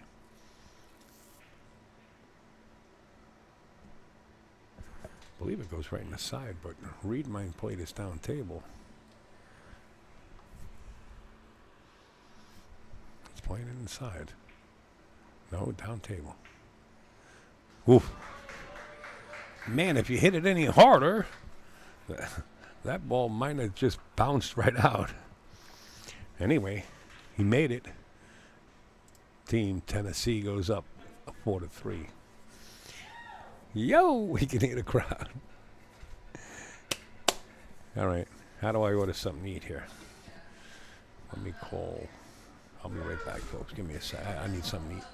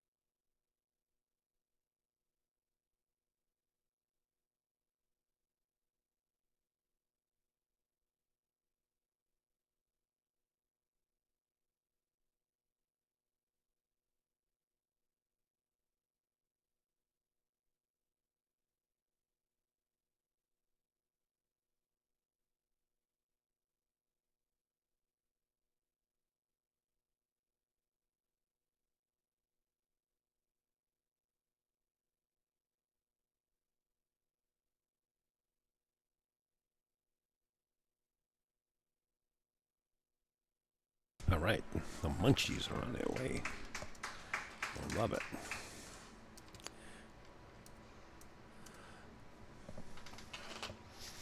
All right, let me get back to the chat here. Rick said I'll be right back. Okay, what do we got? 4-3. Janet and Vance shooting for Tennessee, and possible going 5-3. This looks like a beautiful wide open table. Just get back to the middle of the table is all you got to do. Uh-oh, watch that side pocket. Oh. Well, since it's been seesawing back and forth, might as well let it keep going, right? Maybe we're looking at a 4-4. We could be looking at another hill-hill match here. That just means that everything's working as far as the handicap system. That's all that means.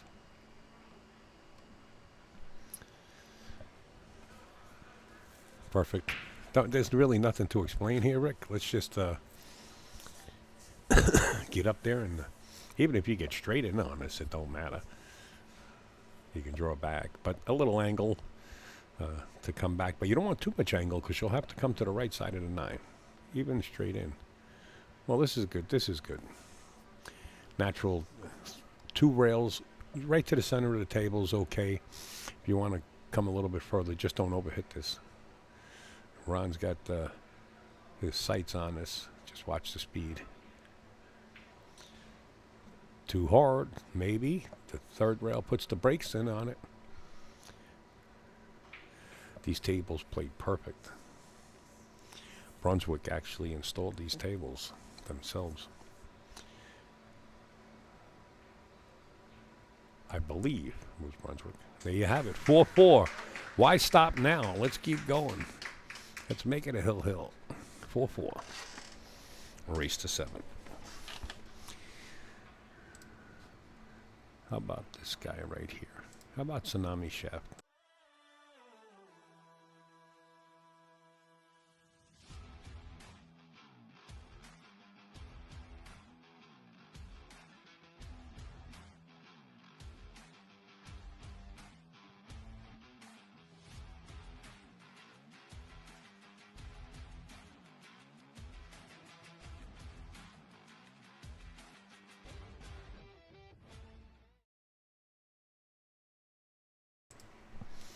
Tsunami Shaft, folks.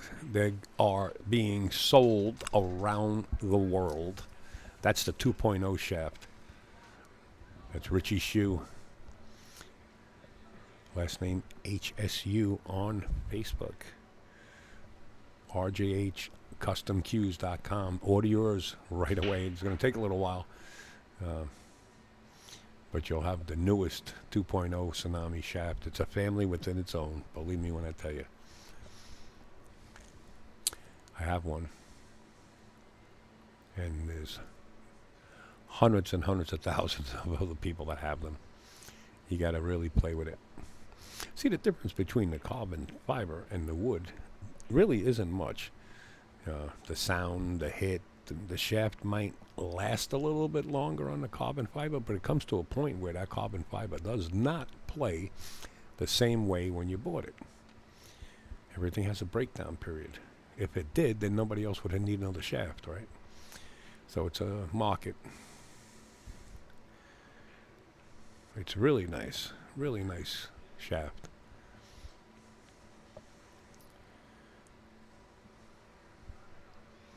And they're made with any kind of joint that you can think of. You let them know if you have a Southwest or Mucci or whatever you might have, what kind of pin, and Richie does it. Small ball. Anytime you get a kick one rail, I always say it's a tiny ball.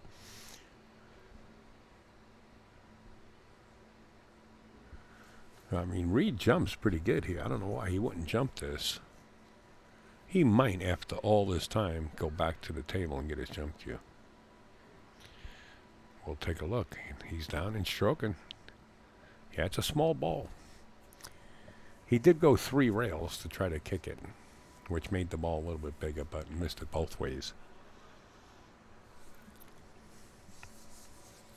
Great shaft, Bill. To be honest with you, I'll show you the address that you can purchase yours at. And like I said, if you don't get it right away, I mean, you're not going to get it right away unless he has it in stock. They're all custom made, but there it is right there. RJHCustomQs.com. All right, let's take that down. RJHCustomQs.com. A lot of your top pros are playing with it. Just take a look around. Next time you're watching a professional tournament, you'll see his shaft. Wow, feathered the 5, knocking this 2 ball off course and leaving this. Look what he's left here. What do you do here, Janet? Do you play for the 3-9 combo? Just go up and down and play for the 3-9 combo, or do you go up and all the way back down and play for the 3 in the side? She's looking to play the 3-9 combo for her partner. She's putting the heat on Reed here. They do play very well. Not Pat Byrne, is it?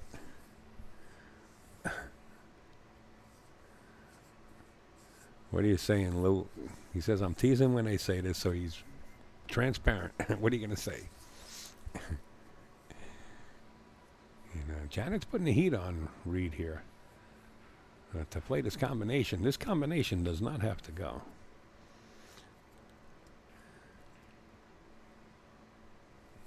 Ricky lives in, Knoxville. He actually lives in Knoxville. Well, look, Jason Shaw lives in Connecticut, but he plays for Team Europe. So we're just following suit, man. We do the same thing here. On a different level. I like our level. He's rolling up to play safe on the 9. That's what he's doing. Unless he's playing the carom.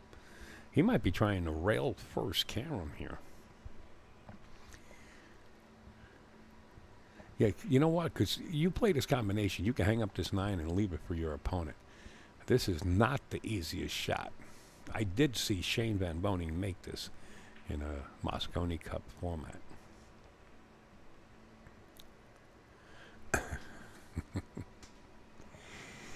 You make a pretty good investigator there, Louie.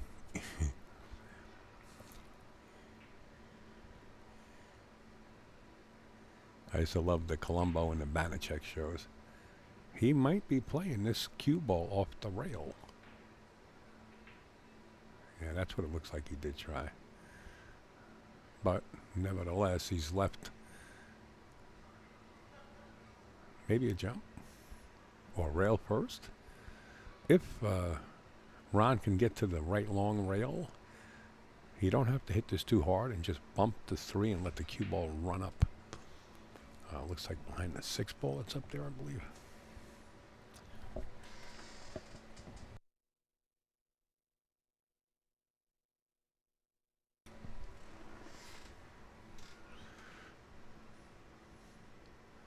I think Jason Shaw. I actually spoke to Jason. I said, Jay, you got to give it up, bro. I said, you can't be playing for Team Europe and living in Connecticut. He said, I'll never play for Team USA. That's what he said to me. I said, what are you talking about, man? I said, we'll get you, Fedor, Shane, who else, to play for Team America. He says, when we beat Team America after holding the cup for 6 years, he said, I swore I would never play for Team USA again. So that's his point of view. To each his own. He is the captain of the Team Europe this year, and Sky Woodward is the captain for the USA. What a change, huh? Just pick it and let it go.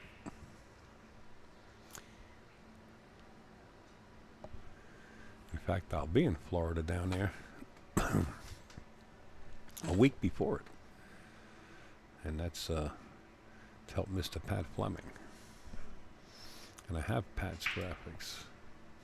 And I'll show you them momentarily. If you guys really want to obtain, a seat or a room in the Great Renaissance Hotel in St. Augustine, which is the most historical town in America. That's where the International will be taking place.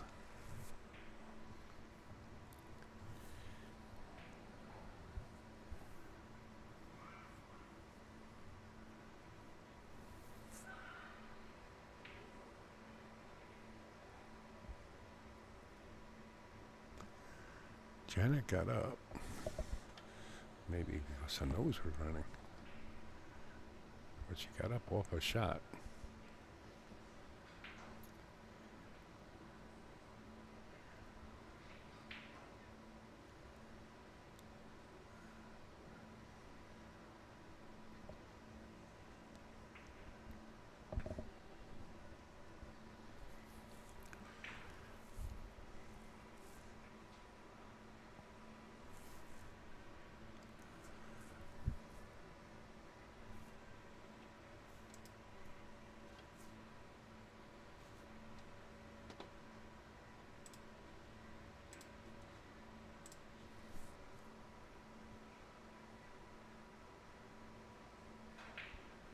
Oof. Oof. Oof. Oof. I said it like a dog barking. He dogged it. I can talk like that about Reed. We joke around all the time, but he definitely dogged it. He would be the first one to admit it. He'll be up in this booth at one time or another tomorrow during the tournament. He loves to help out and do commentary, and he'll be the first one to admit it. Remember, it was a 7-ball, and it was in rack 9. Very nice shot Ricky came with. It looks like Team Virginia is going to break this tiebreaker. I mean, they're lined up for it. Not much to do here, except get out of line, and you don't want to do that.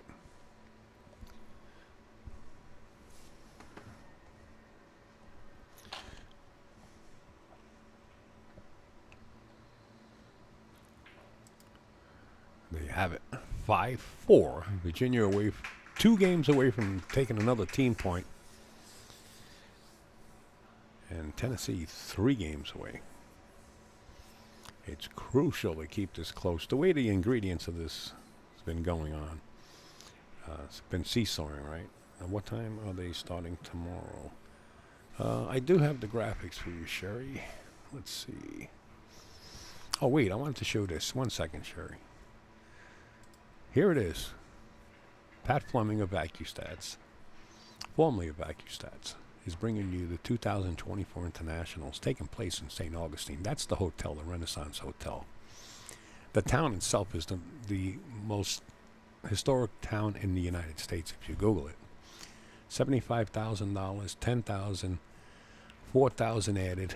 They're actually holding the straight pool under one roof, which I'm so happy about. Of course, the players used to have to rush. They broke the balls, but here we go. The Bigfoot International, the International Straight Pool Open, and 2024 Junior 9-Ball International Open. You know, Rahana comes down here. So, and I'll get you that other information, Sherry, in just a minute. What's the price tag on this Gold Crown 6? You got to go to Brunswick and just look them up and get in touch with them, and they'll give you a price. I mean, if you buy, you know, several of them, there's different prices. But go over there, Bill, and check it out.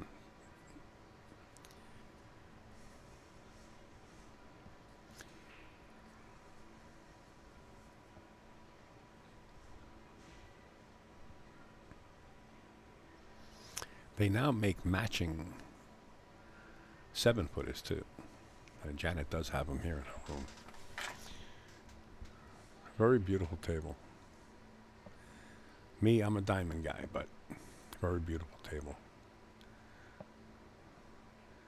Ooh, jacked up here. You know, the reward is in here. Bank this 5, cross table towards the 7, and bring the cue ball back down table. Don't try to outdo yourself just because you're playing teams. Bank this 3 cross side towards the 7 ball and let the cue ball come back down table here. I believe is a shot. Sometimes you try to outdo yourself because you have a partner and you wind up jamming things and missing. There you go. Oh, you got to get the cue ball away though. Nice try. Nice try. That's a big 7 ball laying in that side pocket. A big 7 ball. Again, really, I mean, the reward to get to the 5 ball isn't there, right? So you could bank this 3 ball behind the 8-9. See the shot, the Z? Bank the 3 ball down table. Keep the cue ball up table. He's treacherous anyway. He knows the shot. Let's see what Ron comes up with. He's playing safe behind the 9 and 5. That's what it looks like he's doing. A little hard. Might have tried to cut that in.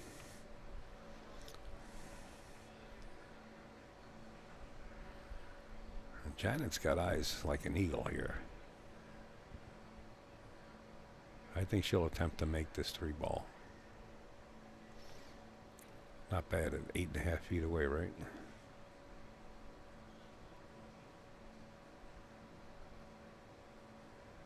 I mean, if you really wanted to play that safety, you can feather the left side of this 3 and bring the cue ball down behind the 8 here in that direction. Tough. I think Janet attacks here. I think she's going to go for this. No, maybe she's not. She might be banking this back down table. She did. She banked it down table. And she's left not a duck, but a playable shot.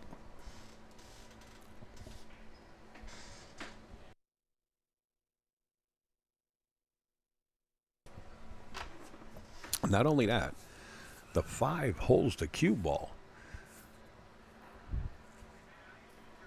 You're going to bump this 5 ball, but the 5 holds the cue ball. Where does the 5 go? Maybe straight up table. Let's see. It depends.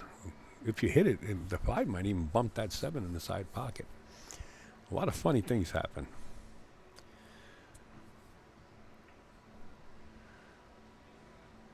Definitely a playable 3-ball.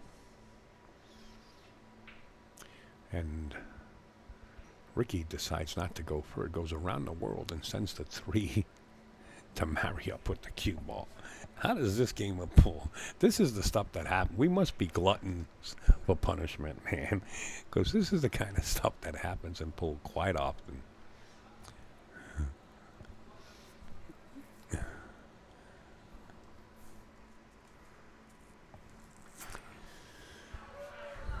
Reed's got a couple options.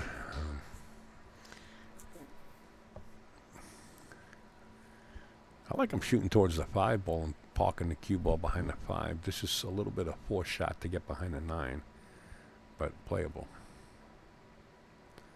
Yeah, it's playable, but tough.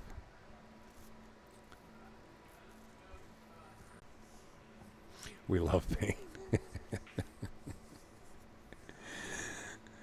I mean, you know, when things are going wrong, right? Like when it rains or pours and you're playing pool, it's like your feet are stuck in quicksand and you're trying to run, man. It's like you got to stay on the grind. It's tough.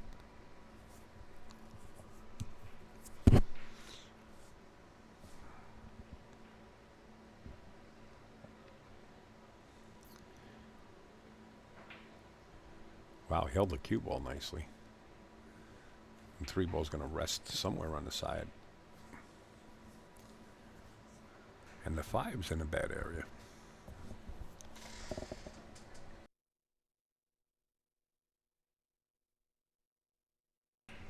I think all 4 players are not playing up to their game.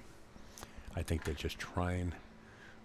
Well, I can't say that about Janet. Janet's been making some amazing, and Ron's been making some amazing shots. But when you're in a singles match, you tend to let your stroke out a little bit more. I mean, the 5-8 is the ball you want to play, right? That's you want to line up in a combination. The shot is there. You got to go around the 6 ball. Now, if you cut it too thin, you might bump the 6. You got to go around. Oh, she held it up. Beautiful shot, Janet. Nice shot. She put a little reverse on there and held it up for the combination. Reed, if you missed this, I'm going to make a post and stitch this video together. So make sure you make this shot. I like busting his chops. Beautiful. Way to go. I want to see a 5-5 ball game. I want this to go down to the wire. I want to see the pressure on both teams. They snowball and just keep getting worse unless your opponent makes a mistake. Yeah, that's the game. And then the momentum changes. Janet's playing the middle of the table here. Actually, a better shot. Beautifully done. Now, this you have to decide. If it's straight, you're going to control it. You're going to roll it. If it's not, you're going to hit it with a little pace so that the 6 comes down to this bottom corner on the right side. If it's straight in, oh. You might need a new pair of contacts. The carom is here. you're going to see the sound's not breaking up. Check 1. Check 2. We got it in the mail.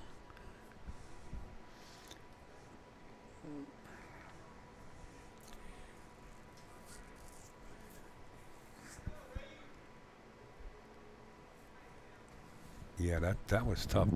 The carom is on, right? This is the same shot that you play with finesse. You play the top of the 7 ball, right? You draw off the 6 and you play the top of the 7 ball, causing the cue ball to make the 7 ball and the cue ball go to the right rail and back out, and then you play the 6 down the corner. It's a very simple finesse shot. Just hit the top of the 7. You don't want to hit the 7 full in the face because the cue ball can drop behind the 7. What you want to do is hit the top of the 7 and let the cue ball hit the rail and the 6 come down table. Looks like Hennessy's in our shot. He's talking back. Take it easy, Jonathan. Don't make me come out there. Watch your head. Oh, wow. What a pleasure. I got no light up here, man. I'm like a bat. I'll eat in the dark. Thanks, brother. Did you bring a Pepsi by any chance? I did ask for a Pepsi. Yeah, this is shot. That's shot. Thanks, brother. I'll eat it when I get a chance. Want to close that door? No, they don't. That's all right. We can hear the crowd. Oh, we hit it very gingerly. Hey, Rick, was that a legal shot? Because the ball was pocketed. There was no rail made there. That's a little gray area, right? Shot. Looks like Virginia is going to spread their lead by 2 here. I'm looking for 5-5. They're looking for 6-4.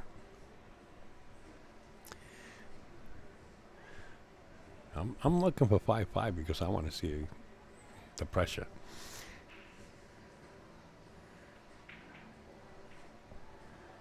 All right, Virginia spreads the lead as you can hear the crowd. The door's open on the commentary booth. Now you can hear them going nuts. I love it. All right, so what do we got now? 6-4. Race to 7 as Virginia is on the hill to get another point. Yes, pocketed balls makes it legal. No, I get that. I get that.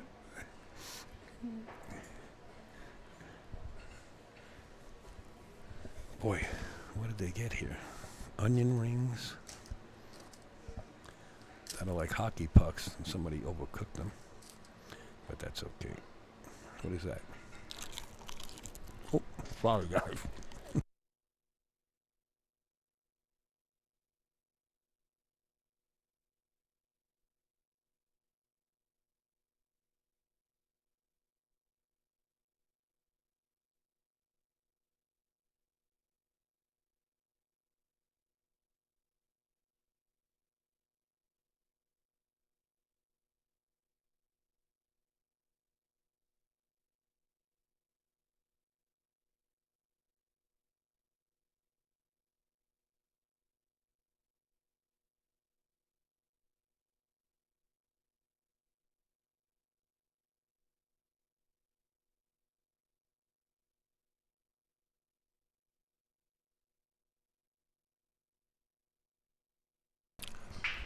I don't know, I heard some hooting and hollering out there. Janet Atwell was on the microphone announcing the score of the table 14.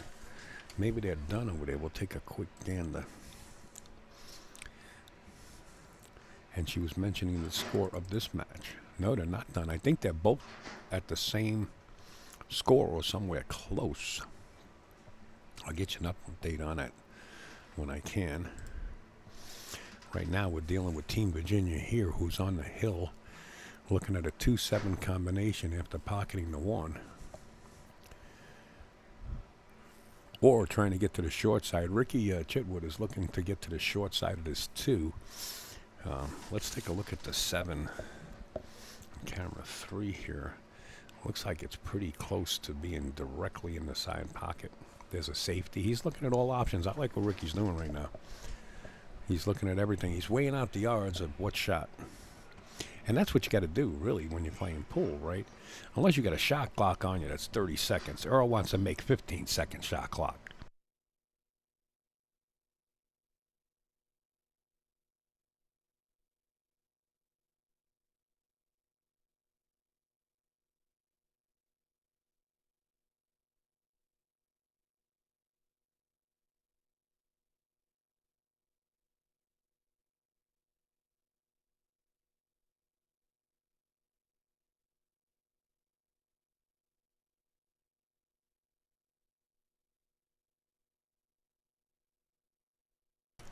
I don't know what Ron Frank's pool name is, but it should be Ron the Terror Frank, because he is treacherous. He plays the right shot quite often.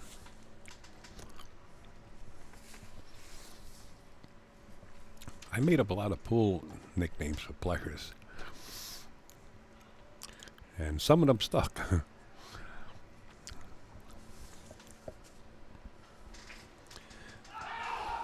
Wow. Wow, they're screaming down the other end. And John is laughing at them.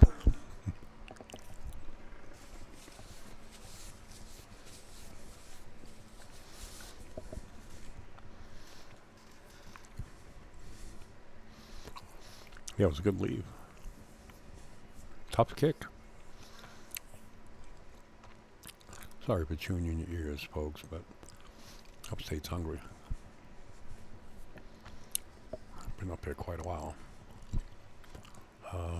Actually, 7 hours and 45 minutes.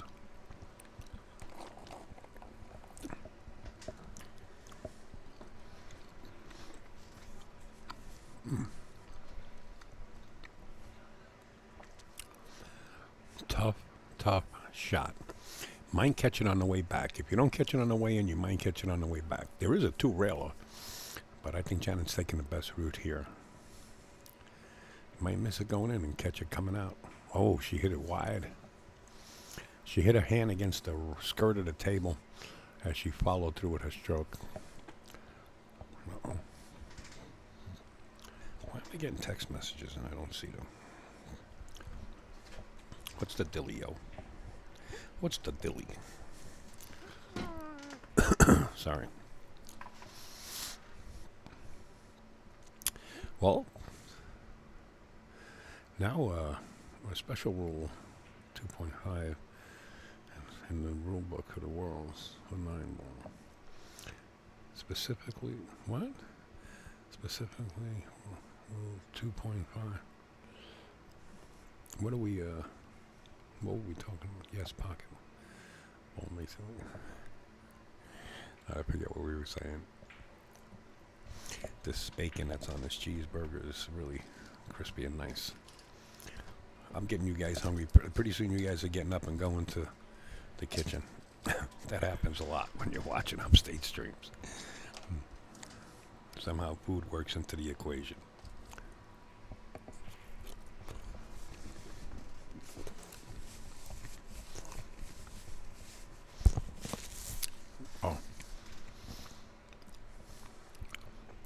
Oh, him playing the carom on the 6-7, yeah. Specifically, rule 2.5 for 9 ball.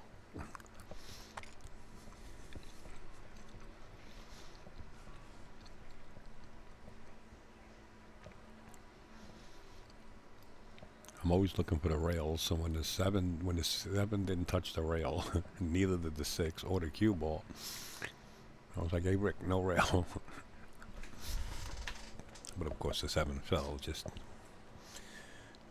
joking around. But that's a gray area.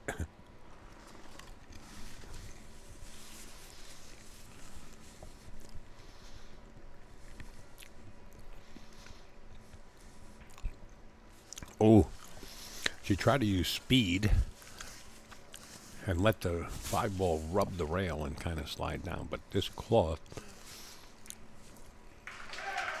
wow, something's happening down the other table. Looks like Team Virginia won on the other table. That's another point. So should I put it up on that scoreboard for the team overall scores? I think so. All right. I'm going out on the wire. I mean, this is starting to run away with Team Virginia doing it.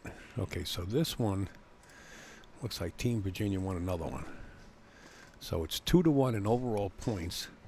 And getting back here, it could be 3-1 if Team Virginia wins here.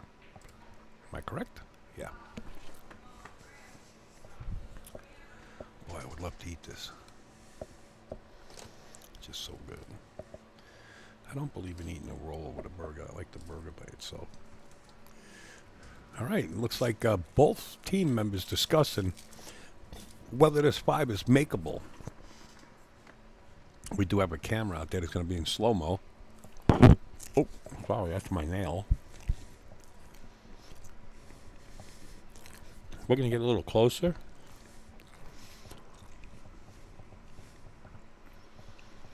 You know what the move here is? If they cannot hit it, you put the 6 ball in front of the 5 and you trap them. Slow.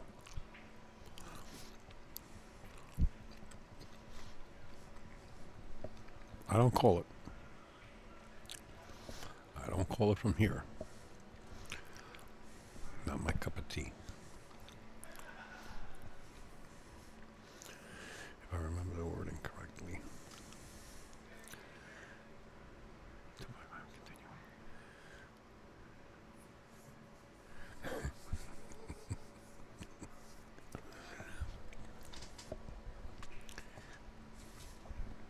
They're reviewing the slow motion video,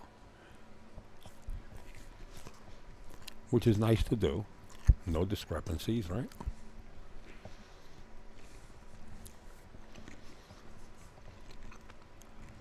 The majority of these guys and gals are all friends.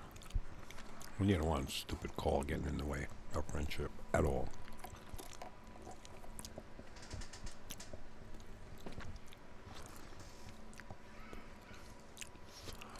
He's treacherous, man, I'm telling you.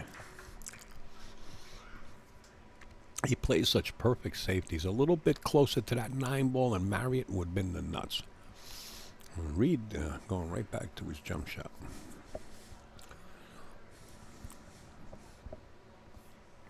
Reed, we need some highlights from you, man.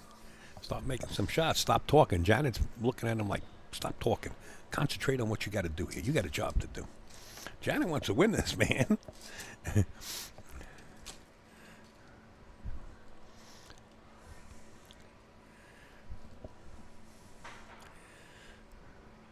Does it get to the short rail? It doesn't. Team Virginia can win this. And it's all Reed's fault. Wow. Wow.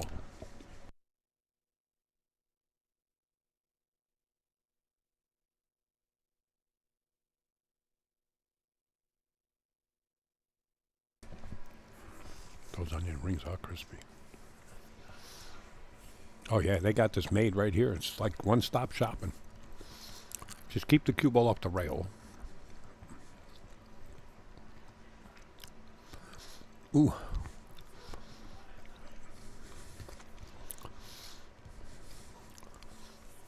It's not straight in. But I think it's straight enough to kill the cue ball. And just kill it right there and accept the longer shot. Don't try to play the cue ball 3 rails unless you have that angle. All you got to do is, now watch where the cue ball goes after this. Notice where it is now. Perfect. Perfect. It's a little bit close to the rail, but it's perfect. This could be the victory here that puts Virginia up 3-1 over Tennessee. And you got a treacherous guy shooting this 9 ball. It's 99% in. There it is. Wow. Team Virginia on a tear. Now takes overall point lead 3-1. What is it a race to? Does anybody know? Does anybody know? Help me out. Help me, Rhonda. Help me, Rhonda. Does anybody know? VA in the house. Well, you know, you're right across the street. I get a kick out of this avenue. Look at Reed. His partner outshot him. He's going to be the first to admit it. He's an honest engine, and he tries hard. Kind of putting the sticks away with a little bit of...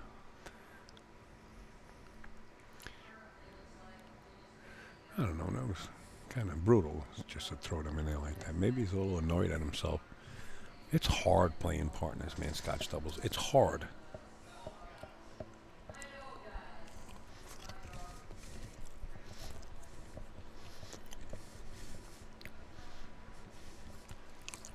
Wow.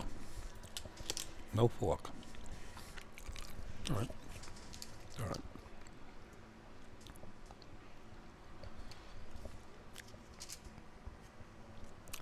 Upstate doesn't deserve a fork. I can literally throw a dart from the pool room and hit Virginia. Yeah, that's right, he could. If I were anybody out there, I would bet with him. The first time I was here, I got a kick out of it. Hey, let's go to this other camera. Everybody's talking over here. Where are we? There's Janet. I got a kick out of this. I already told the story. You know, I think it's called Fudgery. There's an ice cream parlor across the street. That's really, really good. The first time I come to a tournament, stream for Janet was WPBA a few years ago, and she was giving out $5 coupons for the ice cream parlor. Well, most of the ice cream that I was getting was just under $5, like 4 and change. You just gave the guy the certificate, and that was it. You didn't have to pay anything extra. And man, the ice cream was really, really good. And when I walked across the street and seen the brass plaques, Sherry, refresh.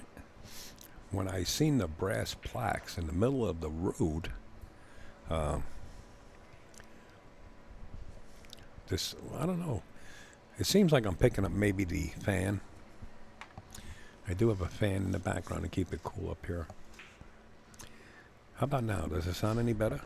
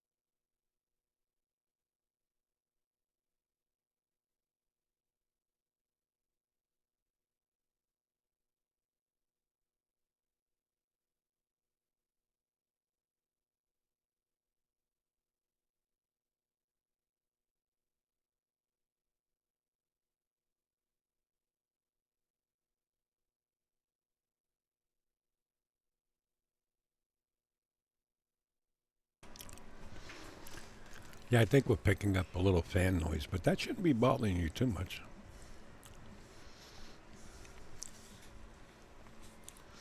Or maybe refresh, Sherry. Anybody else hear what Sherry's hearing? You know, she says the sound is breaking up. I'm looking at the soundboard, and I'm looking at the broadcaster, and it's not breaking up. And not dropping frames. What is Pat saying? Let's see. I hear good now. No, it's clear here. Yeah, the only thing I have on the back is a little fan. Stephen Thomas says it was earlier, but it's better now. Huh. Really? I constantly look at the broadcaster and look at the audio going out. Clear here. Maybe that's, service providers in different parts. Who knows? You know, the internet is not 100%, that's for sure. We all know that.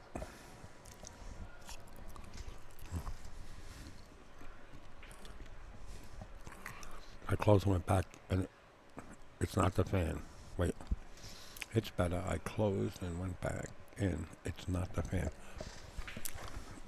Well, if I leave my headset right here without talking,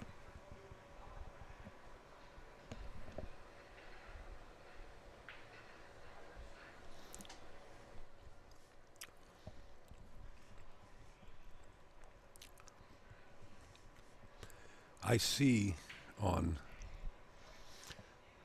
the broadcaster, as far as volume control, I can actually see the white noise from that fan coming into the broadcaster. I don't know.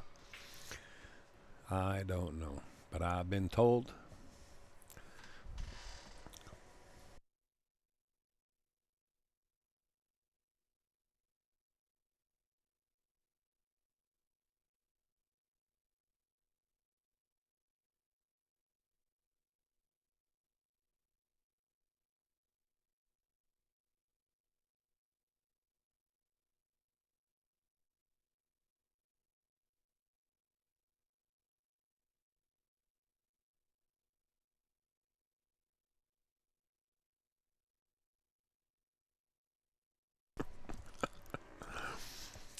Well, it could be.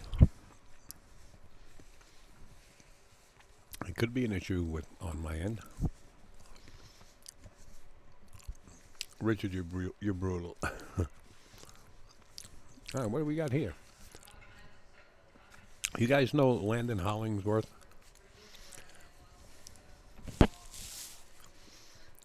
Dude, don't stop. Don't stop with Sherry. She's coming after you. You guys know Landon Hollingsworth?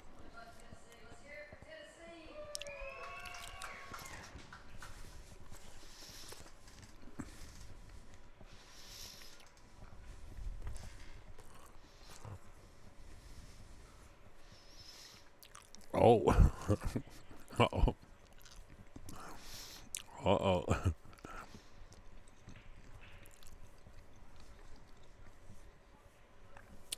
I prefer to sleep in my RV, to be honest.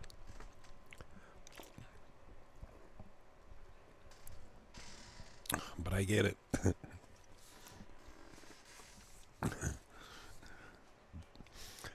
Do you guys know Landon? Good kid. Yes, I know him, yeah. Rick, I couldn't believe it was him. He lost 80 pounds. 80 pounds. I'm sitting in the theater seating and I'm watching this young man hit balls. And I'm saying, wow, I never seen this kid around. And he didn't have his shirt on. He didn't have the jersey on. Then he walks up to me. He says, "Upstate, it's me." I was like, wait a minute. What the heck? He lost 80 pounds. He says he feels so confident and comfortable at the table. Good player. Very good player, yeah. And a good kid. Very good. He says, "Upstate, I lost 80 pounds. I feel so confident." I said, "As long as you're okay, man. Nothing wrong with it." I said, "You look healthy." And he said, "I am." Mentally and physically, and his confidence boost went way up. But looks like totally different young man. I mean, just totally. And I'm looking at him hit balls, and I'm staring. I'm like, how come I never saw this young man before? Right?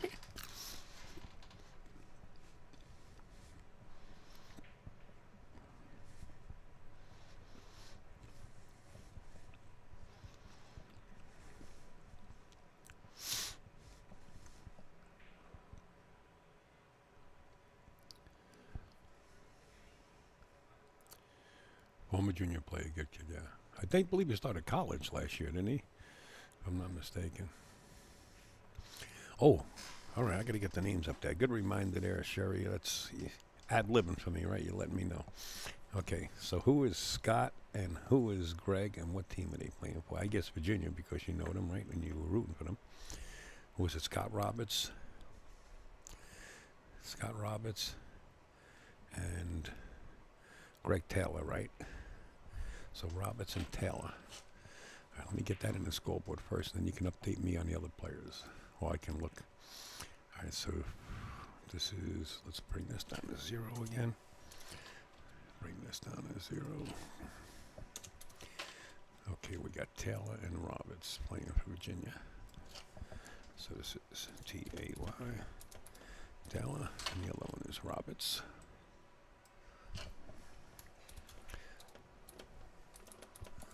Okay, now it's Team Tennessee. Who's playing for Team Tennessee? Let me take a... Ooh!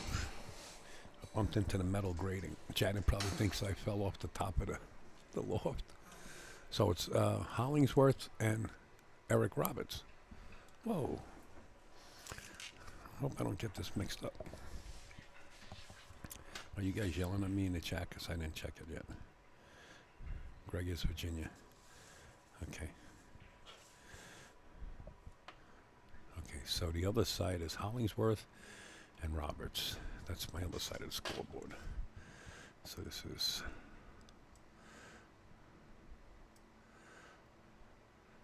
You know what? Let me put Land in because I think Hollingsworth's going to fill up the whole scoreboard. And we're not going to have room. So I'll put Land in. And Eric. Just to cut it short. Okay, and that's at 0. That's at 0. The race is 2. I have to check it. They got me snookered in this room up here.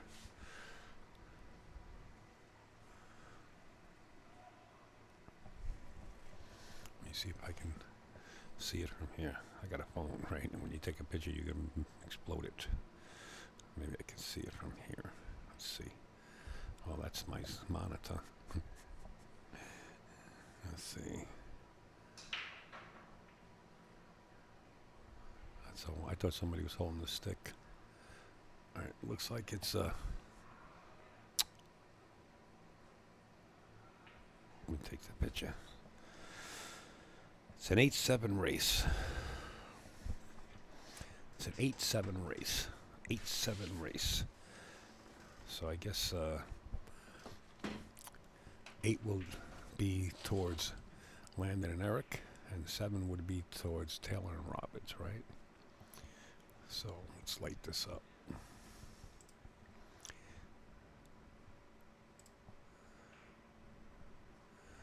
let's go in here. And then we'll make this an 8-7 race.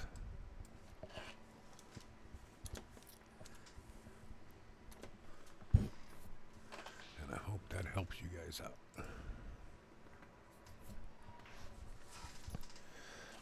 Okay.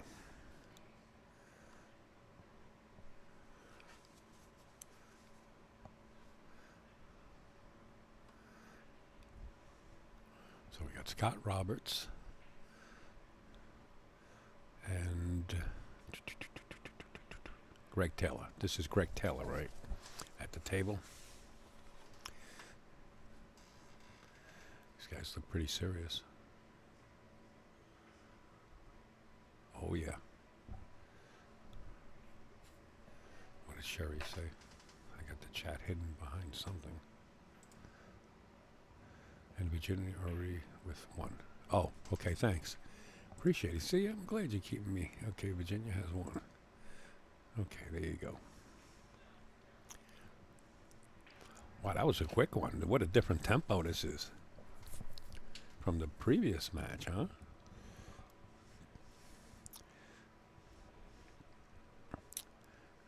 So this is Scott Roberts, right?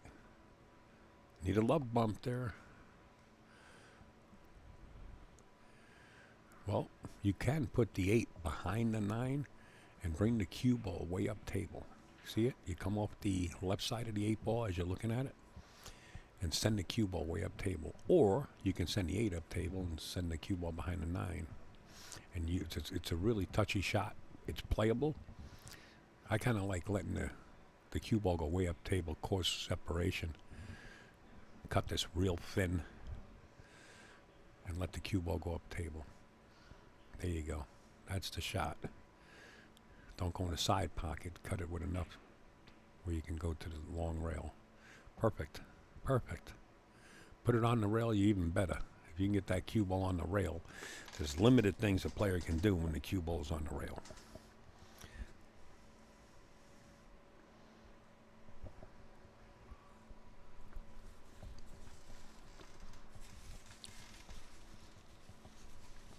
Touchy shot, but Eric Roberts can play it. Dangerous shot. Played it well.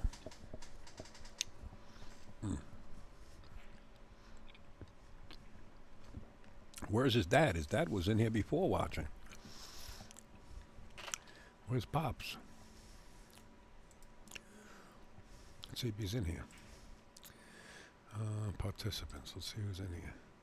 Just Rick and Sherry are signed in. All right, how do I get back?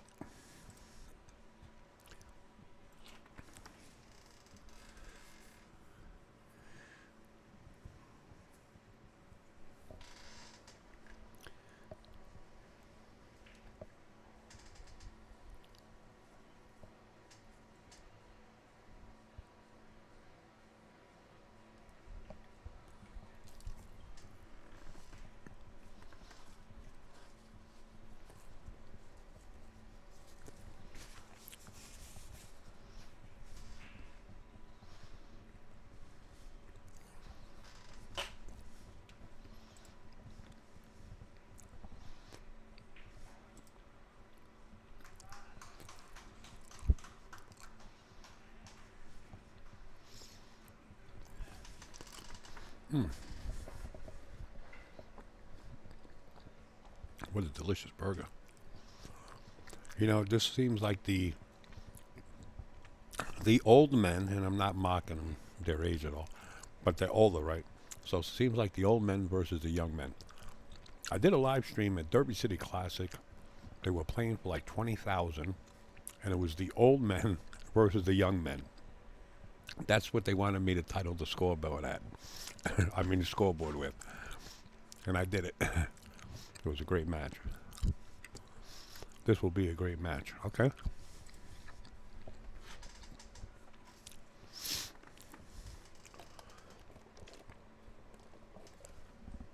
I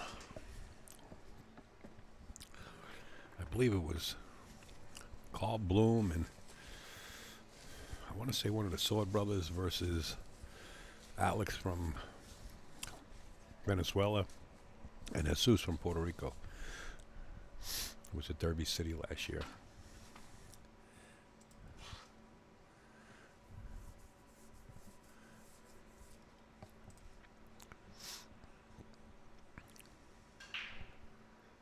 Nine ball close to the pocket. 7 ball traveling and laying right up. 2 to 3 is fairly easy for the young gun. He's got a lot of traveling room between the 8 and the 9 and just get to the left side of the table. The 4 is going to be a 4-7 combination unless you can play it straight in. If you get, wow, it's a little risky there. Not bad. You can actually go around the 5 here and play it in the same pocket. Oh, the 4 ball. Sorry. I guess he will play the 4-7 combination. Don't have to. You can play the 4 down here if you wish, but it's on straight in. Might make them both. Oh, you played it down towards the corner. Good choice. Good choice. This is a different pace, without a doubt.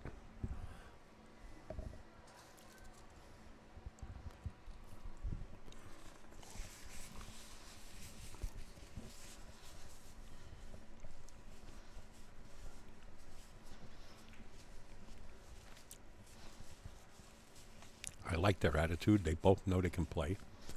No need to talk. Let's shoot our game. Unless something comes up that's iffy. That's it. Oh. All right.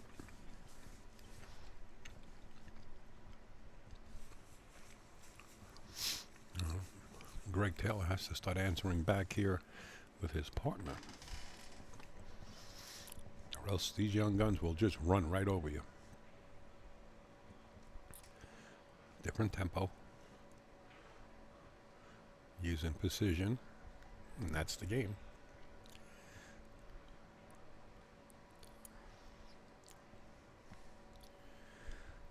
It's got a slight angle. You might want to come down and play the 8 in the side. I don't know if you can punch it. Oh, he punched it. Yeah, he did. He had enough angle to punch it. Perfect. Perfect.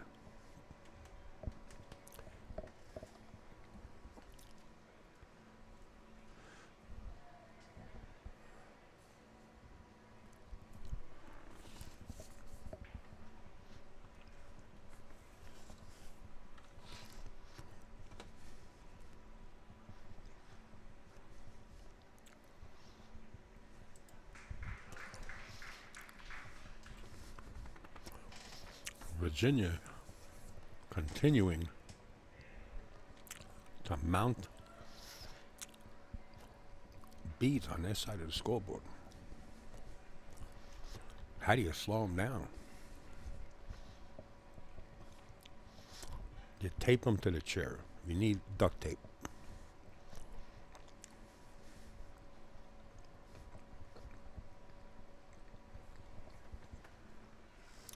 You hear what he said? He said, upstate house talking bad about you.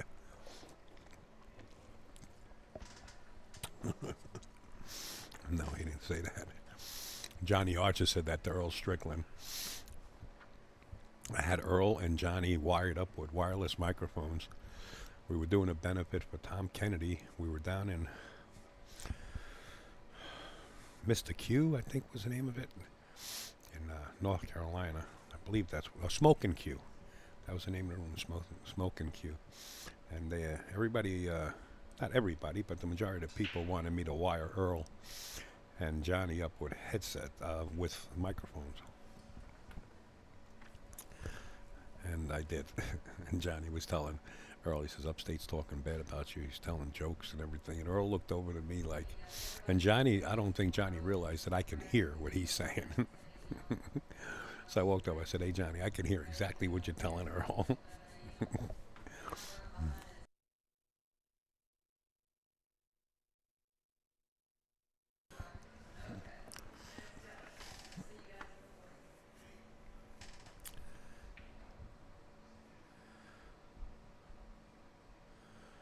Good mechanics.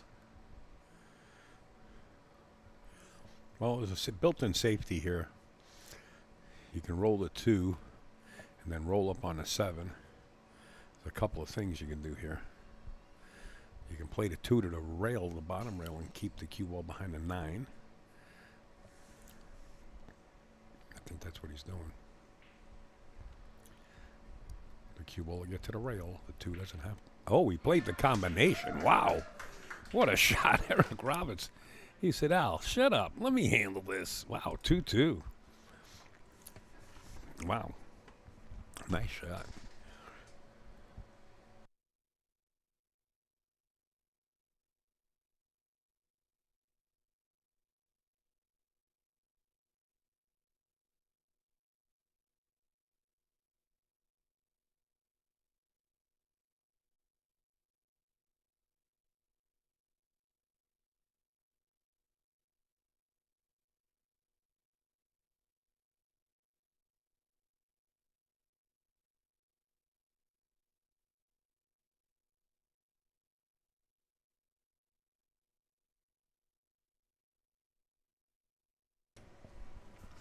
You know, Landon was kind of getting down on himself because of how he played that position.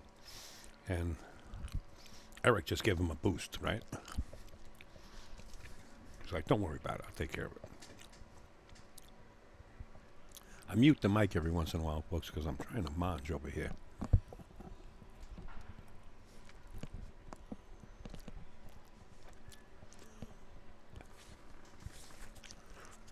And I'm eating salad with my hands because they didn't send a fork.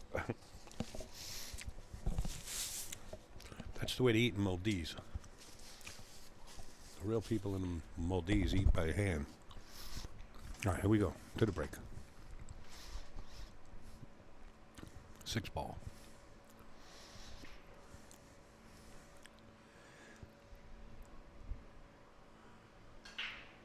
Negative. Came up short. Dry break. The 6 ball is rolling and sits there.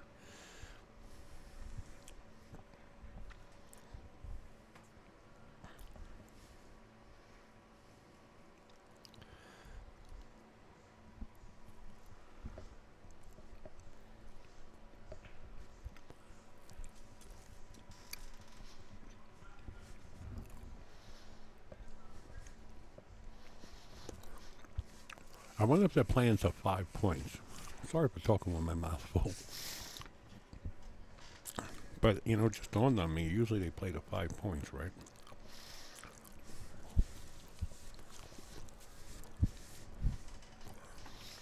I wonder if they're playing to 5 points. I sure hope so. Maybe Sherry knows. Sherry said something here. Nice shot. Okay.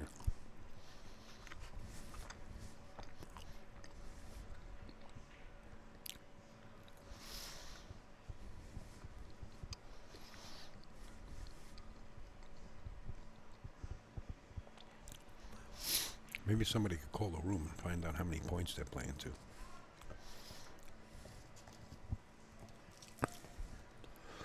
For this tournament right here. Nice jump. One ball's coming back down a little bit.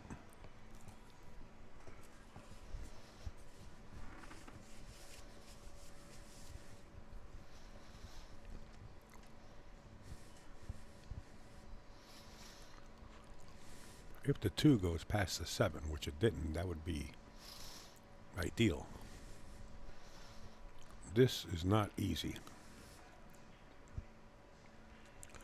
Play this in the side pocket and hit it with a lot of right hand follow to come off the rail and try to spring up above the 2 to play it in the side. It's tough, but not impossible. So that's what they're thinking. See, the 8 ball's there, and that's what makes it difficult. It's fishy.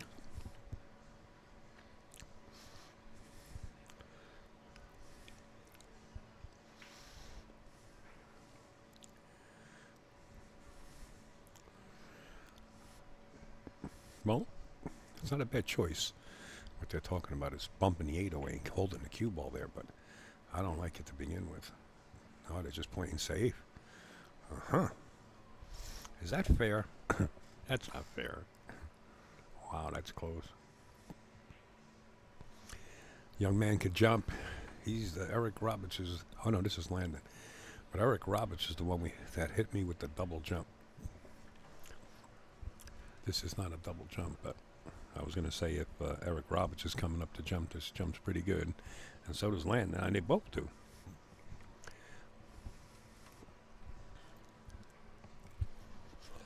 And it's only a little part of the 8 that has to be jumped over, so this should be okay. You don't have to jump over the whole ball.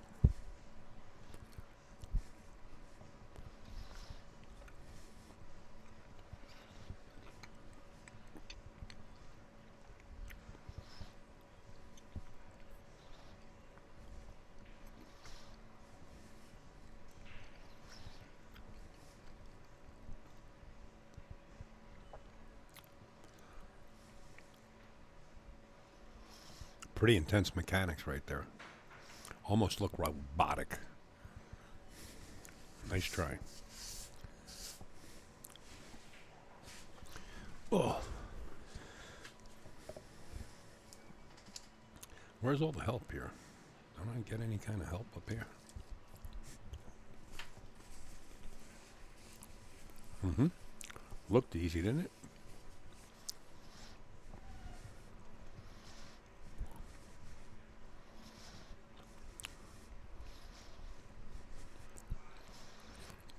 Safety right between the 3 and the 9 ball. Eric's going combination. 1 to the 2.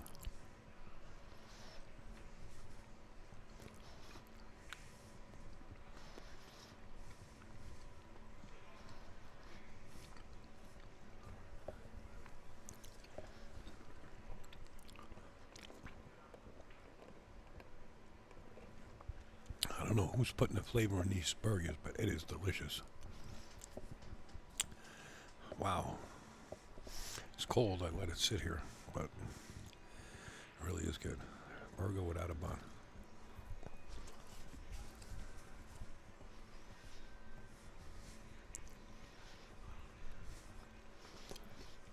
Nice stuff.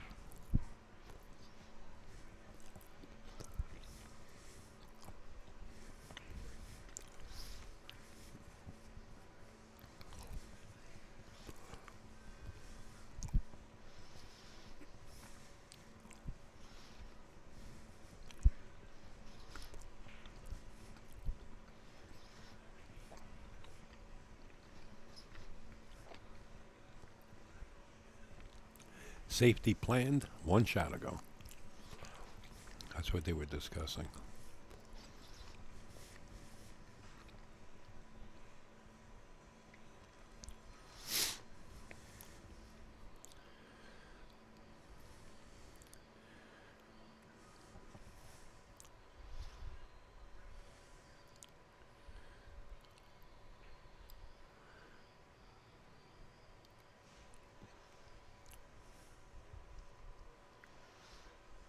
These young men have been jumping quite a few times, which means the older men are playing them pretty good safeties, right?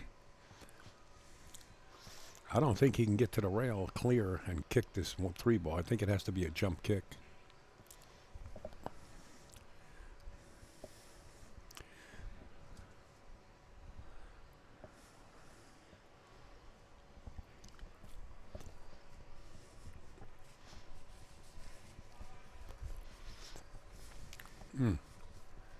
Could go to the left side of the table. But I believe Landon's going to jump kick this.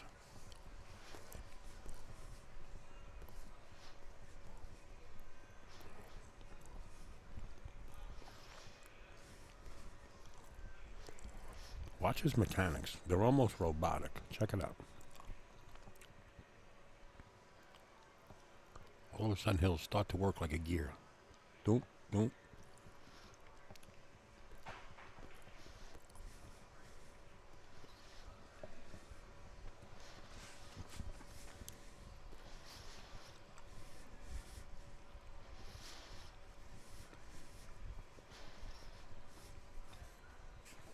What's the countdown all about, Louis? 25 minutes, Rick, 11 minutes. Is there something coming on the boob tube that we got to know about?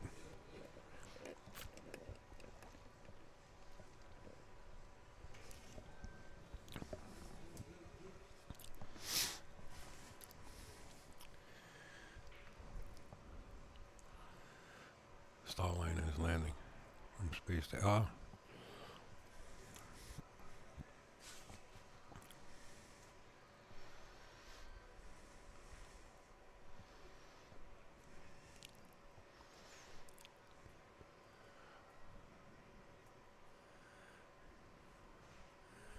Okay. Without its payload? What's the story behind that, man? Did they leave people up there in the space station? Just come back empty?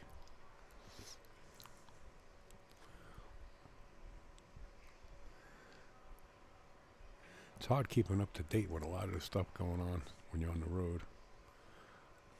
Perfect speed. Perfect speed.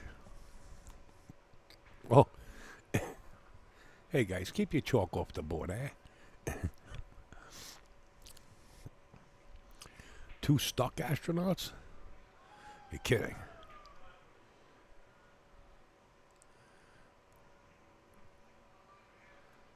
Yeah, I was just poking fun at it. Oh, I didn't even hear about that. You see, when you're on the road, you miss all this. Well, as long as they got food supply and everything else going, I guess having a little vacation ain't that bad. But they're talking February. Musk is going to get them in February. And here we go, the Virginia team keeping it going. 3-2. Each match has been like seesawing, and Virginia's been coming up with the win. Musk is going to get them in February. Why so long? I mean, if they really needed them, send Dog the Bounty Hunter. Dog the Bounty Hunter will get them. Right? Just send Dog the Bounty Hunter. Oh, God.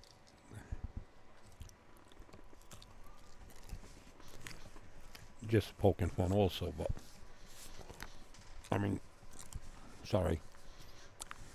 So last time you ring, you won't hear no more of it. If it was really an emergency, you'd think they would wait till February. Right? They would get on board quick. I'm sure it's something to do with permits. Really?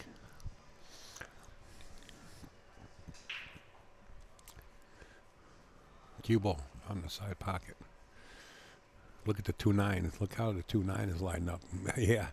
Eric notices it right away before the 2 came to stop. I think we were both on the same wavelength. Same wavelength.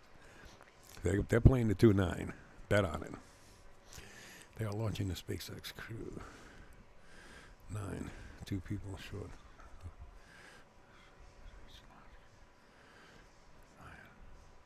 Until Starliner left.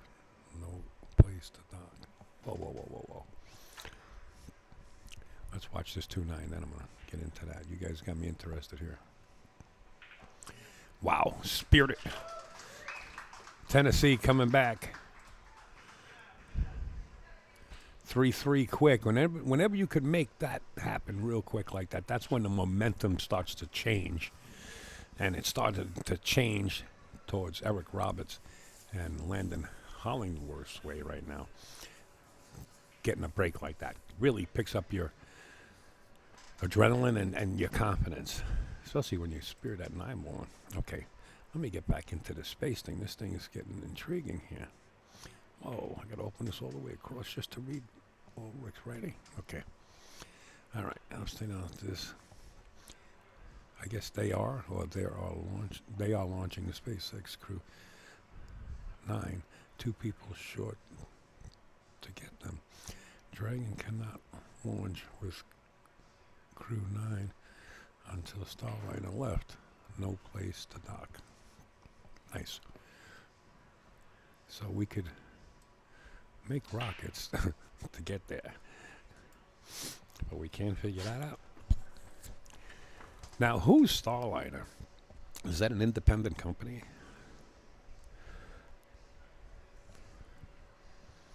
This is all new to me. I try to stay away from TV, and I try to stay away from especially news and everything. But I do watch some YouTubes, and sometimes the news is on there, like with the shooting that happened in Georgia and stuff like that. I caught a bunch of that, but Boeing made Starliner. So this is an independent rocket made by Boeing. So it's a race to space between Boeing and Elon Musk and NASA. It's Russia. It's a free-for-all now. Like, file for the right permits and stuff and clearance. And you could create a rocket too. Is that the way it is? Looks amazing coming in, like a meteorite. Wow. Yes, part of the commercial crew program. Okay, gotcha. Yeah, I see. Like Elon Musk wants to charge $200,000 or $250,000 to go to. He's trying to make it commercialized, where anybody could get on board and just take a ride into space. I don't know. If you got that kind of money, I think there's better things you could do. You know what I mean? But to each his own. I remember that story with the sub that they made out of carbon fiber, I believe,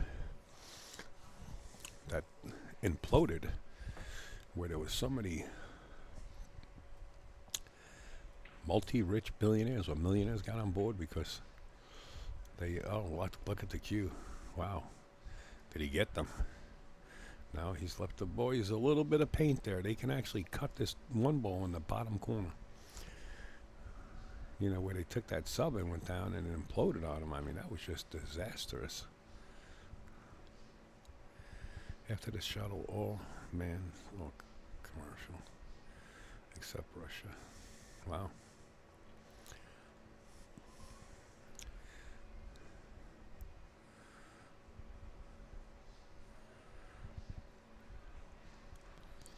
We got nothing better to do, huh? Than to go up there and put cameras so they can tell what time it is on your watch.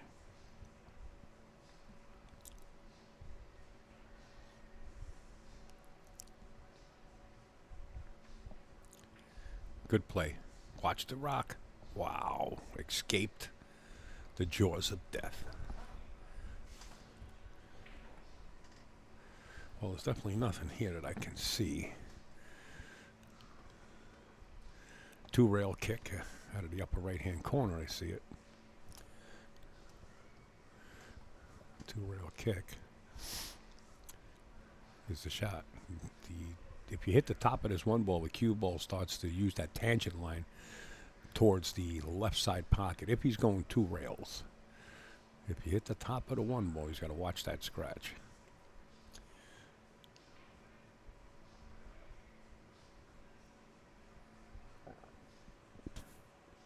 He hit the inside of it. Good shot. Got a rail.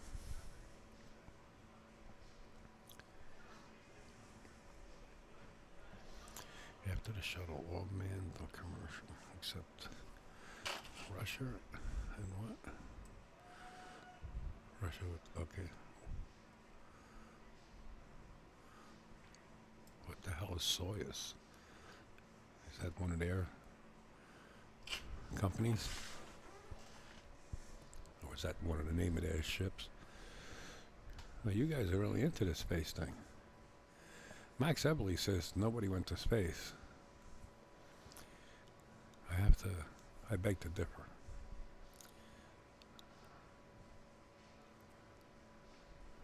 Nice try. He's left the rail first, I believe.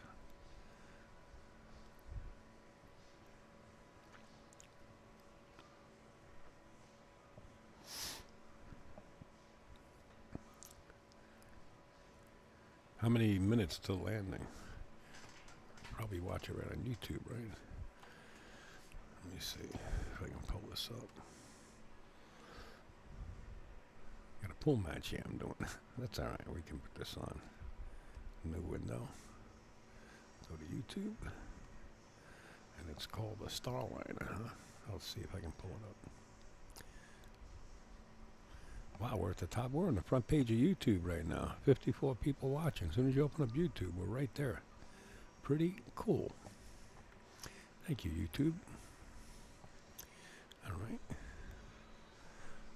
Cue ball in the drink. I'm looking for the Starliner. Starliner return to Earth. Here it is. This is live. Wait a minute, is it still live? It says live. Associated Press. Got a freaking commercial. What's with all these commercials? Okay, skip ahead. NASA's Boeing Starliner crew. I can see the inside of NASA. Okay, one of my PhDs is in astronomy.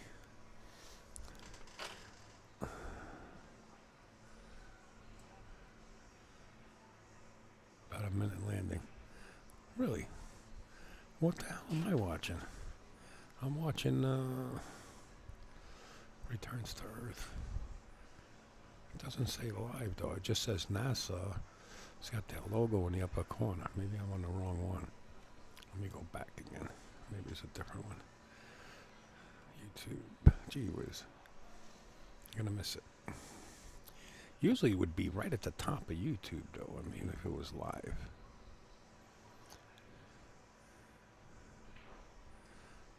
I don't see it.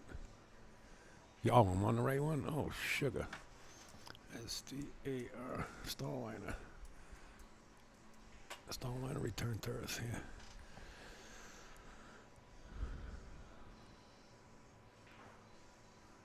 Okay. Started 45. Whoa, what happened? I missed a shot. It looks like Team Virginia. I'm sorry. I took my eyes off the game. Gee whiz. So it's 4-3. Yeah, but I can actually speed up this live. Oh, okay. I get it. I get it. All right. Okay.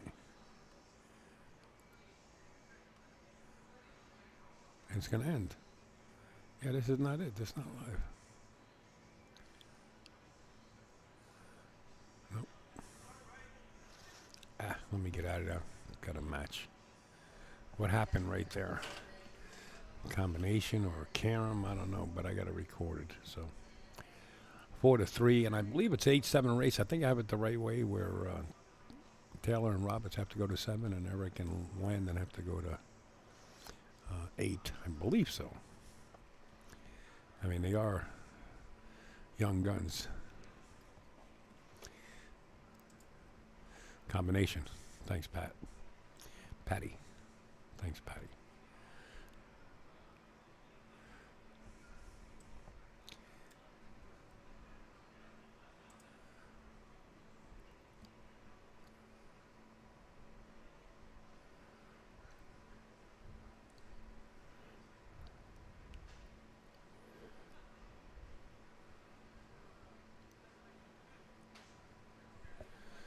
they doing?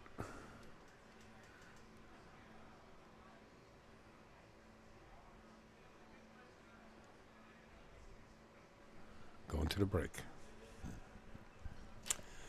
4-3 in favor of Virginia. I believe it's a race to 5. I really need some sleep. Come on, Janet. Tell me what it is. Maybe I'll text Janet. Let me text her. Maybe she can answer it if she has a phone.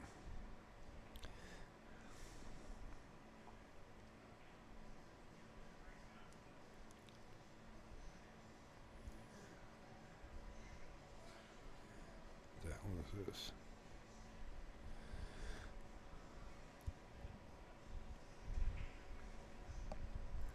I know about that. Okay, those.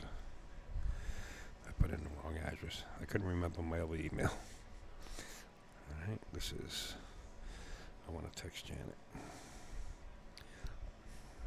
Okay. Janet Elwell. Here she is. How many team points to win?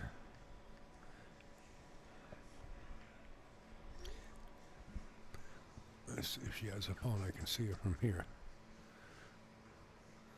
Probably don't have it.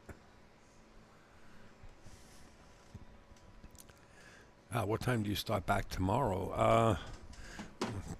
Patty, I'm so sorry. I said that I would get that information over to you. Okay, I do have it. Just let me find it. It's actually, I'm going to put it on your screen. Have it somewhere. Maybe in here? No. In here? Maybe.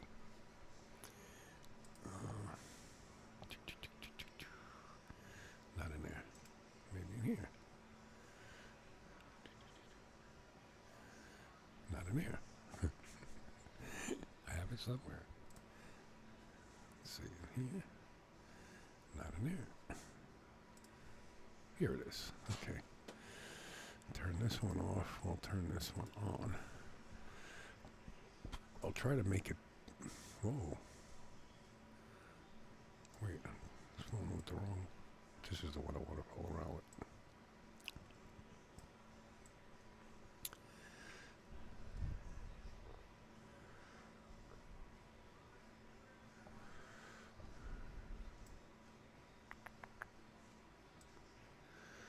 Let these young men play their match, and then I'll splash this on your screen.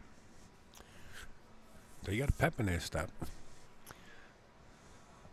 Landon looks like Fred Astaire out there dancing. So all you're doing is dancing. I like that. You see, instead of hitting that hard and trying to get that cue ball down table and scratching in that side pocket, just play cross table. Nothing wrong with taking the long shot. It's like a bunch of chocolate, a box of chocolate. Okay, that I want to give to Patty, but I got to change the score. So, let's go here. And now it's 4-4. Okay, so this is what I wanted to show you. Bang, on your screen. Okay. So it says September 7th and 8th this weekend. Bada bada boom, bada bing, bada boom. Help me here. Looks like 11 a.m. Is that what it says up there? September 7th and 8th. It says open 10 a.m., start 11 a.m. So they start at 11 a.m., which means I got to be here at 10, right? Just to get everything up and running. Okay, let's get back to the match. 11 a.m. they start tomorrow. A lot of players coming in. 4-4 here in this Mosconi style point tournament that Janet Atwell put together. It's Virginia versus Tennessee.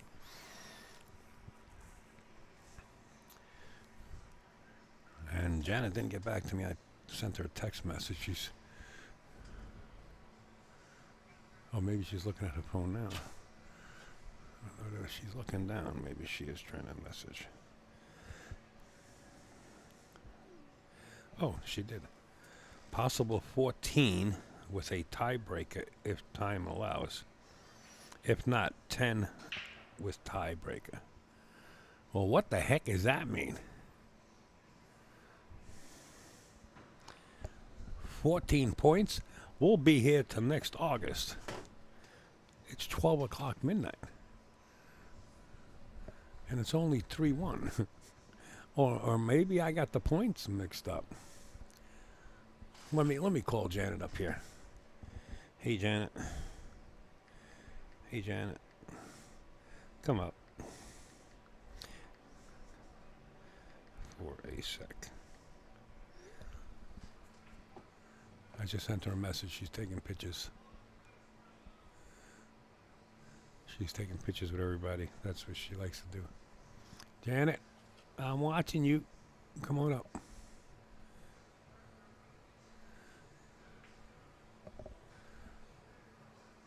All right, she saw the message, so she'll probably be up in a sec. There ain't no way I'm sitting here to 14 points. They could finish this as I'm sleeping because I got to be prepared at 10 a.m., which means I got to get up at 9. And it's 12 now. Well, 6 hours is pretty good, though. But maybe the point system, maybe for Scotch doubles you get more points, right? What do you mean they play singles tomorrow? They're coming back with this tournament? Virginia versus Tennessee tomorrow? No. We're coming back with the split bracket tournament. This is totally a different gizmo right here. Right? You're saying they come back with this? Patty, you can't be right. We'll wait for Janet. If that's the case, then maybe this is the last match of the night. Is there anything going on the other table? No, this might be the last match. Look.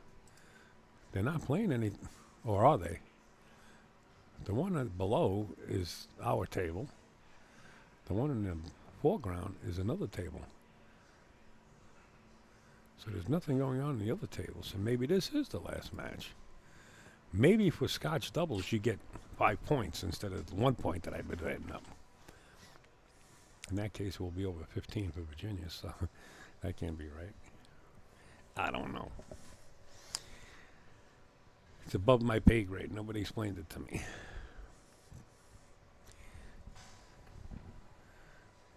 I messaged you, Janet. Where are you? She's rooting the team on. She's down there. She's a team member.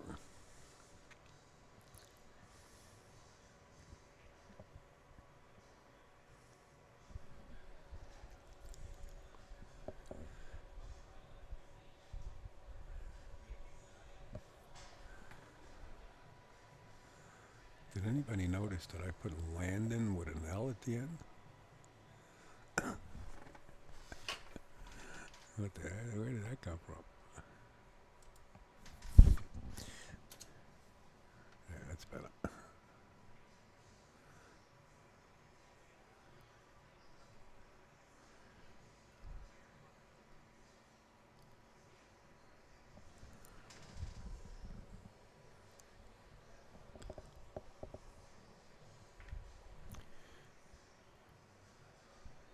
Well, looks like Virginia once again. What is? You know what it is? My chat is behind my broadcaster, so every time somebody makes a comment, look at team lineup between the teams. It says Scotch and say, oh, I do have that graphic right here. Good idea. Okay. Okay. Singles and Scotch formats. Scotch doubles begin 7 p.m. Friday night. That's what we did. That's all it says here. Has nothing about the 8th. Unless the rules are somewhere else. The graphic I have is just team. What happened there? Virginia won another one. Okay. The graphic that I have here has no rules on it.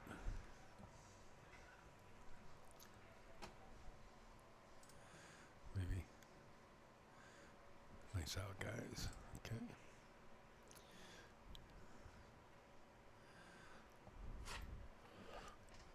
I gotta get Reed or Janet up here.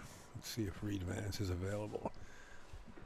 Let me see what's going on in the other. Yeah, nothing's going on in the other table. I would have to say that this match is the last match of the evening, unless they're waiting for their team members here.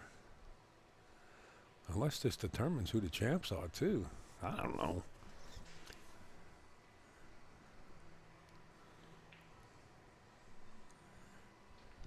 I don't know.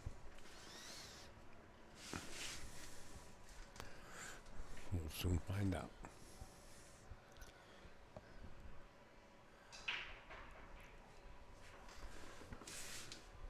I'm getting waved downstairs. Let me see what they want. They gotta explain it to me.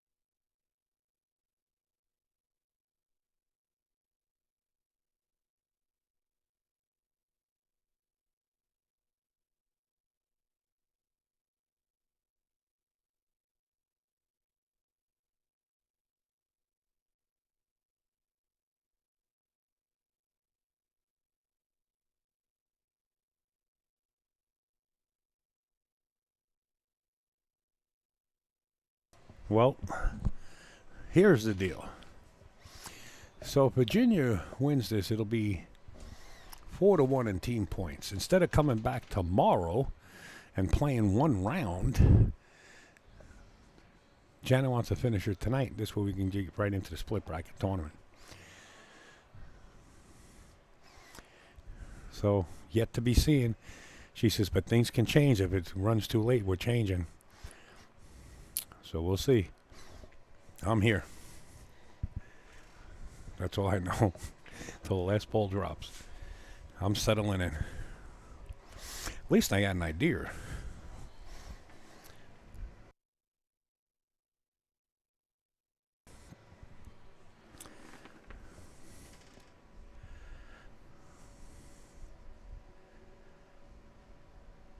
Breaking this up.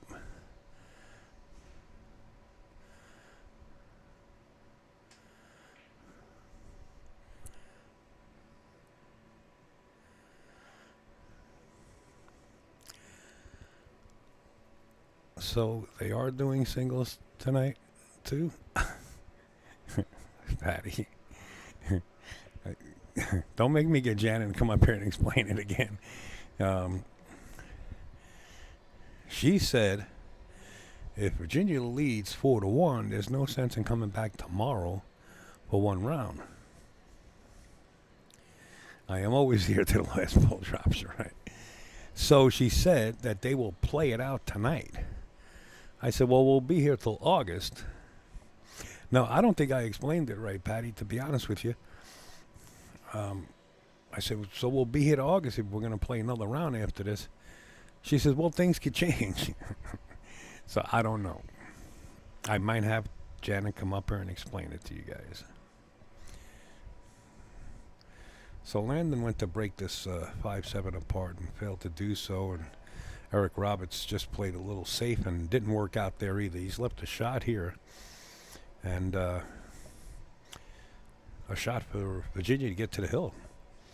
If Greg can pocket this 5. Oh, whose shot is it?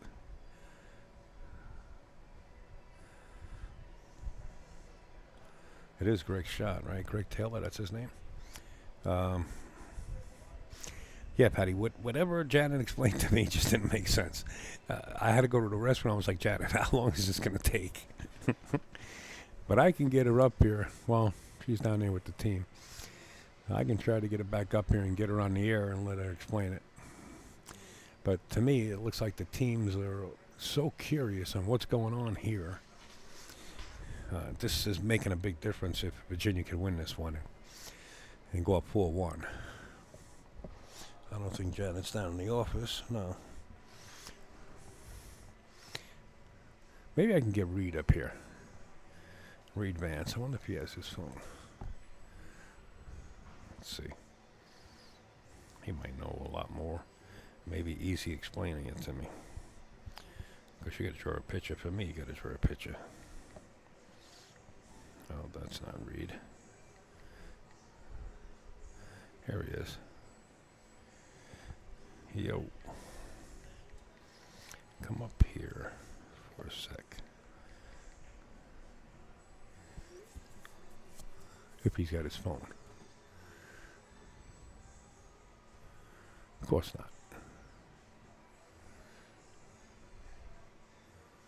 It's probably put away in his case.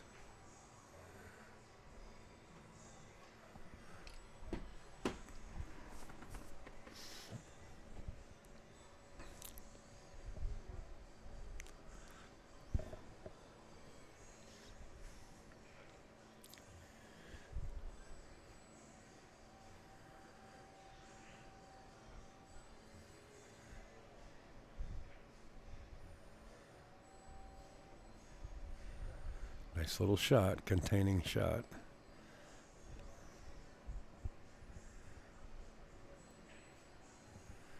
I still don't see how Janet gets 14. It's 14 points in total.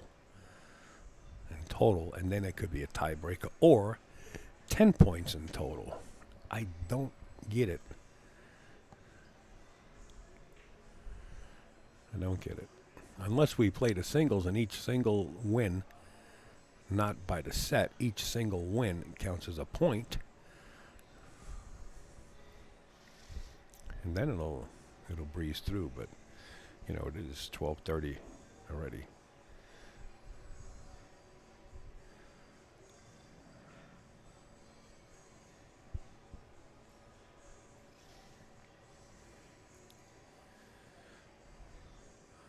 Another nice containing shot, but I don't believe Landon's got him. I think Greg can clearly see the 6-ball and cut it up in the corner.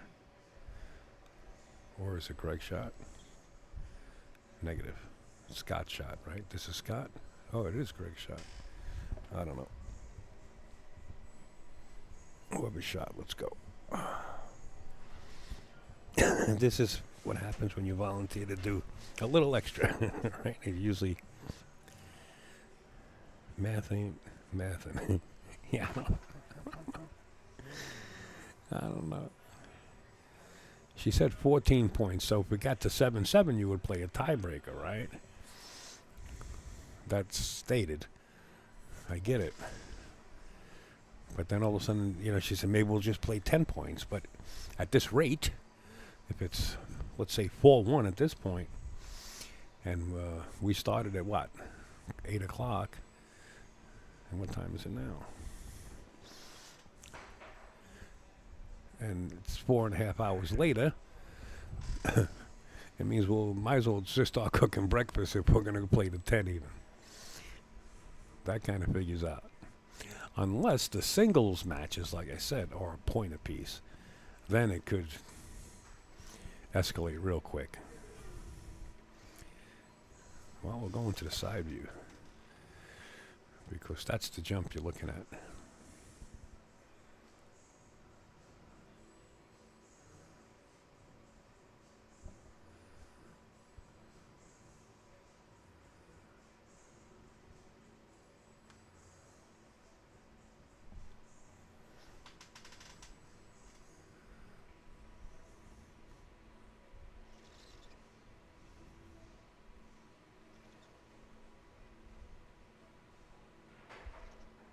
Overcut. Hard to do on a jump, but he did overcut it. And look at this. Well, 7 ball is makeable. You don't play the 9.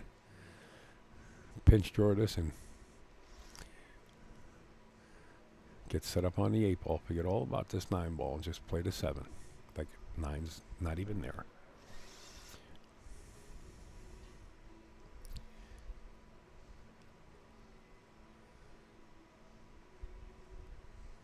The 9 does make the pocket bigger though. Wow, why so hard? I don't understand that. Just gave that away.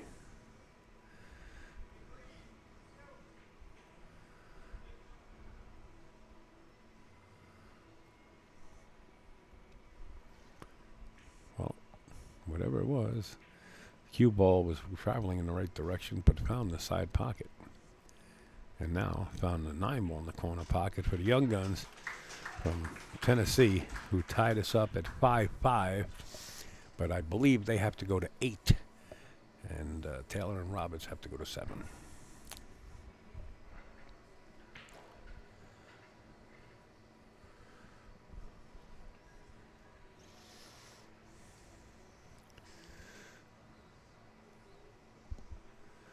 Let me grab somebody from down there that can explain this. And I'm coming up with, I'm going to hold their hand and get up here.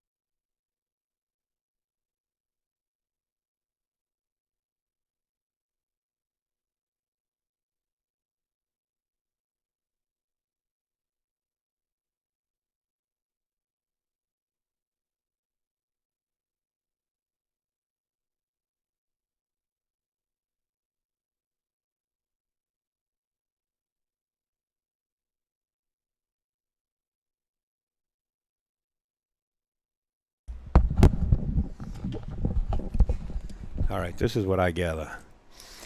I had Reed coming up, but I don't blame you. Good night. Good night. This is the last match for tonight, right?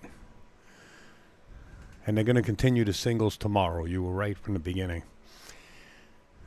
Janet had me all flustered, or whatever you want to call it. She said she was going to try to finish this tonight. Ain't no way. So this is the last match for tonight. They're going to finish it tomorrow. The split bracket tournament will be taking place. We'll stream this tomorrow, I understand, until it's over. And then we'll get into the split bracket later on in the evening time. So that's what I gather.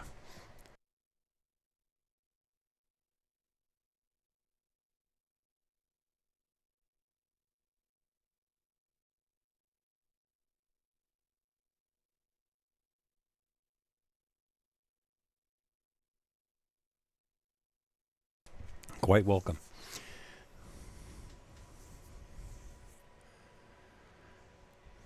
Rodney Morris is down there. He said, man, they're wearing me out. I said, hope you brought your sleeping bag. I said, it's nap time. Good shot. Rodney playing for Team Tennessee he's taking a beating. Happens, it happens.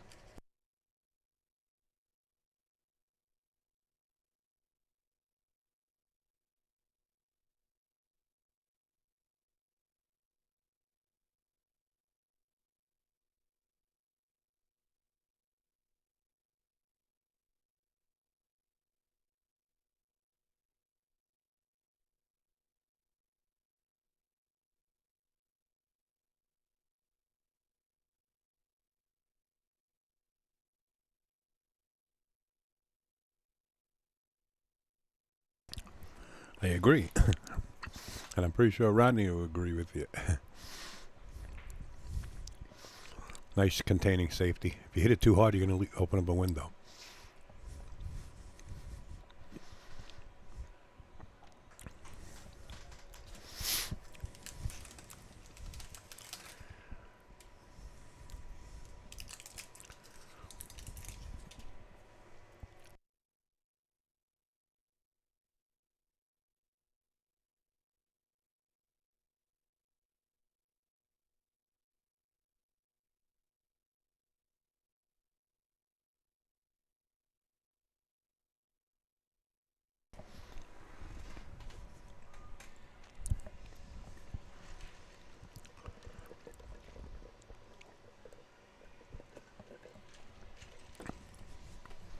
I'm getting tired just thinking about sleep.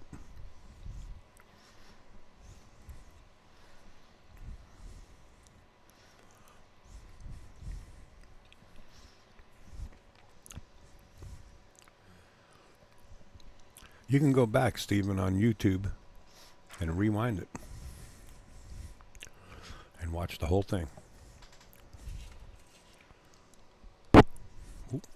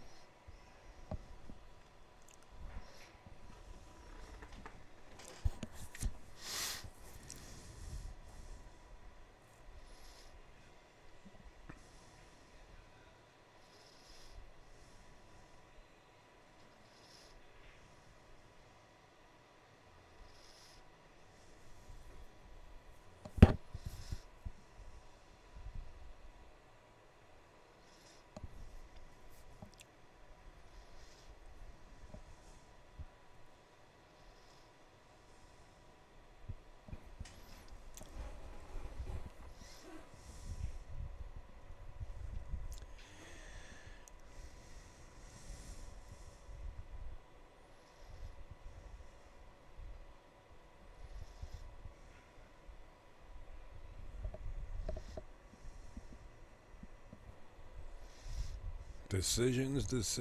When the score becomes 5-5 and you have a chance to get to the hill, this is what you're up against here. And Greg says, you know what? I'm going to the air.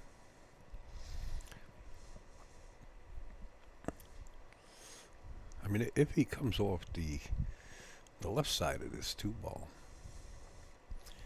it could potentially deflect off the ball below it, the 7-ball into the side pocket, if he hits it square. Ooh, close. He's going to leave the shot for the young guns. This should take about 3 seconds to clean this board off. Everything leads to each other.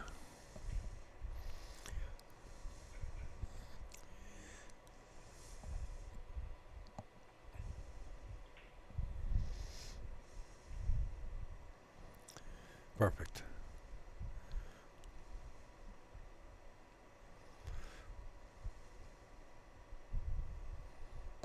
That's the 4-ball near the side pocket. Perfect. Little draw back for the 5. We'll go forward and off the rail. Eric says he wants in near the spot. And Landon puts him right there. Nice shot.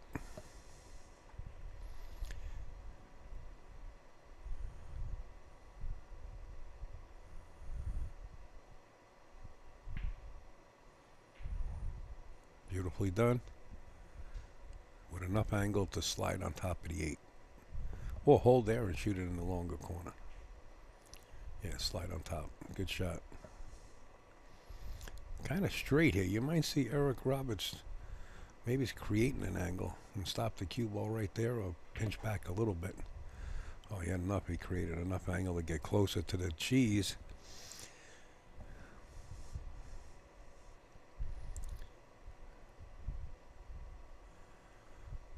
Oh, his hand went right in the corner pocket on a stroke. Got locked up there. That happened to Jason Shaw at the International. All right. 6-5. Again, both teams away, 2 points away, or 2 racks away from taking this match. Taylor and Roberts have to go to 7, which are 2 games away, and Landon and Eric have to go to 8, which is 2 games away. So, drop down, drag out, and a grind.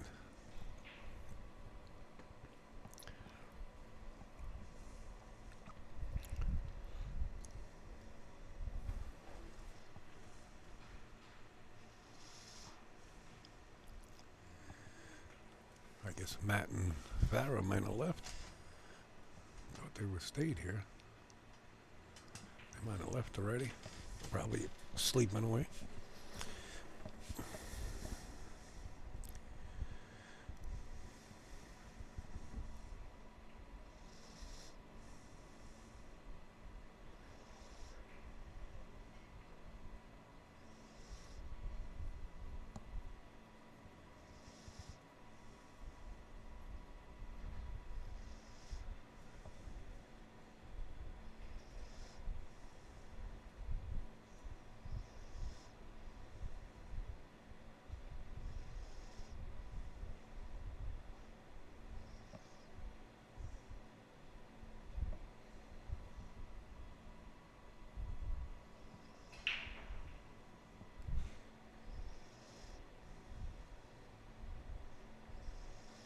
Three ball fell in the side pocket. No shot on the 1.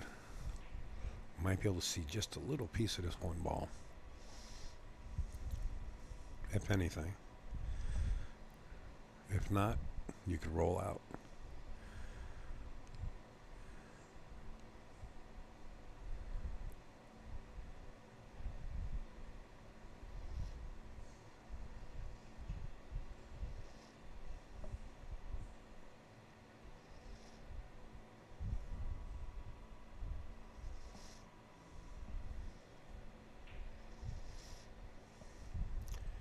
Push out.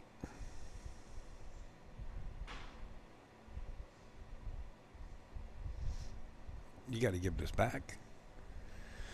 I don't think you can take this. Is there something that we're missing here?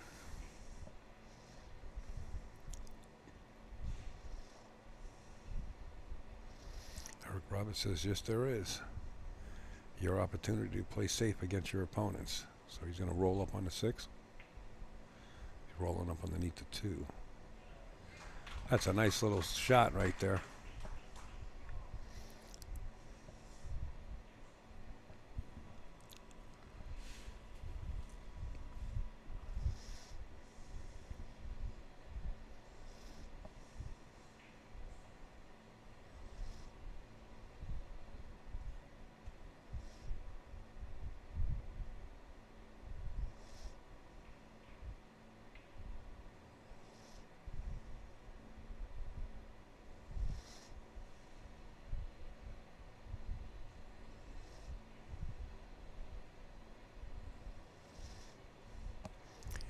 You know, if you hit this square, if you see the 1 and the 9, if you hit the 1 full in the face, it almost looks like the 9's going to go off the 8 into the bottom right-hand corner.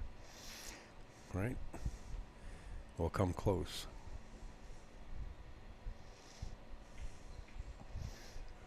Wow, good hit. Very good hit. Should get rewarded for that. And the 1 goes right back in the same vicinity. What a game we got here. What a game.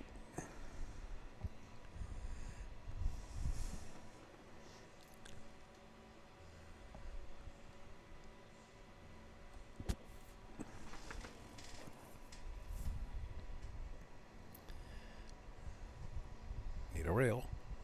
Got it. But left the 1 out. The 1's visibly and can be pocketed. Do you come off the rail? Bump the 9 out of the way? The 5-7 is no picnic. I mean, both balls have a pocket, but still no picnic. You make this ball, you bump the 9 over so you can keep the cue ball there for the 2 ball. Or you can play safe. You can do a couple of things. I wouldn't bump the 8 because you can potentially get stuck behind the 9. I would bump the 9 unless he's playing safe and putting the cue ball right between the 9 and the 8. You might be playing yourself safe. Be careful here.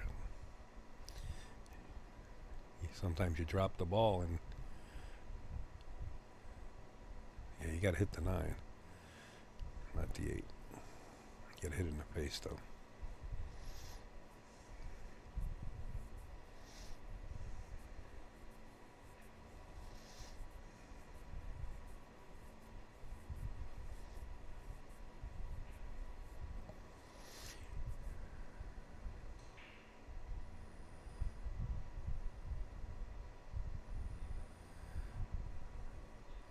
Time to get the extension in the bridge. Possibly the bridge too. Just the extension.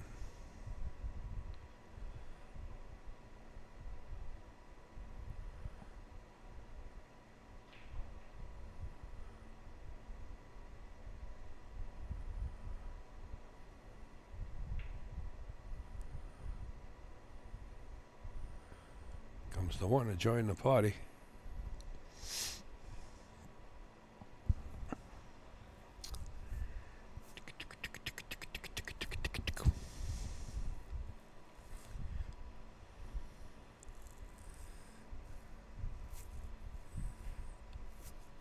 Put the cue ball right back where it is and just bunt the 1 ball out of the way. Shot.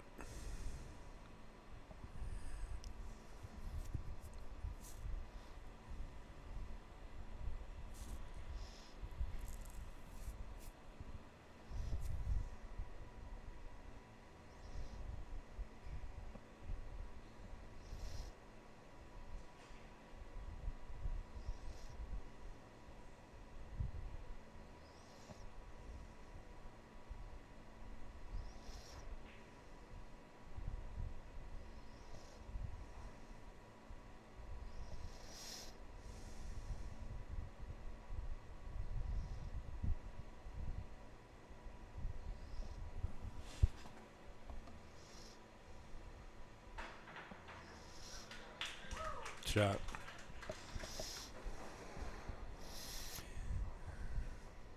Eric's time to jump.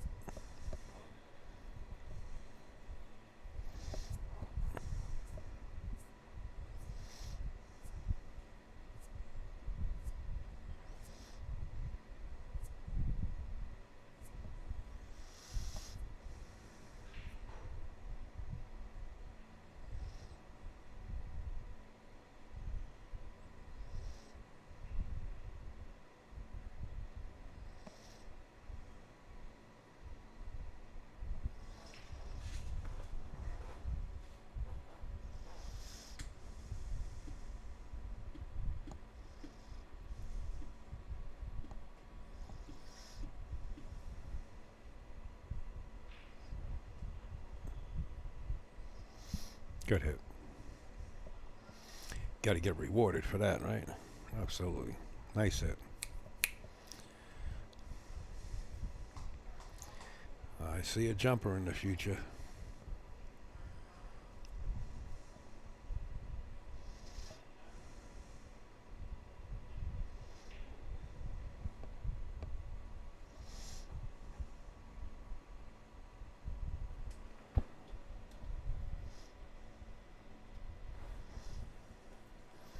The folks in the theater seating are hanging out.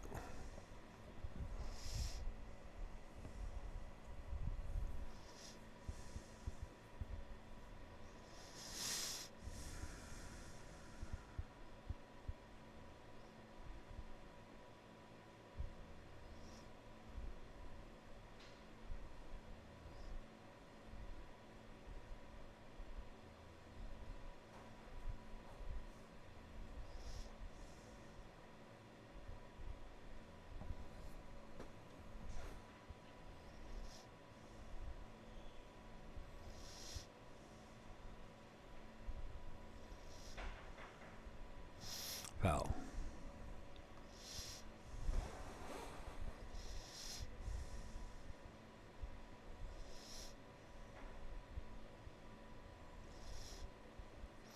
Can the young guns get to the hill first? That's the question.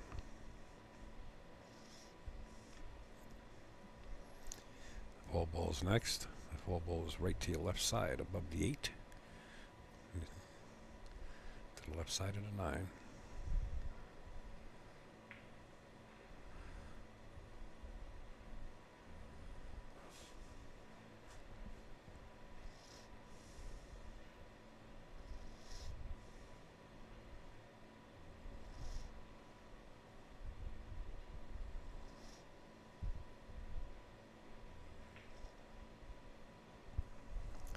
There's money on the line here, folks.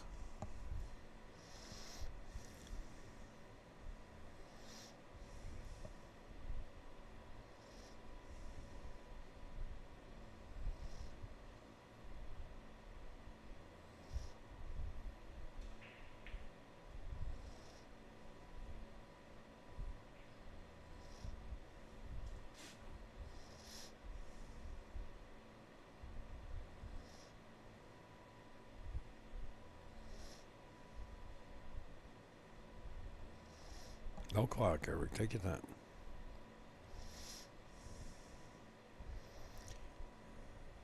Just come across table. Just enough to shoot the 7 down below. If you try to draw out of this, you could get in trouble.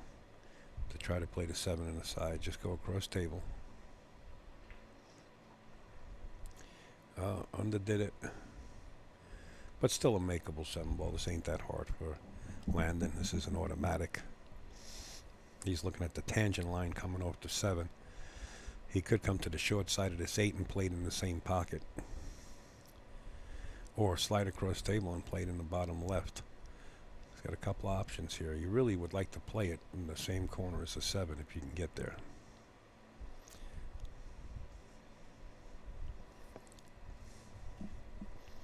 Or come below the 8 and shoot it in the one of the upper pockets. Yeah, he tried to savor it.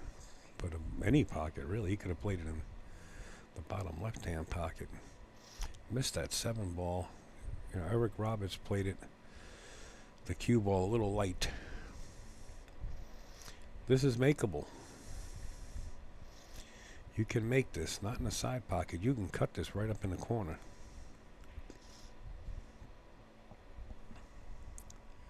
Who's awake? Anybody awake? 47 people watching. Nobody home. I ain't.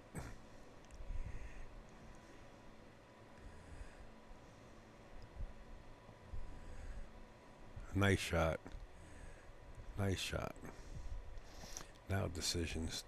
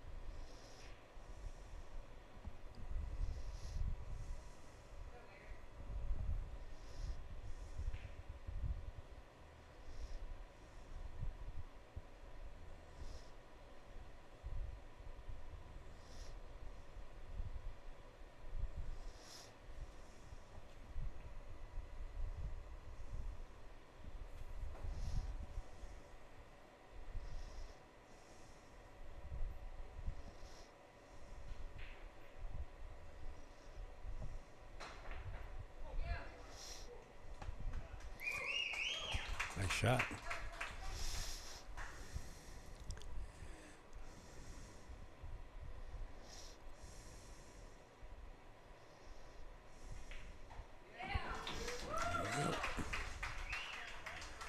Tennessee on the hill.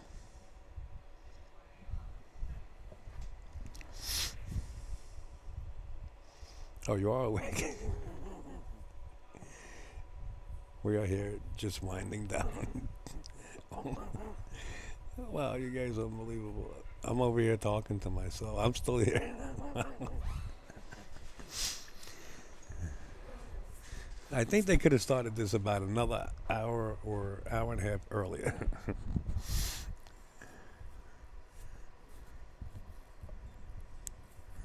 First one, right? First tournament. You live and you learn. What a great format, though. I mean, I could see more states coming to play. You know, put your teams together, no matter what state, if it's feasible for you guys to get to a tournament like this, and notify Janet.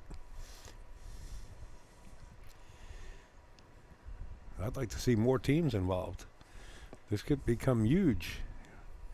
Huge. I could see the Olympics from here, from Paris. And it's on one of the big screens on. So breakdancing beat us out of the Olympics this year. I don't know whether you guys are aware of that. And then breakdancing got canceled during the Olympics. And the committee, the Olympic committees, they promised us 2028. Well, they reneged on that, and they said now 2032, and who knows if that's going to take place.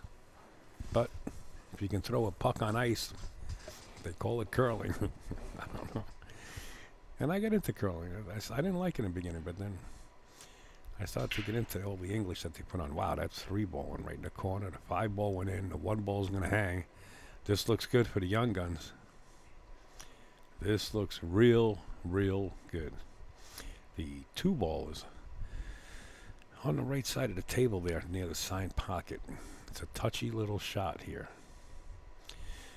You might be better off coming down below it and shoot it in the corner. Side pocket's kind of touchy.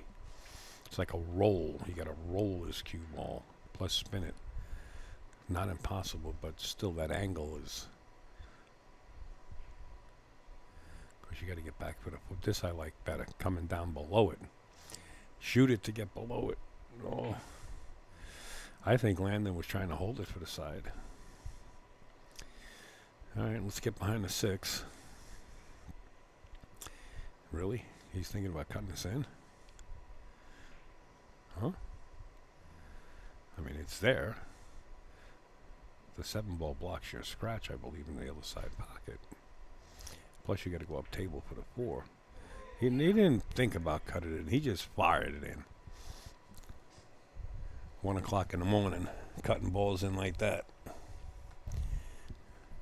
Got to have those young eyes. And here's the momentum swing.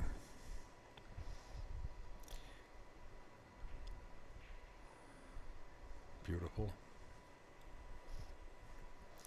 This is over, folks. I got news for you. Looks like Tennessee's going to take this one. It'll be a 3-2 ball game.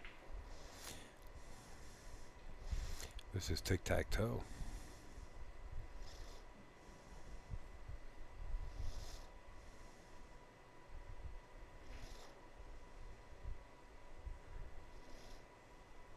Perfect. You can hold the cue right there. Slide it up a little bit. Oh, he slid all the way to the other side, and that works. All right. They concede. Virginia concedes as Landon Hollingworth and Eric Roberts defeat Team Tennessee by a score of 8-5. That was the last match of the night. I can hear Janet talking.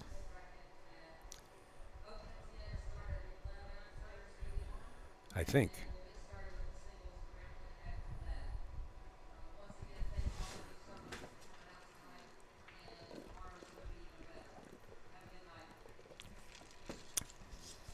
We're done for the night. All right, she's sending everybody home. Good night, guys. Good night, gals. Anybody out there? Thanks for keeping Upstate company. We'll see you tomorrow for the singles. Thank you, everybody. All right.